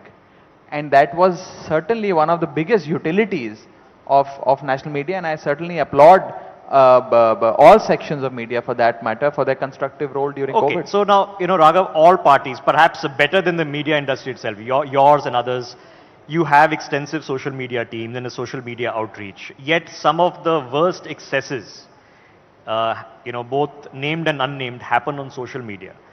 Yet it's TV media that's generally bashed, but social media, criticism doesn't often come from politics. Look, social media is a completely unregulated form of media. It's a place where everyone is free to express one's opinion. As long as people are using parliamentary language and are not crossing the line of decency, I think every opinion should be welcome. And I would say that while all of us are in public life, even editors, leading journalists like yourself are also in public life. And therefore, just the way we are open to criticism, journalists must also be open to some form of criticism. Yeah, but I think it's something that we're all trying to understand.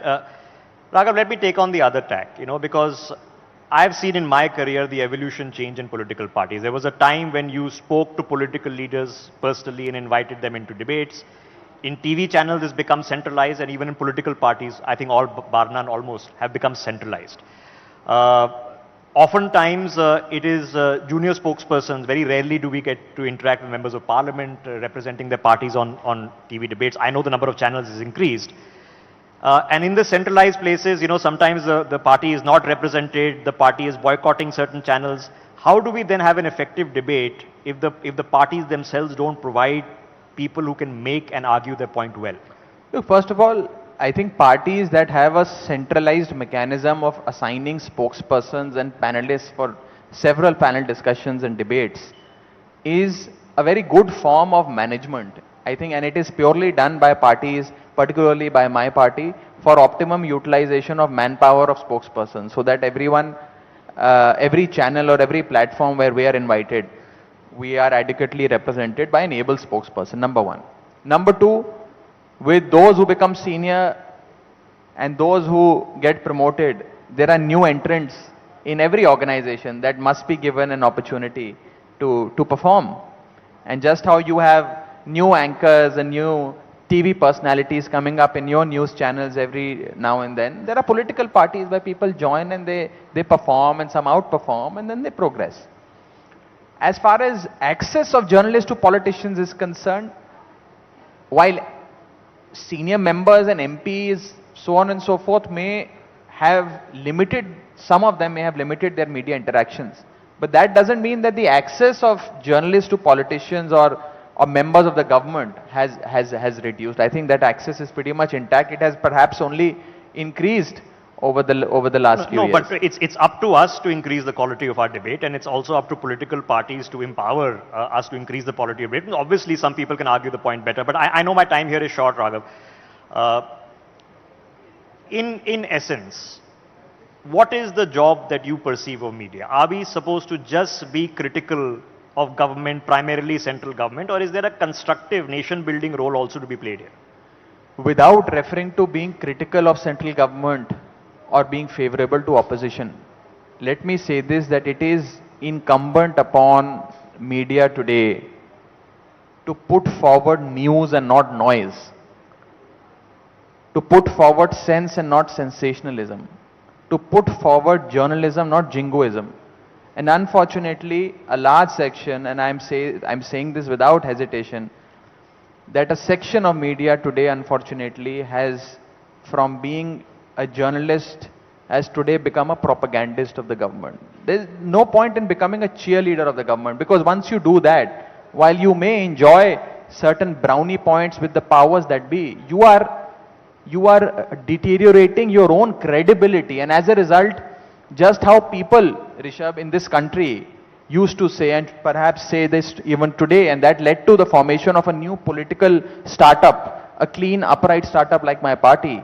That perception was कि नेता चोर हैं, सब नेता चोर हैं. Now that perception is slowly moving towards media बिका हुआ है, media बिका हुआ है, media बिका हुआ है. And you hear this very often when you interact with the people at the grassroots level, कि जी media बिका हुआ है. So therefore, I think it is extremely important on your part, on the part of NBF and several media agencies and outlets, to course correct and to ensure that this idea or this notion that people today have No is doubt undone. introspection is good, but it's the political parties only who say, no, media bikawa and convince their followers. But I know we are out of time. There are sessions planned. I know you have a flight to catch. Raghav Chadda, ladies and gentlemen, let's have a Thank you big so round much. of applause. Thank Thank you you. very much for taking a few straight Thank you questions. so much. Thank you.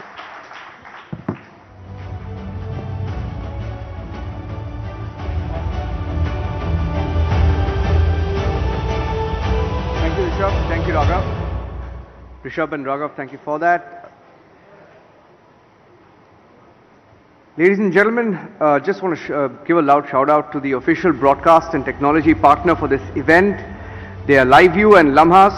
LiveView is the #1 choice for the live news and dynamic sports coverage by almost all broadcasters worldwide.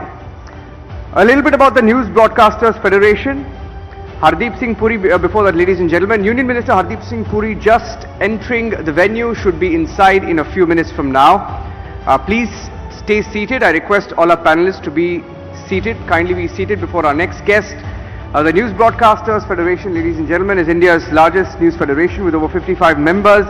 It's the only news body with maximum representation from regional broadcasters across the length and breadth of India.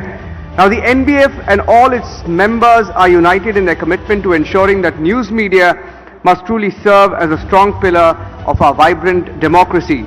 Now, the NBF, in sheer membership numbers and beyond them, has ensured unparalleled representation from news broadcasters across languages and regions of India.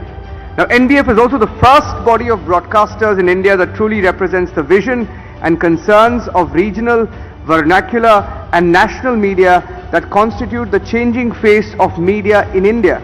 Now, the aim of the body, that is NBF, is to ensure that the united voice of broadcasters across regions, languages are heard and solutions are sought in a way that further strengthens news broadcast in India.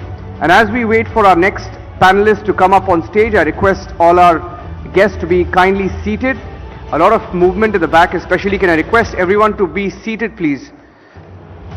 Can we please ensure that the hall is settled before we have our next panelist on stage? A quick reminder, ladies and gentlemen, after this session we will be breaking for lunch. After this session, after Future of News Building India Battling Fake News, that's in just a minute from now, Hardeep Singh Puri, the Union Minister, will be up on stage. It's a session moderated by Mr. Arnab Goswami. And after that we will be breaking for lunch. And a reminder that after the lunch we have Himanta Biswa Sarma, the Assam Chief Minister, joining us on the stage today. And we have a series of discussions lined up for the second half, compelling conversations on the future of news in India. So I request all our panelists to kindly be seated, especially those near the door. If I can request some of our guests to kindly enter the hall and settle down, please. We need the hall to be settled so that our next panelists can come up on stage. Can I request our guest coordinators also to ensure that everyone is please seated? Please take your seats so that we can get the next session started.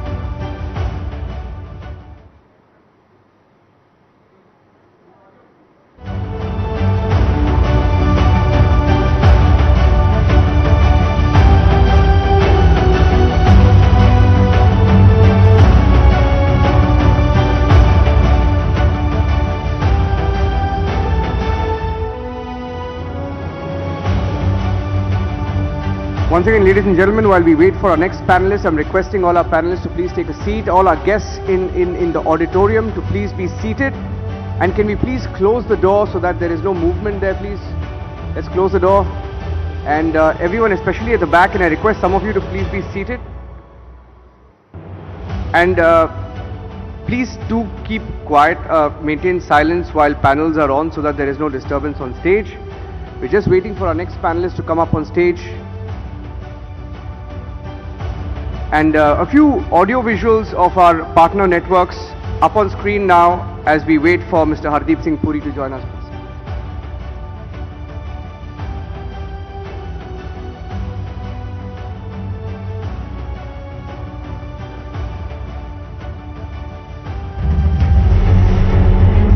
Change is brewing in India. India is building up like never before.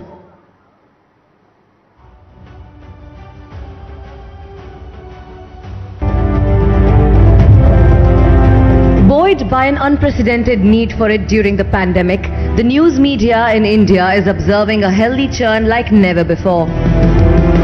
The discerning news consumer is happy to embrace emerging options. The regulatory landscape is open to evolving. The advent of global big tech is changing dimensions of the news industry.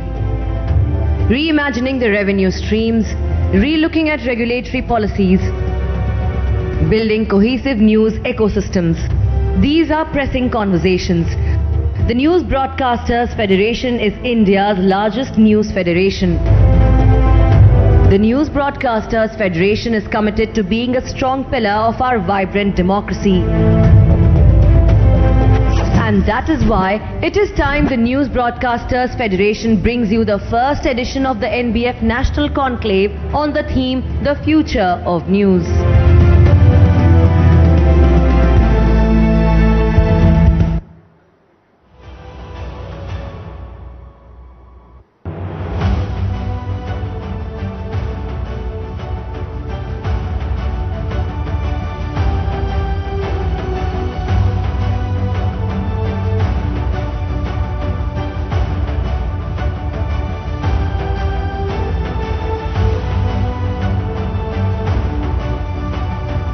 We will be joined very shortly by Union Minister Hardeep Singh Puri, who will of course carry on the conversation on the future of news. In fact, the theme that Mr. Puri will be speaking on is Building India, Battling Fake News. So very important session, Suyasha, that of course Hardeep Singh Puri will be speaking on in a few minutes from now. Remember, he of course is the Union Minister who is in charge of building the new parliament, of course building urban centers of excellence, and that's why of course he will be speaking on building India, but he'll also be talking about the menace of fake news, battling fake news. This is something that is much talked about, particularly before elections, during elections, and this is something that the Union Minister will be sharing his wisdom on as well.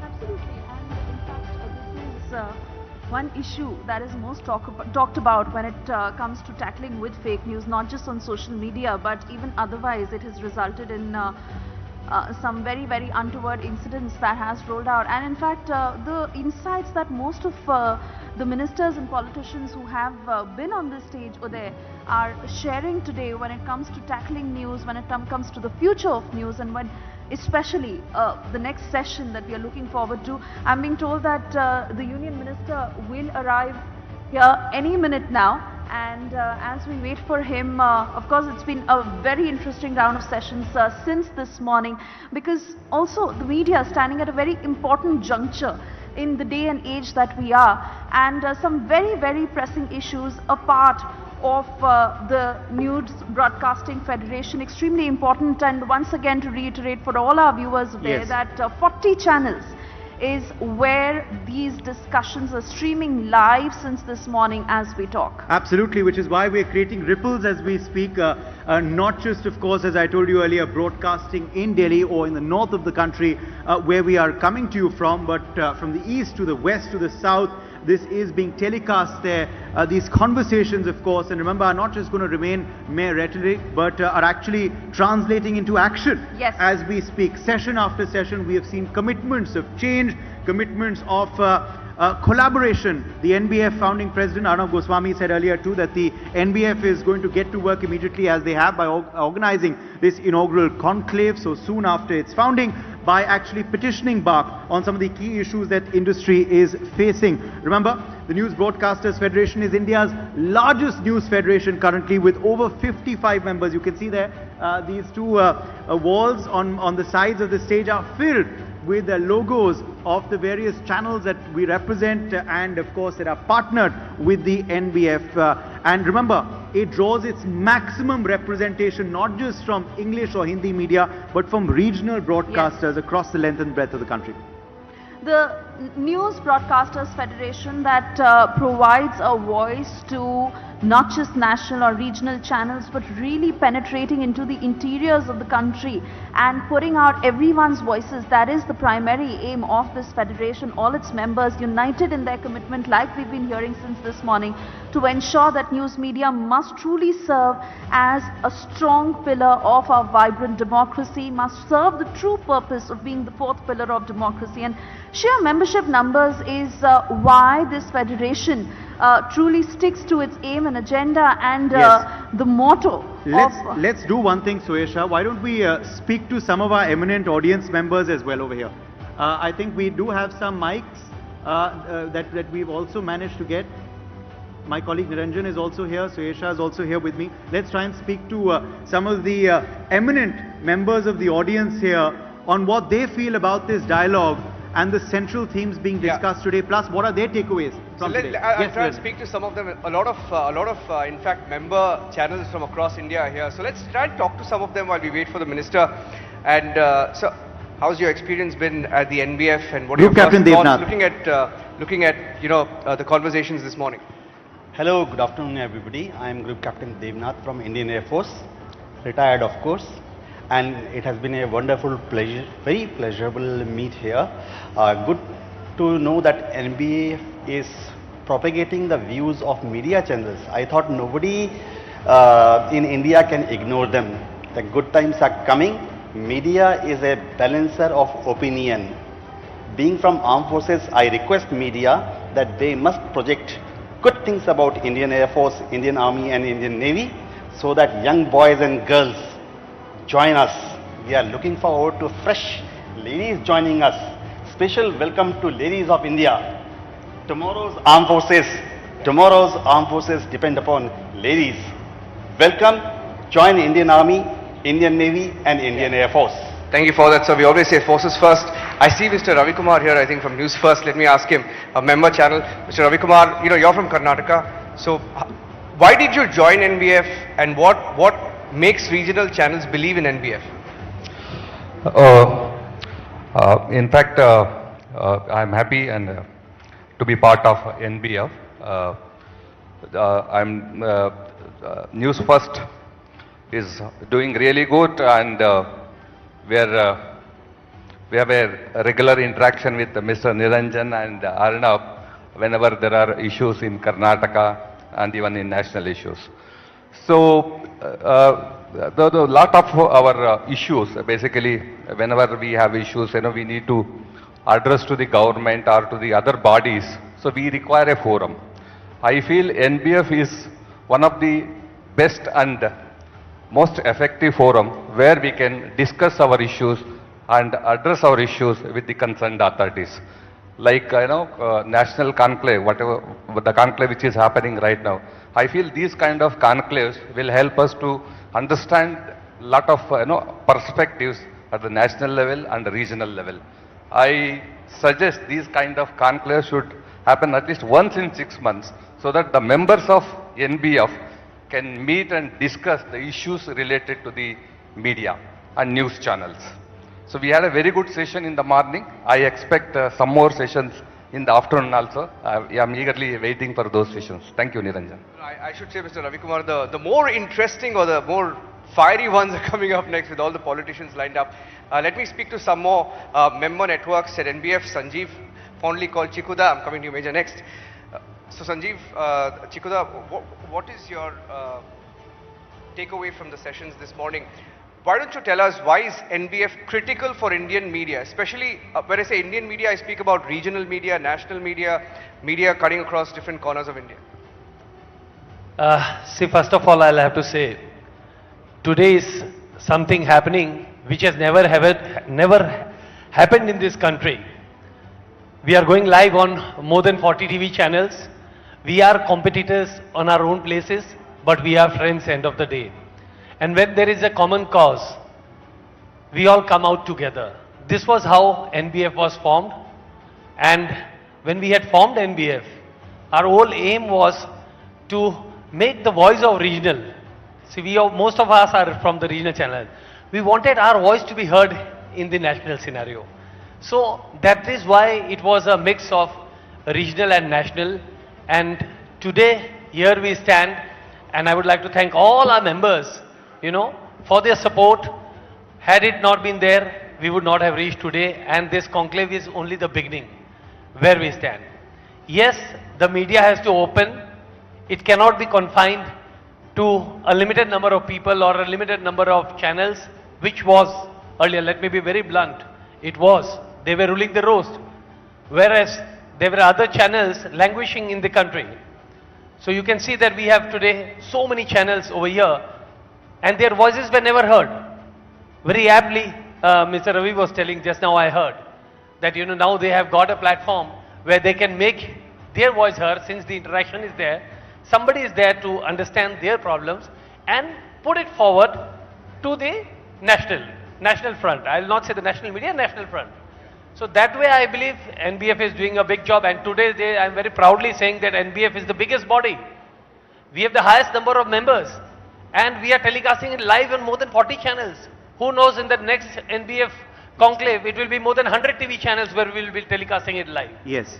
So this is the amount of speed with which we are growing, and with the support of everybody, we will definitely be there. And NBF is really going to play a strong role in the Indian media, and we are here to stay. Thank you for that, Chikuda. I think Hardeep Singh Puri, the Union Minister, is here. Over to you there, and Suesha. Absolutely. We are now going to move straight across to our next session. May I please invite on stage, and of course we will be hearing shortly from Hardeep Singh Puri, Union Minister. He will be talking to us on the theme, as I told you earlier, of building India while battling fake news. Could we please welcome him with a loud round of applause? Our next special guest is here, Union Minister Hardeep Singh Puri. Remember, our nation is on its mission to become a superpower, but there can be space for bad narratives that plague the mindset of the people.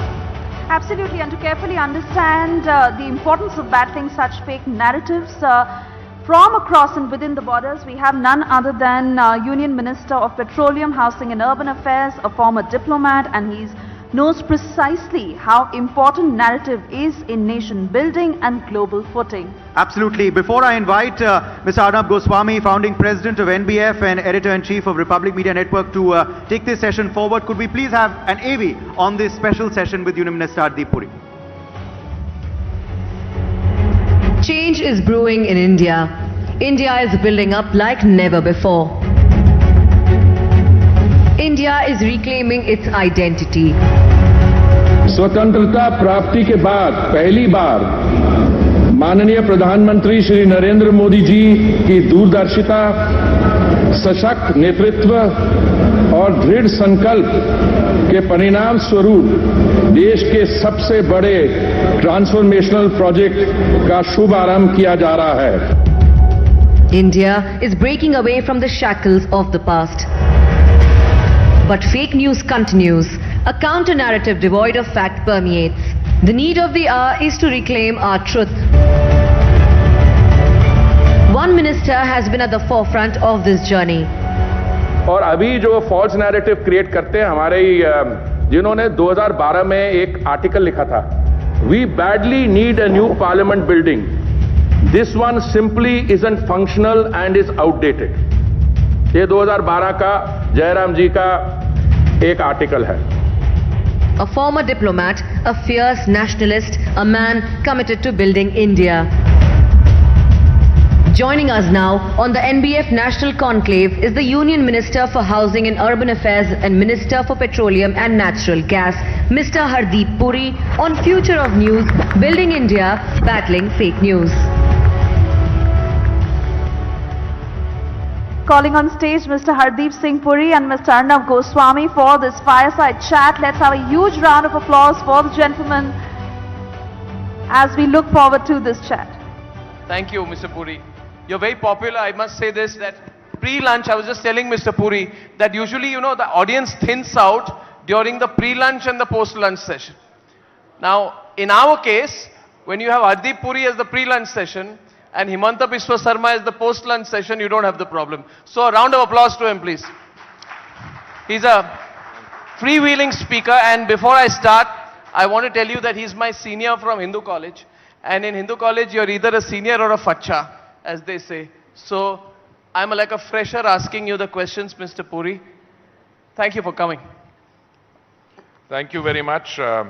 Anyone who's had the privilege of being grilled by you in Republic, on Republic, or in Times Now before that knows exactly what he's in for, and that is what makes it more worthwhile. Oh, thank you very much. I'll try my bit. A headline: ignominy of building the Indian Parliament by breaking the law. Another headline: bit by bit and trick by trick. Mr. Puri, they're calling you a trickster. Bit by bit and trick by trick, how the Central Vista became a reality. And one last one. Sitaram Yechury. 20,000 crore central government money spent on the new house for the Prime Minister and other beautification schemes. Should I continue, or would you like to start? No, should I provoke you a bit more? No.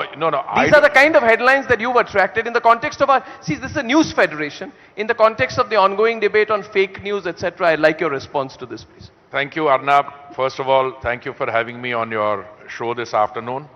I don't know whether this is pre-lunch or post-lunch, but I'm ready to be served here, you know. Look, I've been a student of the false narrative for longer than I can remember. I've also written a book in which I deal with the issue of the false narrative. But I think what we are facing here is not a false narrative in terms of an alternate set of facts. Arnab, I really think what we are dealing with here is a motivated, not properly thought through set of attacks against the government and in particular against the Chief Executive, the Honorable Prime Minister, on something on which if somebody had introspected and reflected on it, those who are producing that false narratives can only be losers. Let me explain. All those quotes you give, and there are many more that come to line.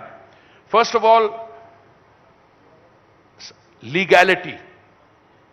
My issue is who owns the land? The government owns the land. Where are government offices situated? In the capital city, many are situated outside and the government pays 1,000 crores by way of rentals.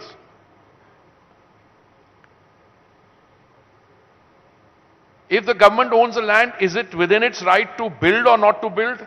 The answer is yes. So how can you say it is illegal? Then, lie upon lie.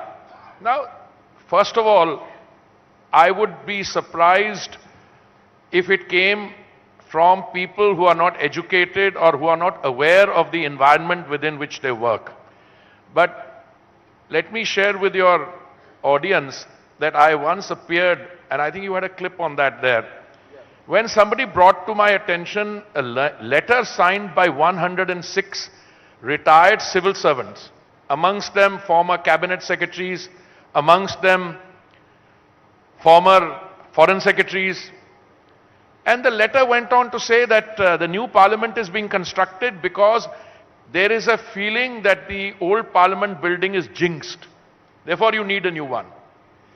Then they went on to sign, put their signatures on that piece of paper which said, and Central Vista Avenue, what we now call Kartavya Path, is going to be completely destroyed because all the jamun trees will disappear, the green cover will be reduced, and mummy, daddy and Pappu will not be able to go for picnic there in the evening. No, they said uprooting, why uprooting jamun trees for the Central Vista revamp is a terrible idea. Now, I addressed that in the press conference and I said precisely what I'm going to say now. I said, ye kaun padhe likhe विद्वान है जिन्होंने अपना signature ऐसे कागज पे लगाया without either reading the contents or this thing. So it became fashionable to attack the government. So I took some of your colleagues, distinguished members of the Fourth Estate, to the Central Vista Avenue, what it was called then, Kartavya Path, when it was under construction.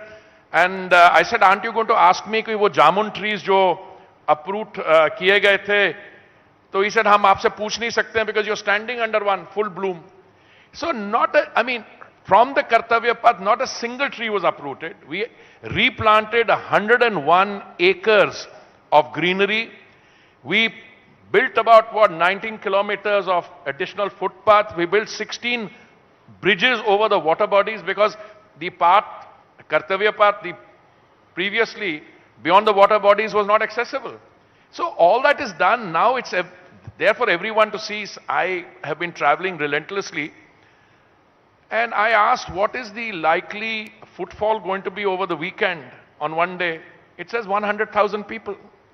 Now the people have accepted it, but the quarters from which that false narrative was coming, I mean, one of your colleagues, one of our friends. Why do you keep referring to them as my colleagues? Because you indulge them.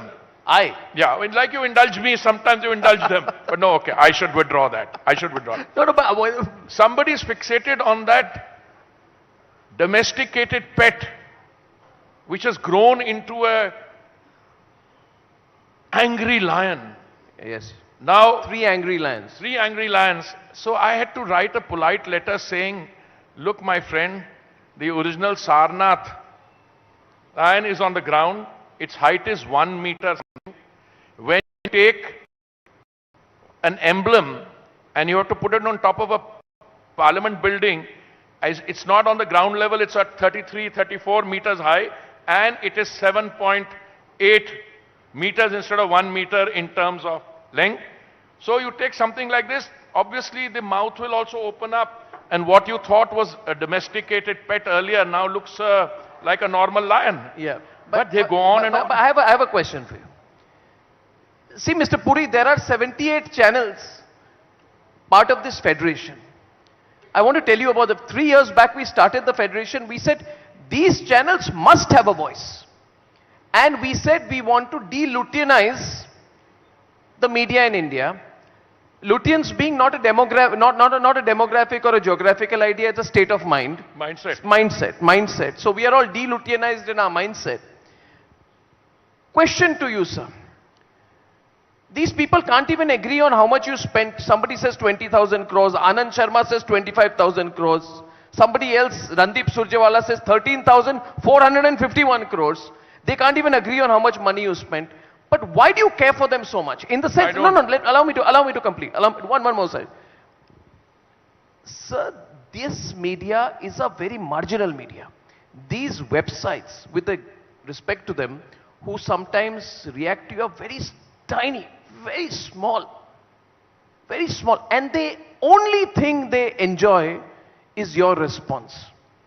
And they like saying the odd thing, tweeting the odd thing. In terms of mass reach and mass impact, they're negligible. Sir, before you have 78 channels, each of them would reach to crores of people each. There are some networks here who reach 500 million people on a monthly basis. Do you, since this is a federation of channels across India, do you feel too much emphasis is given to 1 or 2 websites or 1 or 2 channels that operate for a small and limited audience out of this city? Sir. I should be very careful before I answer that question. Sir. On the importance of the media, the importance of a federation, entirely I agree with you. Okay. In any democracy anchored in the rule of law, which believes in free speech, clearly whatever anyone says is important. But why does it become important, and why do I need to respond? Because if I don't respond, then who was it? Goebbels, who said that if you take a lie and repeat it 1,000 times, someone might start believing it. Why I said initially that they had not thought this through, because one day the building will be ready. And then the question is how much you spent or how big is the angry lion will be clear, whether the jamun trees are there or not. I make the limited submission to you and to your viewers that a government which is sensitive to what is said is better off than a government which is insensitive. People say that, there are certain tendencies which are, authoritarian. I have lived 39 years in countries abroad. I was a member of the Foreign Service. I don't know of any other country at any given point of time where the ruling democratically elected government is abused so roundly and in such vicious terms, and people say that democratic things are under this thing. The only time that democratic credentials were under threat in this country is when civil liberties were curtailed in 1975. Today, anyone can get up and abuse anyone. So I think good defamation, libel laws is the answer. But for a minister of the government, and today I must say, Modi ji's ministers are like chief operating officers in departments. Now, where you have to take cognizance even of criticism. Now you come to the question of cost. By anyone who knows anything, this is an open tendering business. So we have what are called budget estimates. And after the budget estimates, there is a system of floating tenders. Very often, the budget estimates are very realistic and the tender is close to that, but is always lower. I mean, if you can get a parliament building built, I don't remember offhand, but I think 1,200 crores. Correct. How is the Prime Minister's house, whenever it's built, going to cost 20,000 crores? I mean, it stands to reason. The total cost of the project, which means 8 new central secretariat buildings, all that.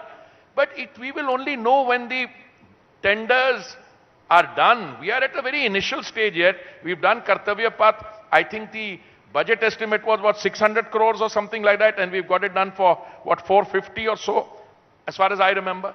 So, as I said, this is not just make-believe, but they tried to create a narrative to somehow say that during the COVID pandemic, the government was being wasteful and building. I went hoarse trying to tell them that the COVID management is a completely different thing. And look, again, the facts speak for themselves. We have, rather the system, the Prime Minister's operation have resulted in 219 crore vaccine doses to be distributed free almost to all our citizens. True. Whenever I go into a public debate, I ask people, is there anyone amongst you who's not had 2 shots? Not a single. And I ask, many of you have had 3 shots? Hands go up. And what was the opposition saying then? Mr. Jairam Ramesh, one of the gentlemen whose quote you read, said the government is not completed the clinical trials for the domestically produced vaccine, Covaxin. Government must have applied its mind, government must have done something. Now, I'm not sure if that argument being advanced then was designed to facilitate the import of expensive foreign vaccines. You're saying political parties can become a conduit or lobbies for corporates? Well, I'll give you another example. There is a Yuva Neta. Now, you don't require much imagination. How old is he, sir? Looks 25, maybe 50, I don't know. He turned around and said, Modi ji, hamare bachon ki vaccine kahan hai? And me in my normal style, I said, Rajasthan mein jahan aapki sarkar hai, uske wahan pe aapne koode mein phenk diya, aur Punjab mein aapki sarkar hai, us samay thi. Wahan pe aap munafakhori kar rahe hain. So that vaccine, when we are talking about false news, false narrative, it's not anything I deal with. Anything I deal with. It comes. Because there are... Is it changing? Because I saw recently things are changing, like a magazine that is constantly against India and keeps abusing India, maybe to reach out to a particular audience, has now started accepting that we are one of the fastest growing economies? You know why it's changing? Why? Because the reality is asserting itself. You're right. You're right. But I'm 100% sure. But I get angry. I'll tell you why I get angry. I'm told this is Bloomberg. I'm not sure. Look at this headline, gentlemen. And by the way, Mr. Puri, your next answer, it will be my last question. Open it up. By the way, Mr. Puri has been one of the finest diplomats representing India globally and especially in the United Nations. So there is something we need to ask him here. When this news agency says Britain drops behind India to become the world's 6th largest economy.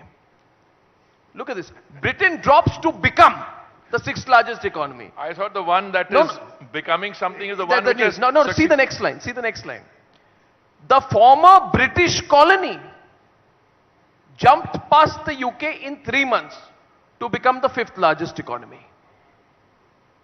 They are describing India after 75 years as a former colony. I'm talking to you about mindsets. You've talked to me about falsities, information war internally. But I also believe there is a greater battle externally. And I believe it's time we need a counter. I truly believe this country needs a stronger counter, but I'd like your thoughts on it. But before you throw this open, I have just one small comment. Please.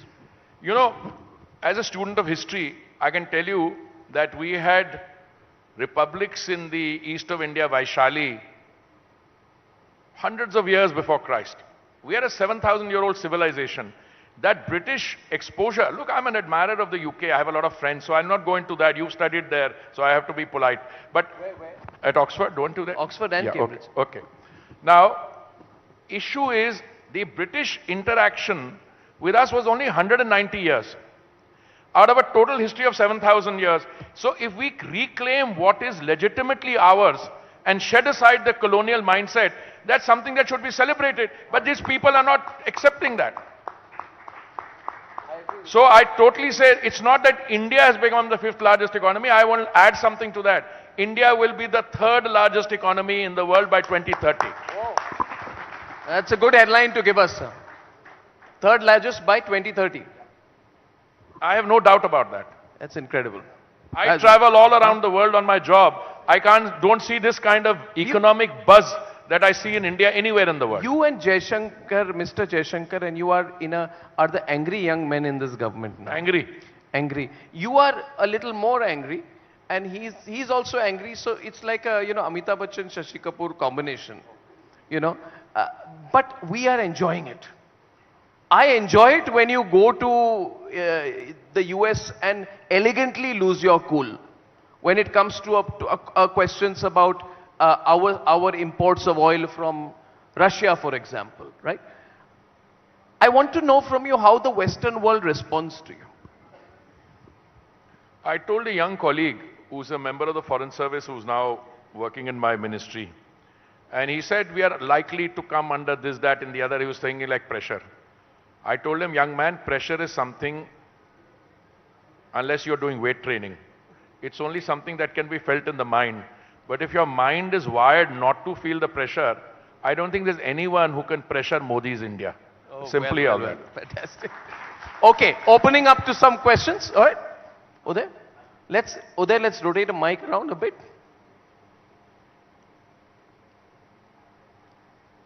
You got a mic rotating? Okay, I'll take 3 questions. Okay, any of the NBF members, anyone wants to put a question here? We'll put a couple of questions here. Anyone here? Anyone internally? Okay, Karthik's putting a question, then I'll take the mic behind. Sir, Arnab just spoke about how Bloomberg had positioned India on becoming the 5th largest economy. Do you feel that the foreign media is fair to India in the way we have progressed in the last 8 years, and India's position in the world globally has become more formidable? Do you find that the global media is giving India its due credit, what it deserves? Look, first of all, my distinguished colleague and friend in the Rajya Sabha, first of all, India is not looking for credit, point 1. Number 2, who is the foreign media? Now, most of the people I know in the foreign media who have any knowledge of India are the Indians working for the foreign media stationed in Delhi. Okay. Now, they have habitually got used to looking for that narrative where something is going wrong. Correct.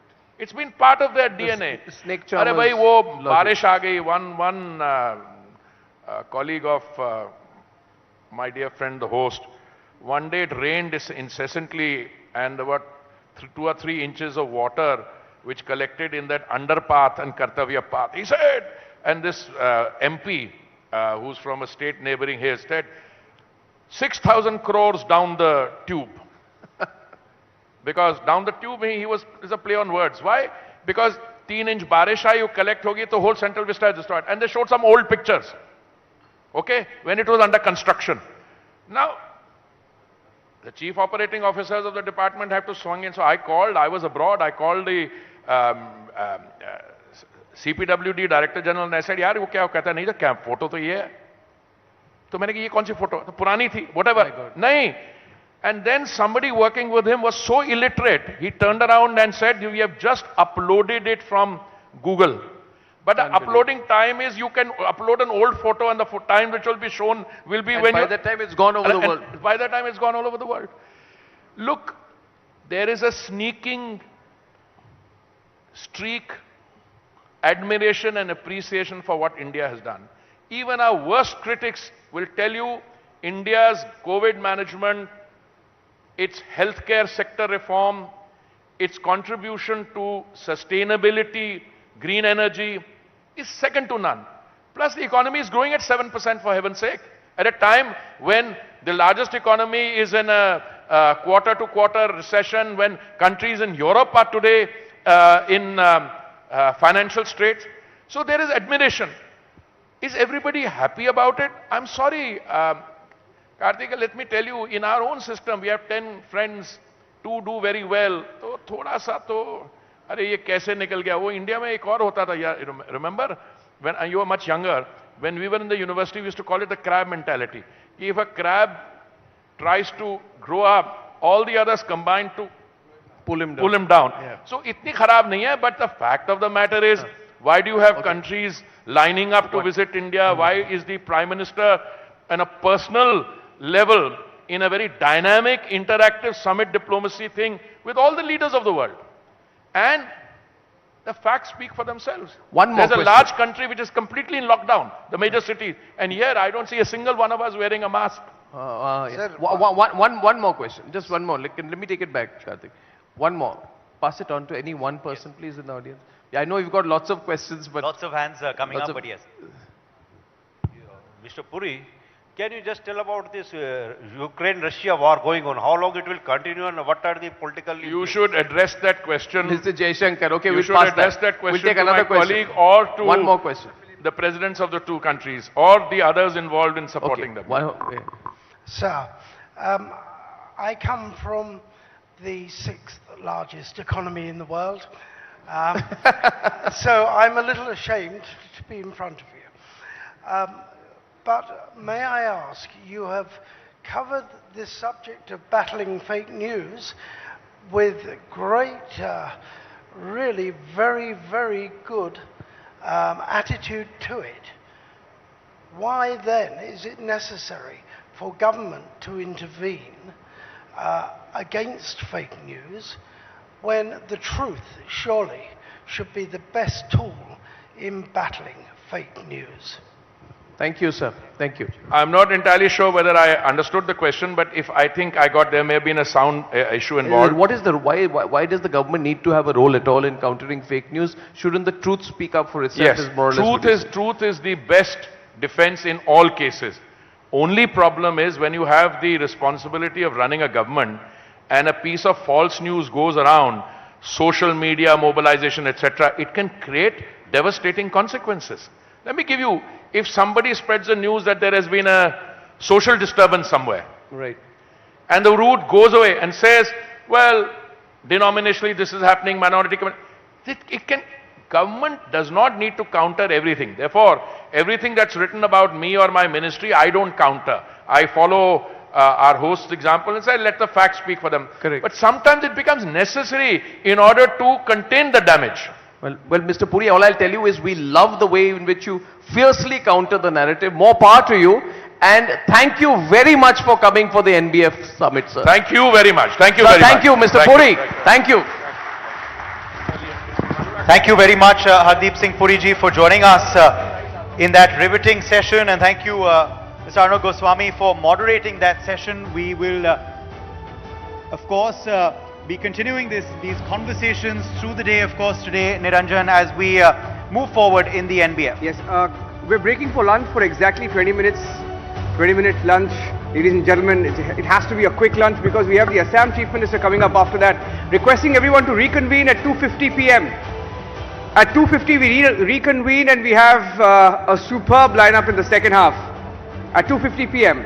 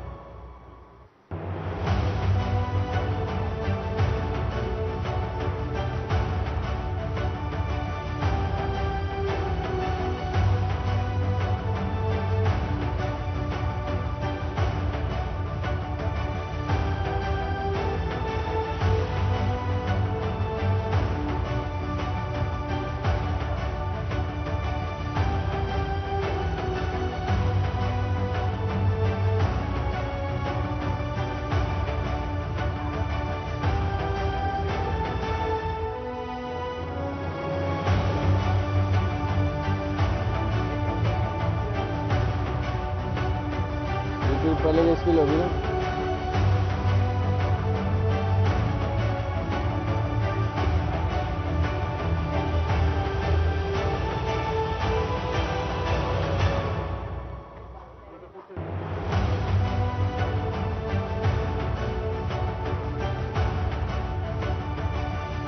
इसका centre out है ऊपर वाली का, ये इसका centre दो मुझे तब आएगी light.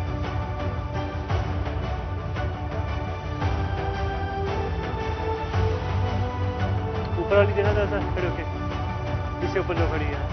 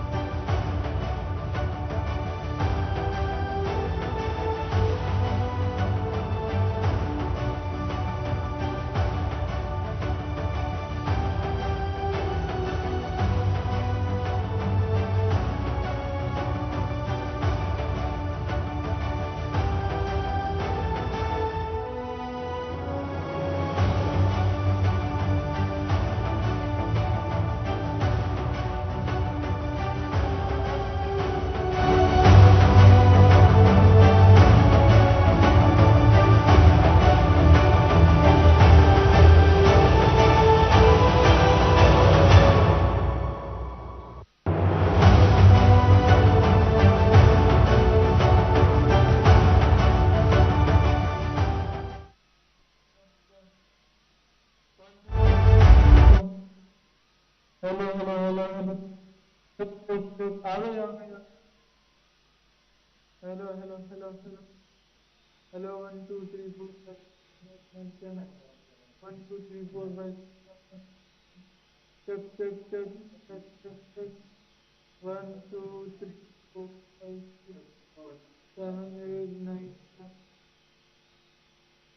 1 2 3 5 6 7 1 2 4 5 6 7 8 9 10 1 2 3 4 5 6 7 8 9 10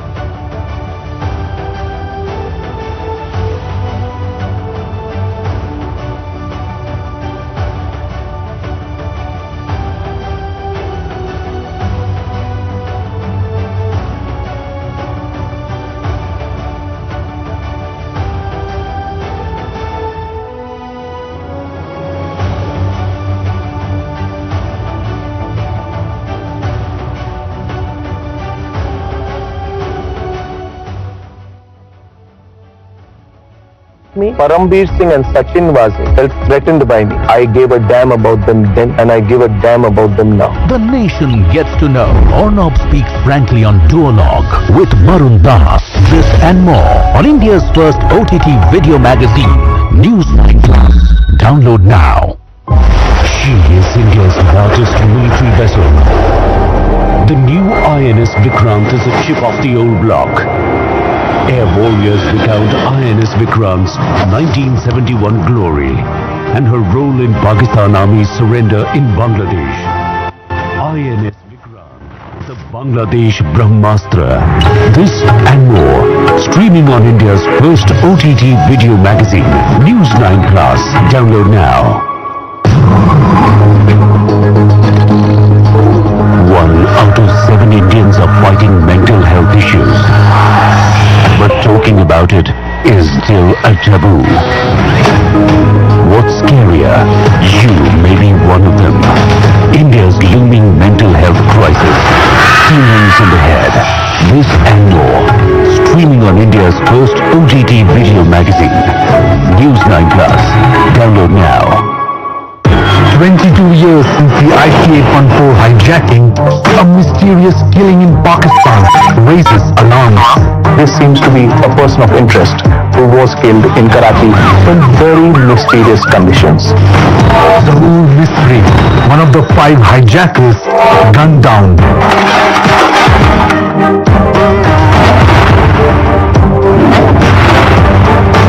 One down, 2 to go. I'm glad that a new India has found a way to at least take revenge. Avenging the trauma of IC-814, hunting the hijackers. This and more, streaming on India's first OTT video magazine, News 9 Plus. Download now. There's another person making a Bollywood debut along with you in this film, Mr. Mike Tyson. You got a few under his chin too? He landed one solid one on my chin. He landed one. Gave back. The real writer Vijay Deverakonda, up close and personal with Varun Das on Duologue. This and more on India's first OTT video magazine, News 9 Plus. Download now. The execution of Pulitzer Prize-winning photojournalist.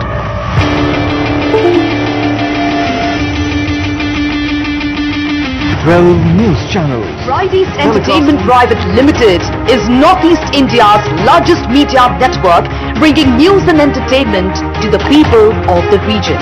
The group's flagship news channel, News Live, is the undisputed leader in the 24/7 news genre.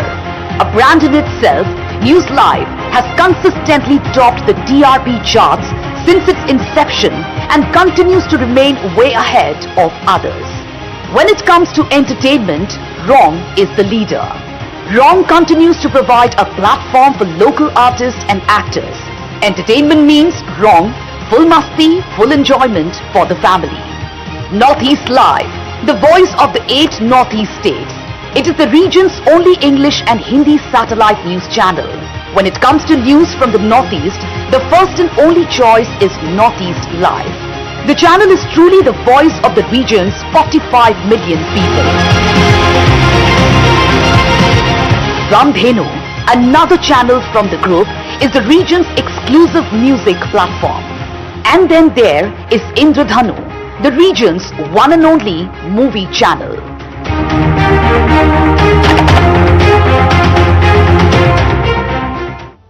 Friday's Entertainment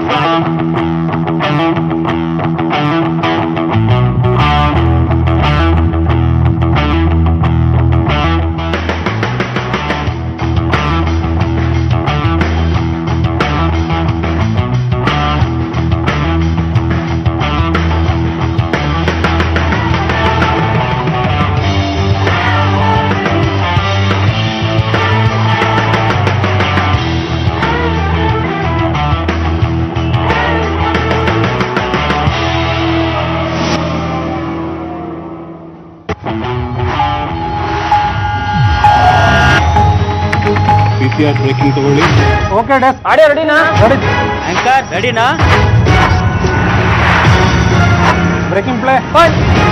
ರಾಜ್ಯ ದೃಶ್ಯ ಮಾಧ್ಯಮದಲ್ಲೇ ಅತಿ ದೊಡ್ಡ news desk.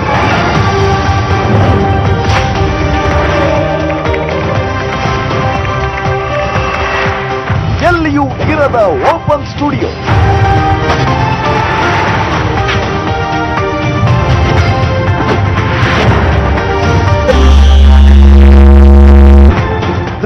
Graphics ನೊಂದಿಗೆ ಸುದ್ದಿಗೊಂದು ಹೊಸ touch.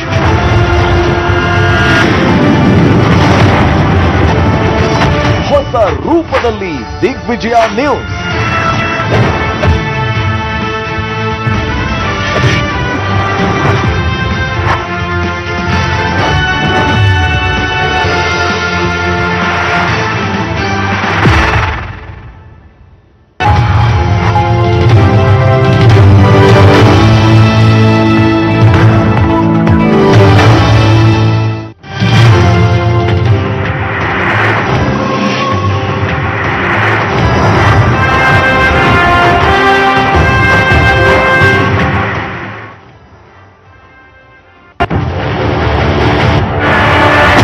Living India news Punjab ਦੇ ਖਬਰ ਜਗਤ ਦੇ ਮੋਹਰੀ ਚੈਨਲਾਂ ਦੇ ਵਿੱਚੋਂ ਇੱਕ ਹੈ ਜੋ ਮੁੱਖ ਤੌਰ ਦੇ ਉੱਤੇ ਪੰਜਾਬ ਤੇ ਹਰਿਆਣਾ ਦੀਆਂ ਖਬਰਾਂ ਨੂੰ ਕਵਰੇਜ ਕਰਦਾ ਹੈ।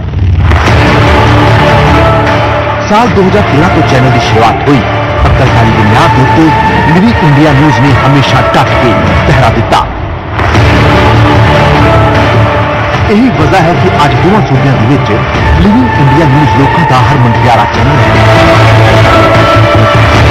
ਅਸੀਂ ਹਮੇਸ਼ਾ ਲੋਕਾਂ ਤੱਕ ਸਹੀ ਤੇ ਨਿਰਪੱਖ ਖਬਰ ਪਹੁੰਚਾਈ। ਇਸੇ ਲਈ ਲਿਵਿੰਗ ਇੰਡੀਆ ਨਿਊਜ਼ ਹੈ ਸੱਚਾਈ ਦੀ ਤਾਕਤ।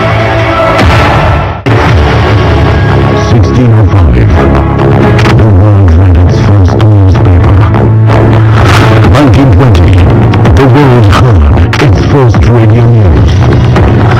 1980, the world watched its first 24-hour news channel. 1990s, the world started clicking on the first few news websites.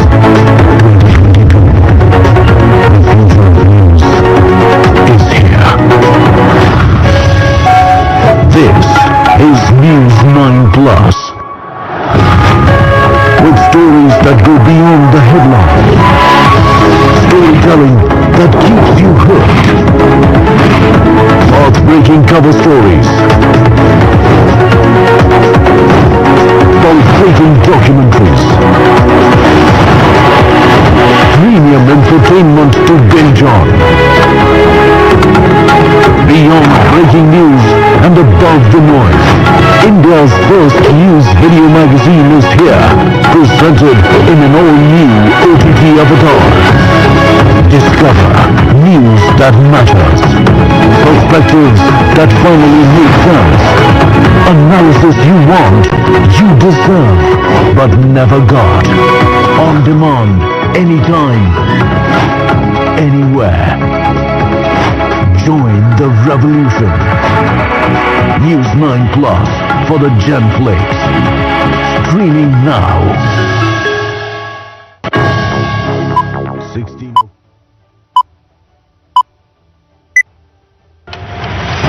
The fastest growing Kannada news channel when others are stagnant.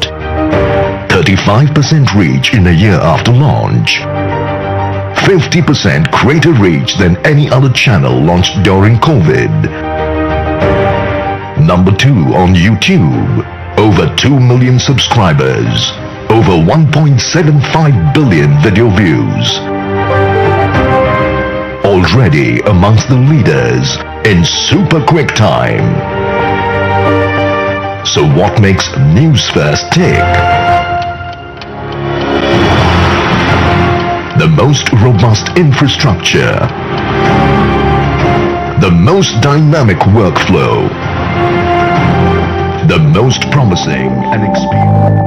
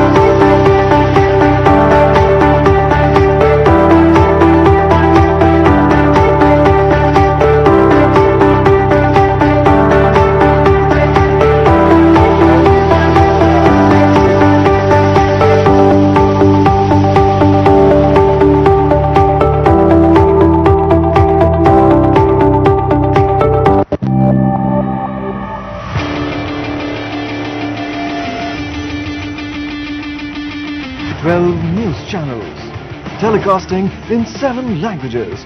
India's most credible journalist, home of India's biggest news campaign, and India's biggest conclave podium. This is India's fastest growing media house.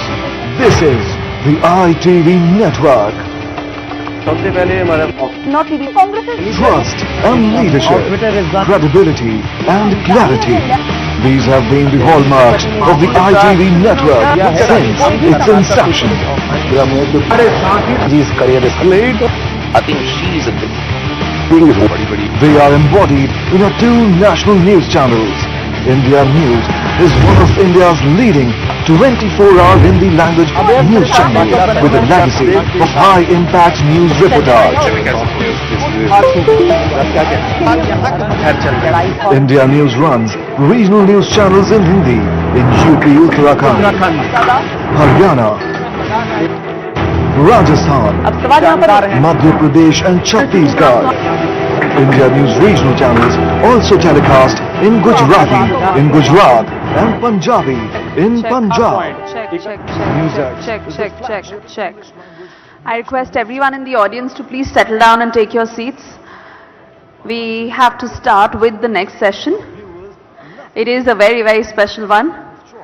Himanta Biswa Sarma in conversation with Arnab Goswami, and I'm sure all of you are looking forward to it. Requesting you all to take your seats and settle down, please. Even those at the doors and all of you who are standing, please request you to just take your seats so we can proceed.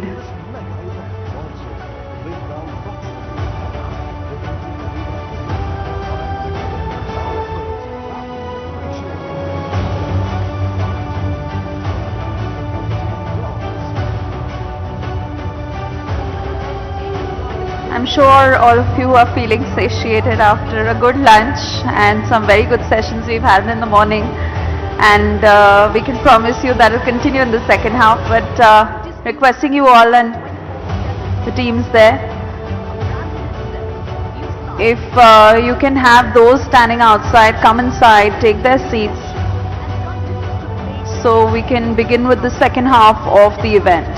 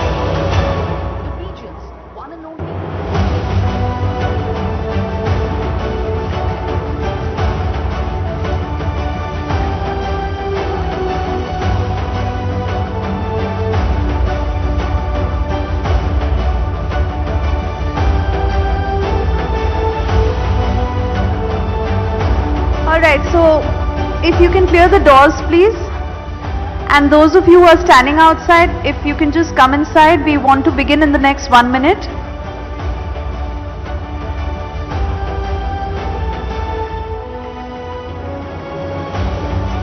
So, yeah.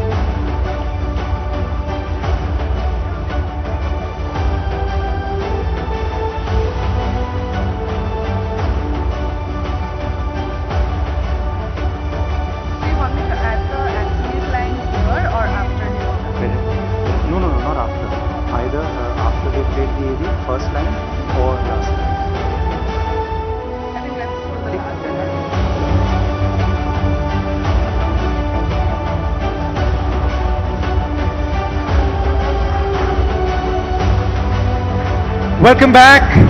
Good afternoon, ladies and gentlemen, to those of you still with us, and welcome to those of you just joining us as we continue our inaugural edition of the NBF National Conclave, Future of News. May I please have a very warm round of applause for the Chief Minister of Assam, Himanta Biswa Sarma, who has joined us for this first session post-lunch. This promises to be a very, very special session with someone who minces no words, the Chief Minister of Assam, Himanta Biswa Sarma. And this, of course, is the inaugural NBF Conclave titled Future of News. Up next, we're going to be having a discussion on the future of news in India with the perspective of One India, Many Voices. When we talk about One India, Many Voices, it's impossible, remember, to forget the role of the vernacular press in the freedom struggle. The regional languages played the role of informing people and stirred in them across the country a sense of Indian nationalism, which was steeped in an anti-colonial British sentiment. Today as well, over a century has passed, but misinformation, of course, continues to thrive. However, through this, the cancerous proliferation of regional news media, which is also happening across the length and breadth of the nation, it has become very important to trace a common link, bypassing all editorial differences to that common ground of local reportage and breaking stories in the interests of the nation. It's very, very important to re-emphasize today that this conclave is broadcasting in over 40 channels, not just in the north of the country, where we are physically coming to you from, but to the west, to the east, and to the south, and in multiple regional languages as well, not just English and Hindi. To set the tone and tenor for the next session, let's please have an AV before we call the CM of Assam and Mr. Arnab Goswami on stage. News has no barriers. News cannot be limited to big media conglomerates operating in big mega metros. News media has embraced domains and genres with ease and perfection. Editorially diverse and unrivaled, Indian news is made up of many voices. मैं जानता हूं as a minimum कि Assam should be in the top 5 states of the India, and India should be the world strongest, mightiest state in the world. That's my philosophy. An outspoken leader and believer in the India story. Joining us now at the NBF National Conclave is the Chief Minister of Assam, Himanta Biswa Sarma, for a fireside chat on future of news. One India, Many Voices. May I now invite Mr. Arnab Goswami for a fireside chat with the dynamic Chief Minister of Assam, Dr. Himanta Biswa Sarma. Mr. Sharma's work in Assam and efforts to instill a sense of nationalism have inspired leaders across the Northeast. Mr. Sarma will tell us how each of these voices of the vernacular media speak the development and people stories of India and the challenges they face in this age of misinformation. Please, Dr. Himanta Biswa Sarma and Mr. Arnab Goswami on stage.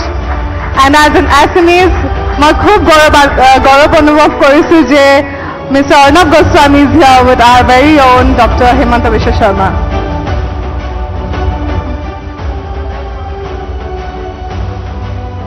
Thank you. Thank you. Let's have a proper round of applause for Himanta Biswa Sarma. Not only one of the most popular, dynamic, controversial, but also one of the best performing chief ministers in the country today. We're very happy and proud to have you with us, sir. Thank you very much. Please, sir. Please, thank you. We deliberately kept you for a post-lunch session. No. You know why, Himanta? So that everybody become bored after the lines, everybody becomes sleepy. No, because two things. You wake up people. Secondly, you get the audiences back. That's the reason. And you know that you've become a viral sensation over the last few months increasingly.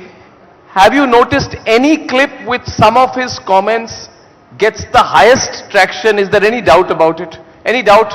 I think that is for my broken English and broken Hindi. Your broken English and Hindi? No, you're perfectly fine. You're perfectly fine in both. But great to have you with us. Thank you so much, Arnab. So, Himanta da, the News Broadcasters Federation. First, I want to just tell you why we had this federation, because we felt, and I keep repeating it, we felt the need to de-Lutyanize the Indian media. We felt almost frustrated that 4 or 5 channels who nobody watches and 2 or 3 websites claim they dominate the media landscape in the country. And we have worked very, very hard to get 78 channels under one platform. All of you politicians run coalition governments, but you will never have as large and as functioning a coalition as this federation. But you are almost acting like Atal Bihari Vajpayee. 78 news channel and still it is going strong. But we are going to last a long time. I think you should and you must. Thank you. But you know, I want to get you on this thought. You are from Assam. You are now center stage in national politics. How do you view the media in this country? A broad question to start with. How do you view the media landscape in India from where you are, from where you have been and have come, and as you look towards the future of this country? You see, our country is going... Can you just hold the mic a little closer? Yeah. Our country is going through an interesting political phase. There are people who are trying to strengthen country. There are people who are trying to make India a Vishwaguru again. But there are people within the country who wants to see India as a very, very weak country. Even in media, I see both the trend. One part of media who is strongly advocating the cause of India, cause of nationalism, Bharatiyata everywhere. But there are media who believe that covering China is more important than covering India's sacrifice of Indian army. There are media who believe that how much China has advanced towards India wrongly, you give focus on that. But do not make headline that how much Indian army is doing, how much they are sacrificing for protecting India's sovereignty. You don't give the headline when India become India's economy suppress your even British economy who ruled us for hundreds of years. But you give publicity when Indian rupee for some reason weaken by 50 paisa, 1 rupee on that day. I mean, there are people who are constantly opposing the growth of India as a world superpower. So, what I see in politics, what I see in intellectual world, the sharp division, I see that in media also. But there are those who say that the media is not being critical enough. They say that you should instead of talking, for example, about the strengthening of the dollar, you should talk about the collapse of the rupee. Now, it can be a subjective thing, whether the rupee is collapsed or not and how much it is because of global trends, American capital, whatever is happening there. But they say you're not being critical enough of this government. And more so, since there isn't enough an active opposition in this country, the role of the media as the opposition becomes more critical. First of all, I don't think that media, somebody has voted media to be the voice of opposition. I think that media's role should be to promote India, irrespective of political party.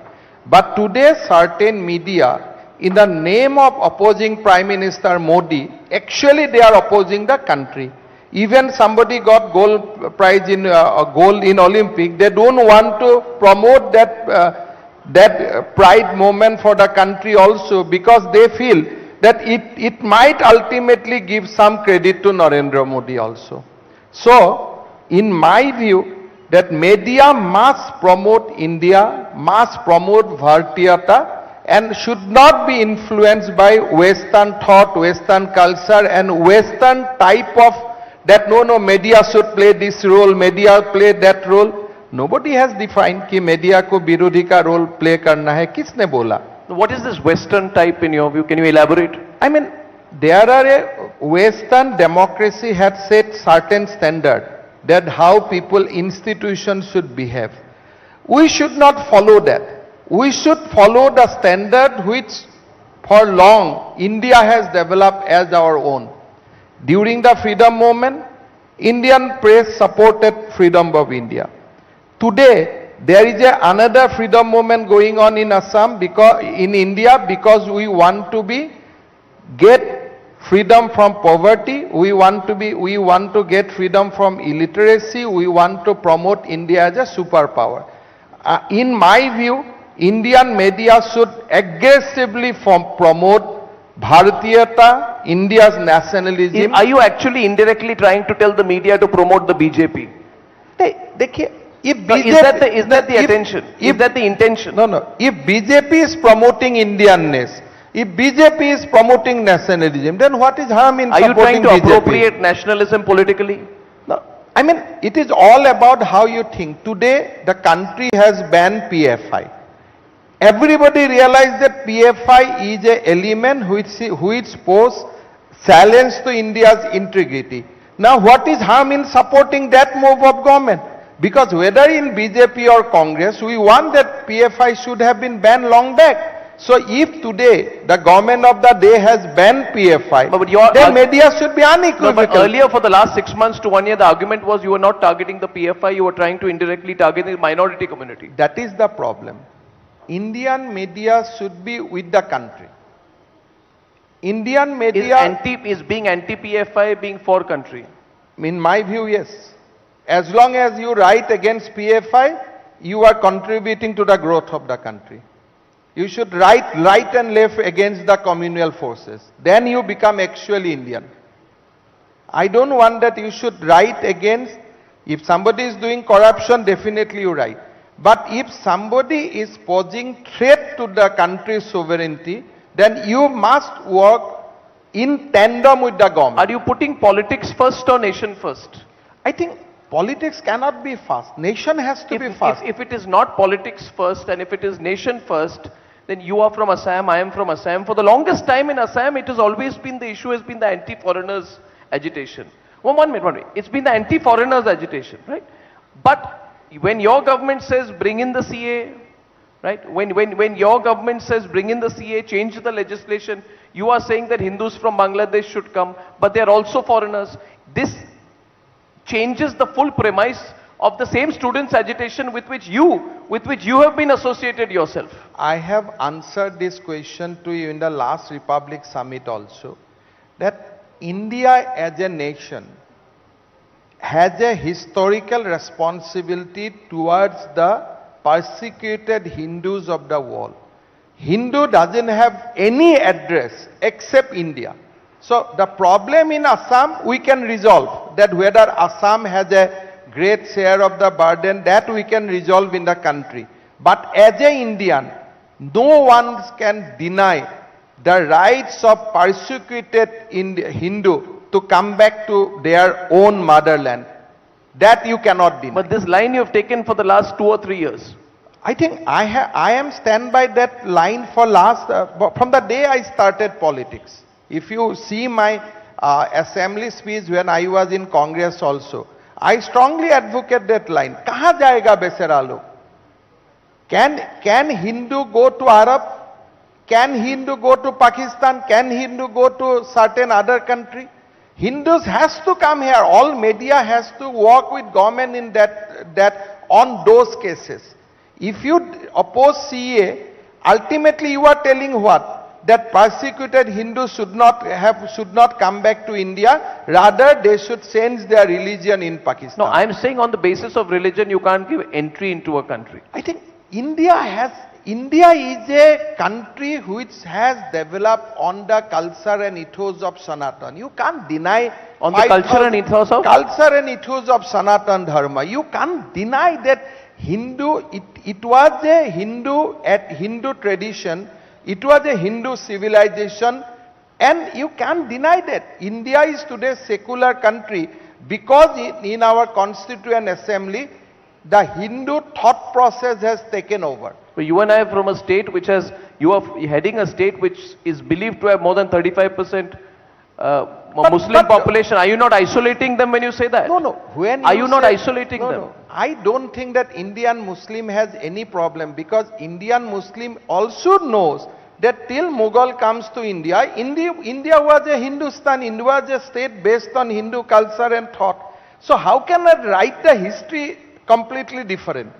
You are a son of Colonel Manoranjan Goswami. Now how you can deny that? So whatever may be the political context, everybody has to say that India's destiny was shaped by our great sages, our great Vedas, Upanishads for 5,000 years. Thereafter Mughal But came. that is your political line. No, thereafter Mughal comes, that is also part of your history. But in the context of today's panel, this is a media event, that is the line a politician can take. It is not a line the media can take, because the moment, allow me to complete. I think media will write history differently. That No, no. Veda was not born in India. Upanishad was not written in India. No, that's not what I'm saying. So what line media I am will trying take? to say that the line that you are taking, Mr. Sharma, is great, and I'm sure this audience, a lot of people will applaud for you. But the media cannot take that line. The problem, Or rather, I'm playing devil's advocate with you. How can the media take that line? Problem with the Western media or so-called Indian media influenced by Western thought, they think that India has born in 1947. They did not realize that India is a country with the 5,000 years of civilizational thought and civilizational process. They think that country has born just in 1947. That was the basic issue. And I strongly believe you in the name of criticizing Prime Minister Modi, don't criticize India's growth story. Don't dilute the achievement of Indians. Don't do that. That is what my advice to the media. No, you're talking about the media. By the way, when you talk about nation and nationalism, your friend, you know which one? Yes. Which one? Who is taking great trouble nowadays in walking the street? I mean, I am clear about my friend and foe. I was checking. No, but your friend does not, believes, and he actually went to a foreign university and said India has never been a nation at all. He said, and I was appalled. How can an Indian politician go outside India and say my country has never been a nation? No, but he said it was a gift of the British. India never existed as a nation before the British gifted it to us. And then if you saw, a young bureaucrat corrected him and said, you don't know about Chanakya, you don't know about Janpads, you don't know about nationalism in this country. But that's the problem. So you don't blame the media for it. You should blame your friend. No, Arnab, I don't want to blame my friend, because election is in Gujarat. He is working in Andhra Pradesh. I don't want to blame him because that is his USP of thinking. So the problem is that this country has born, according to me, in 5,000 years back. Chanakya spoke in detail about India, Bharat. There are problems with various media groups and various Western influenced Indians. They think that India has born as a country in 1947. They think that this is written in Constitution. But the same kind of people has written Constitution in India, and the same kind of people written Constitution in Pakistan. But the people, those who has written Constitution for India, they were Hindus, so they have produced a secular Constitution. The other people, they were fundamentalists, so they produced a constitution which is in nature of full fundamentalist thought. So today India is secular country. Today India respect everyone because of our civilizational thought process. In 1962, when the Chinese crossed and when they went through Nepal, and were on the borders and almost entered Assam, Nehru went on radio, I think, and he said, my heart goes out to the people of Assam. Which means the Prime Minister of India at that time almost gave up Assam, or was willing to give up without a fight. That is one situation. And the same media at that time and even now says, no, you know, strategic mistakes, etc., but has never quite blamed Nehru for it. Now you put this to the present context of Doklam. When the Chinese tried to get the heights, and when we moved the guns, and when we outstared them, and when Mr. Doval actually met the Chinese equivalent of the National Security Advisor, bargained with him and got them to back off. We see the change in approach. And yet it is that the narrative in India has not quite changed, or nobody's quite, I mean, I can say that I'm speaking for a lot of the media, they still find mistakes in the government's handling of its China policy. So I would like your view on that, both from the point of view of Assam, your state, and nationally. And in the context of the discussion that we are having. I'll just go to 1962 for a brief while. Please. I have seen the Nehru speech completely. Nehru in that speech, he said that countrymen, now we are losing battles. Everywhere we are losing. But don't worry, we will win one day. So you must read the entire speech. That is more dangerous than what you have quoted. He said openly on the news, openly on that broadcast, he said that as of now we are losing everywhere. But don't worry, there will be time will come, one day we will win. So that was the exact meaning of his speech. I am quoting him.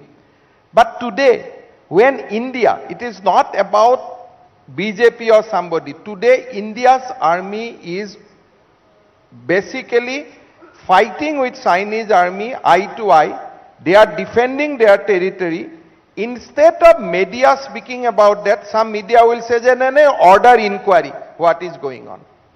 So I am of the view that there are media who knowingly, unknowingly, trying to strengthen the views of opponents of the country, not the opponents of the BJP.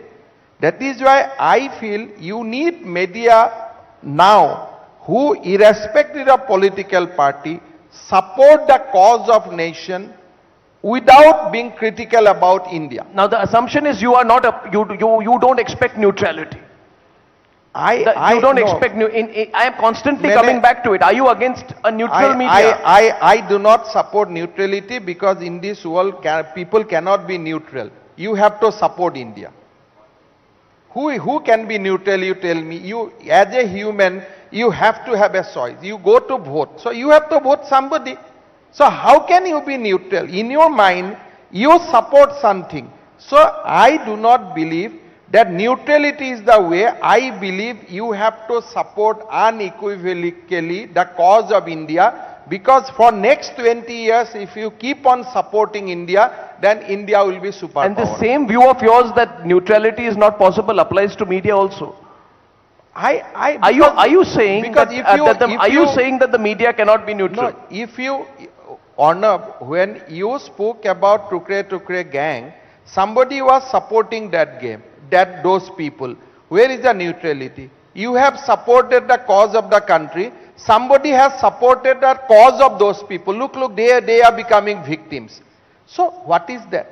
So nobody is neutral. The question is, somebody in the name of opposing Prime Minister Modi, today unknowingly they are opposing India. That should not happen.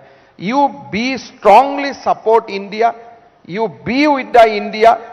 And you can see that next 20 years India will be a superpower. But I do not, let me have a rider. You have a free choice to criticize any politician whenever they do things wrong to the country. But when it comes to India versus Pakistan, India versus China, or when it comes about India, support India, there I don't want neutrality. No, these are very sharp views that you have. But you are basically making a case for a nationalist media, if I am not mistaken. Exactly, I am for a nationalist media. I believe if next 20 years everybody support cause of India, India will be respected in the world scenario the way today many people respect America or China. Give me bullet points. What are the 3 or 4 things which you are saying is the cause of India which needs to be No, supported. I think when it comes to fundamentalists, condemn it equivocally. Then don't talk about liberty. Because once liberty... Don't talk about liberty. Liberty of those people. Because if you advocate liberty of one people who is hand in glove with terrorists, then ultimately that will be responsible for killing hundreds of innocent after 5 years. This includes supporters of terrorists. I mean, I strongly believe that people who are opposing this country, for them, the concept of liberty should not be... Some will say that is your subjective view. You will lumpenize your political opponents as anti-national. I mean, you see, when it comes to PFI, they are not contesting election against BJP. So how can they be my political opponent? The problem is with their own thought process. The thought process is against the country. India has a constitution. You will say there should be a law of Sharia. Now this is opposed to your constitution. That is opposed to your ethos. That is opposed to your culture. But yes, within the constitution you can talk about secularism. That is a wholly different ball game. So when it comes to constitution and the people who are opposing constitution, then you cannot be with them. When there are people who are opposing country with certain thoughts which is alien to this country's civilization, then you have to oppose But Mr. them. Asaduddin Owaisi says that he is for the nation, but he feels that you are anti-Muslim, anti-minority, and that in the guise of nationalism, that is your political goal. I'll say he is anti-Hindu. If he say I am anti-Muslim, I'll say you are anti-Hindu. So in this country there is a fashion, no, you are anti-Muslim. But there should be a counter fashion also. Brother, you are also anti-Hindu. Then people will not speak about who is anti-Hindu, anti-Muslim. People will start speaking who is for India and against India. The other thing, the view about people like you, and I hope you don't mind all this, I'm asking you straight, I'm taking some liberty with you. You can. But the feeling is that you and especially the core leaders of your party, your nationalism is at the cost of federalism. And this is a federation, Himanta. This is a federation of states. And by the way, your friend says we were never a nation. We are only a federation of states. No, union of states. A union of states. Sorry to... Right, with the union, Yes. Yeah. So, is your nationalism, and all this is extremely relevant in the context of the ongoing debates on and about the media. I pride myself on the fact that today in this session and after this session, I was telling my senior Prokhanto Rajguru and then Zarir Hussain is here. You have anchors from other channels, regional channels all coming. They're fantastic. I'm proud of them. Is your nationalism accommodative enough to allow the birth, creation, continuance, encouragement of an aspirational regional identity as well? Or are you going to annihilate the regional identity, which is the kind of positioning which is happening? You know how it is in Tamil Nadu now, there's an ongoing debate about how you are a threat to the identity, I mean, the Tamil identity. So I want your response to My that. whole view is when you talk to Tamil language, it is not only the language of Tamils, it is also an Indian's language. Tamil will also a language for Assamese people. Yes.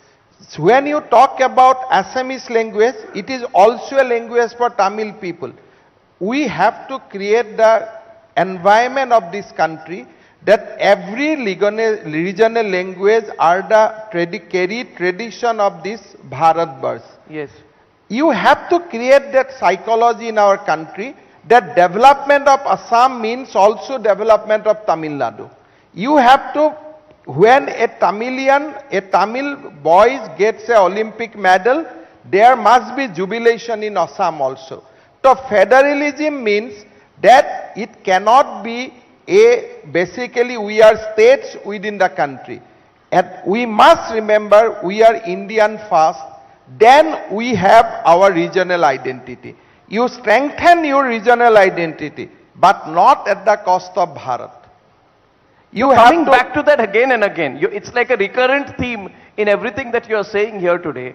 And you also give a rider, you are among the breed of politicians now who are now coming, a new breed of politicians who say we are unapologetically and openly nationalist. That is at the core of our identity. I am not asking you what is the role of the nationalist media. I want to know what is legitimate criticism and what do you consider illegitimate criticism. You have said criticism is allowed, but you are going to add a rider to it. No, I will allow legitimate criticism. Arnab, this difference Who is defines very, that? Does Himanta Biswa Sarma define that? This difference is very simple. You don't have to analyze that. You criticize Narendra Modi, but don't criticize Rafale deal. Don't criticize the Rafale deal. Don't criticize Rafale. Because if you criticize Rafale and postpone acquisition of Rafale by the Indian Air Force, indirectly you are helping whom? You are helping your enemy. So, there must be a distinction in your criticism. Do not criticize the country, criticize individual. But today, when you want to criticize an individual, actually you are criticizing country. No, this country has achieved nothing in last 10 years. Why you want Rafale? You talk about poverty. But these are two distinguished things. You need to eradicate poverty, at the same time you need Rafale, rather you need 4th generation aircraft for the Indian Air Force. So in the name of criticizing... Is your governance beyond criticism? Is your running of the country, your running of the state, are you beyond criticism? Do you come with an assumption? I'm very, very simplistic on that. You can criticize Himanta Biswa Sarma, you can criticize Arnab Goswami, but in the process, you don't demoralize the Indian army. That's the difference. You have to draw that finer line that okay, we'll criticize up to this level. But if we criticize furthermore, then Indian Air Force will be as a media person, I'll tell you the criticism is that you're not sharing enough information. Your government, the argument is that you're being opaque, you're not sharing enough information. You're not accessible enough, you built a wall. No. A government should call certain people, give them breakfast and divulge all details about Indian army. So that kind of transparency you want. Who are you, brother? Why I have to divulge you about the Indians' defense secret? So, that's the kind of... No, you're taking an extreme case out there. That's not what I meant. No. I am on extreme. My line of thinking is extreme. How can you say that as a politician? You're saying you're extreme? I have right to speak, I am saying. So simple... Tell me, you don't worry about it when you say things like this, that my line of thinking is extreme. Very simple thing. You criticize every individual. You scrutinize the lifestyle of individual, you scrutinize the political thought of that individual, you criticize party, you go for post-mortem of BJP, all fine. But do not criticize the country. Do not criticize the Bharat. When there is a Doklam, you have to support Bharat. You cannot support indirectly China. You cannot meet Chinese ambassador during that critical period. So that are the finer distinction media has to draw. I'll take 2 or 3 questions from the audience now, Himanta da. Okay, any questions for Himanta Biswa Sarma? I see a lot of hands go up. Okay, we're going to take 2 or 3 questions out there. Can the mic be rolled up? Can the mic be rolled up quickly, please? Who should we go to please first? Go on. Yes. Move among the audience quickly. So Mr. Sarma has made this unapologetic argument for a nationalist media, which is very interesting in the context of our federation particularly. I see one hand there. Yes, sir, go ahead. Himanta da, we appreciate your nationalism and patriotism. However, my question is very specific. You are doing a lot of work to modernize madrasas in Assam. Now let me know if the Muslims are supporting you, if they are with you, are they assisting you? This is very important because no Muslim has come on the roads, against you. Thank you. Okay. Today morning we arrested 4 more PFI. Total PFI we arrested in Assam now stood at 40. But there is no a murmur of protest in Assam. We have changed complete architecture of madrasa education in Assam. We have closed down 700 madrasa in Assam. No protest from Assam's Muslim community. I keep on visiting Assam's Muslim area. There are a lot of euphoria. Now there are many discussion, people are talking, people are speaking openly that we want to actually see our daughters and sons as a doctor and engineers. I think people in Assam, at least the Muslim community, is greatly appreciating our thought process. We have not seen any kind of protest in Assam. We see some protest in the certain media, but we don't see protest on the ground of in Assam. We take one more question for Himanta Biswa Sarma, who's got the mic. Can you stand up, please, sir, so we can see you there? Sir, you said that criticize the individual, not the objective. Like you say, criticize Modi ji, but don't criticize Rafael. But you see, if you are only criticizing the individual and not object, then what do you say about corruption? Because after individual is doing corruption and poverty is coming from out of that corruption. So how you can justify that? Don't criticize the things, criticize only individual. When Indian Air Force clarified that Rafale is the need of our, and in Rafale deals we have maintained complete transparency, then debate should stop there. If you keep on debating thereafter also, you are basically demoralizing a cause of the country. Okay. No, that's my view. I mean, my view is, as long as politician says that this is a transparent deal, don't believe. But the moment your armed forces say, who are going to lay down their lives fighting for the country, then you have to stop. Well, we appreciate the fact that... So you have to stop somewhere, otherwise this country will be weakened. I mean, I am saying whether it is a Rafale, nuclear weapon, fourth generation things, once army says that this has been done transparently, no hanky-panky, we stand by that, then debate should end. Okay, now that includes Rafale. I will close it at this with just one last comment. I have observed Mr. Sarma's political career for a long time. He's consistently on this one line today. I think he's come with a thought that he wants to push for a nationalist media. You made that your consistent theme throughout. And I think I appreciate the fact that he stayed true to the theme throughout his presentation. So, Arnab, I only say one thing. India's contact with Pragya or Gyan for 5,000 years. This Western media we used to know for 100 years. So do something which we have done consistently for 4,900 years. Do not be influenced by Western media. Well, this federation is completely true only to the Bharatiya spirit. And I think you know that, and I thank you very much for it. Himanta Biswa Sarma, it's fantastic having you. Thing. Today, why you are popular among the masses of the country? Because you have the capacity, you have the courage to speak about Tukre gang. You have not cared how much in British newspaper will criticize you, how much America will criticize you. It doesn't matter. Doesn't matter. It doesn't matter the least to us. The way all the media should follow a strict nationalist cause, India will be superpower in 20 years. There will be no poverty, there will be nothing. Fantastic. Do not weaken the country from inside. Thank you, Himanta da. Thank you. Thank you so much. Thank you for a fantastic presentation in our post-lunch session. Pleasure to meet you. Thank you.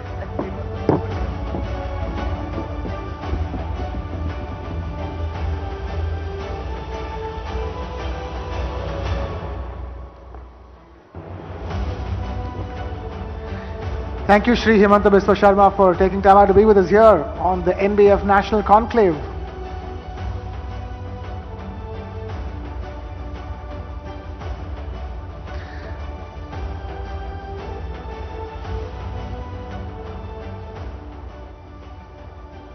I request everybody to just settle down because we have a very exciting next session coming up as well with a very special guest who is about to join us. We have the Honorable Governor of Kerala, Mr. Arif Mohammad Khan, about to join us. He's just walking in, about to take his seat. Requesting him to take his seat. Requesting the audience to give a big round of applause to the Governor of Kerala, Mr. Arif Mohammad Khan. So time now to move on to the next session. It's called News and Nation Building. Now, news and nation building are complementary. But by nature, the news media is supposed to play the adversarial role that loves an anti-establishment stance. But it's time now to forget all of that and get on with the chief guest of the moment. I request the Honorable Governor of Kerala, Mr. Arif Mohammad Khan, to please take the stage, to take the podium and deliver that keynote speech. Over there, sir. Over there. Please requesting you to take the mic.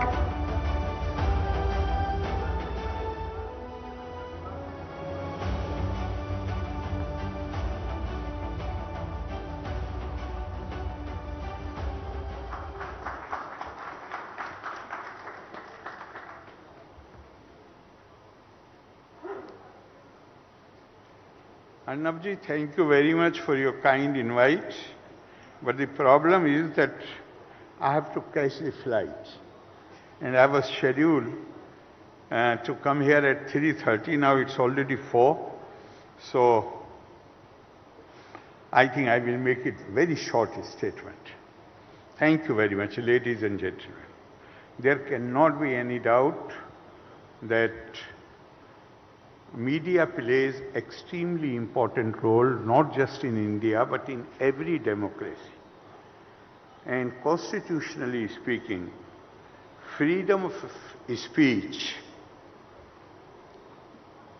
is established as a cornerstone in Indian democracy. In a democracy, it is duty of every institution to empower people, to enable them to take informed decisions. And that empowerment surely comes through the media. So questions are raised whether media is performing its role as it should. And they follow the norm of being free from any bias or prejudice and truly uphold independent press.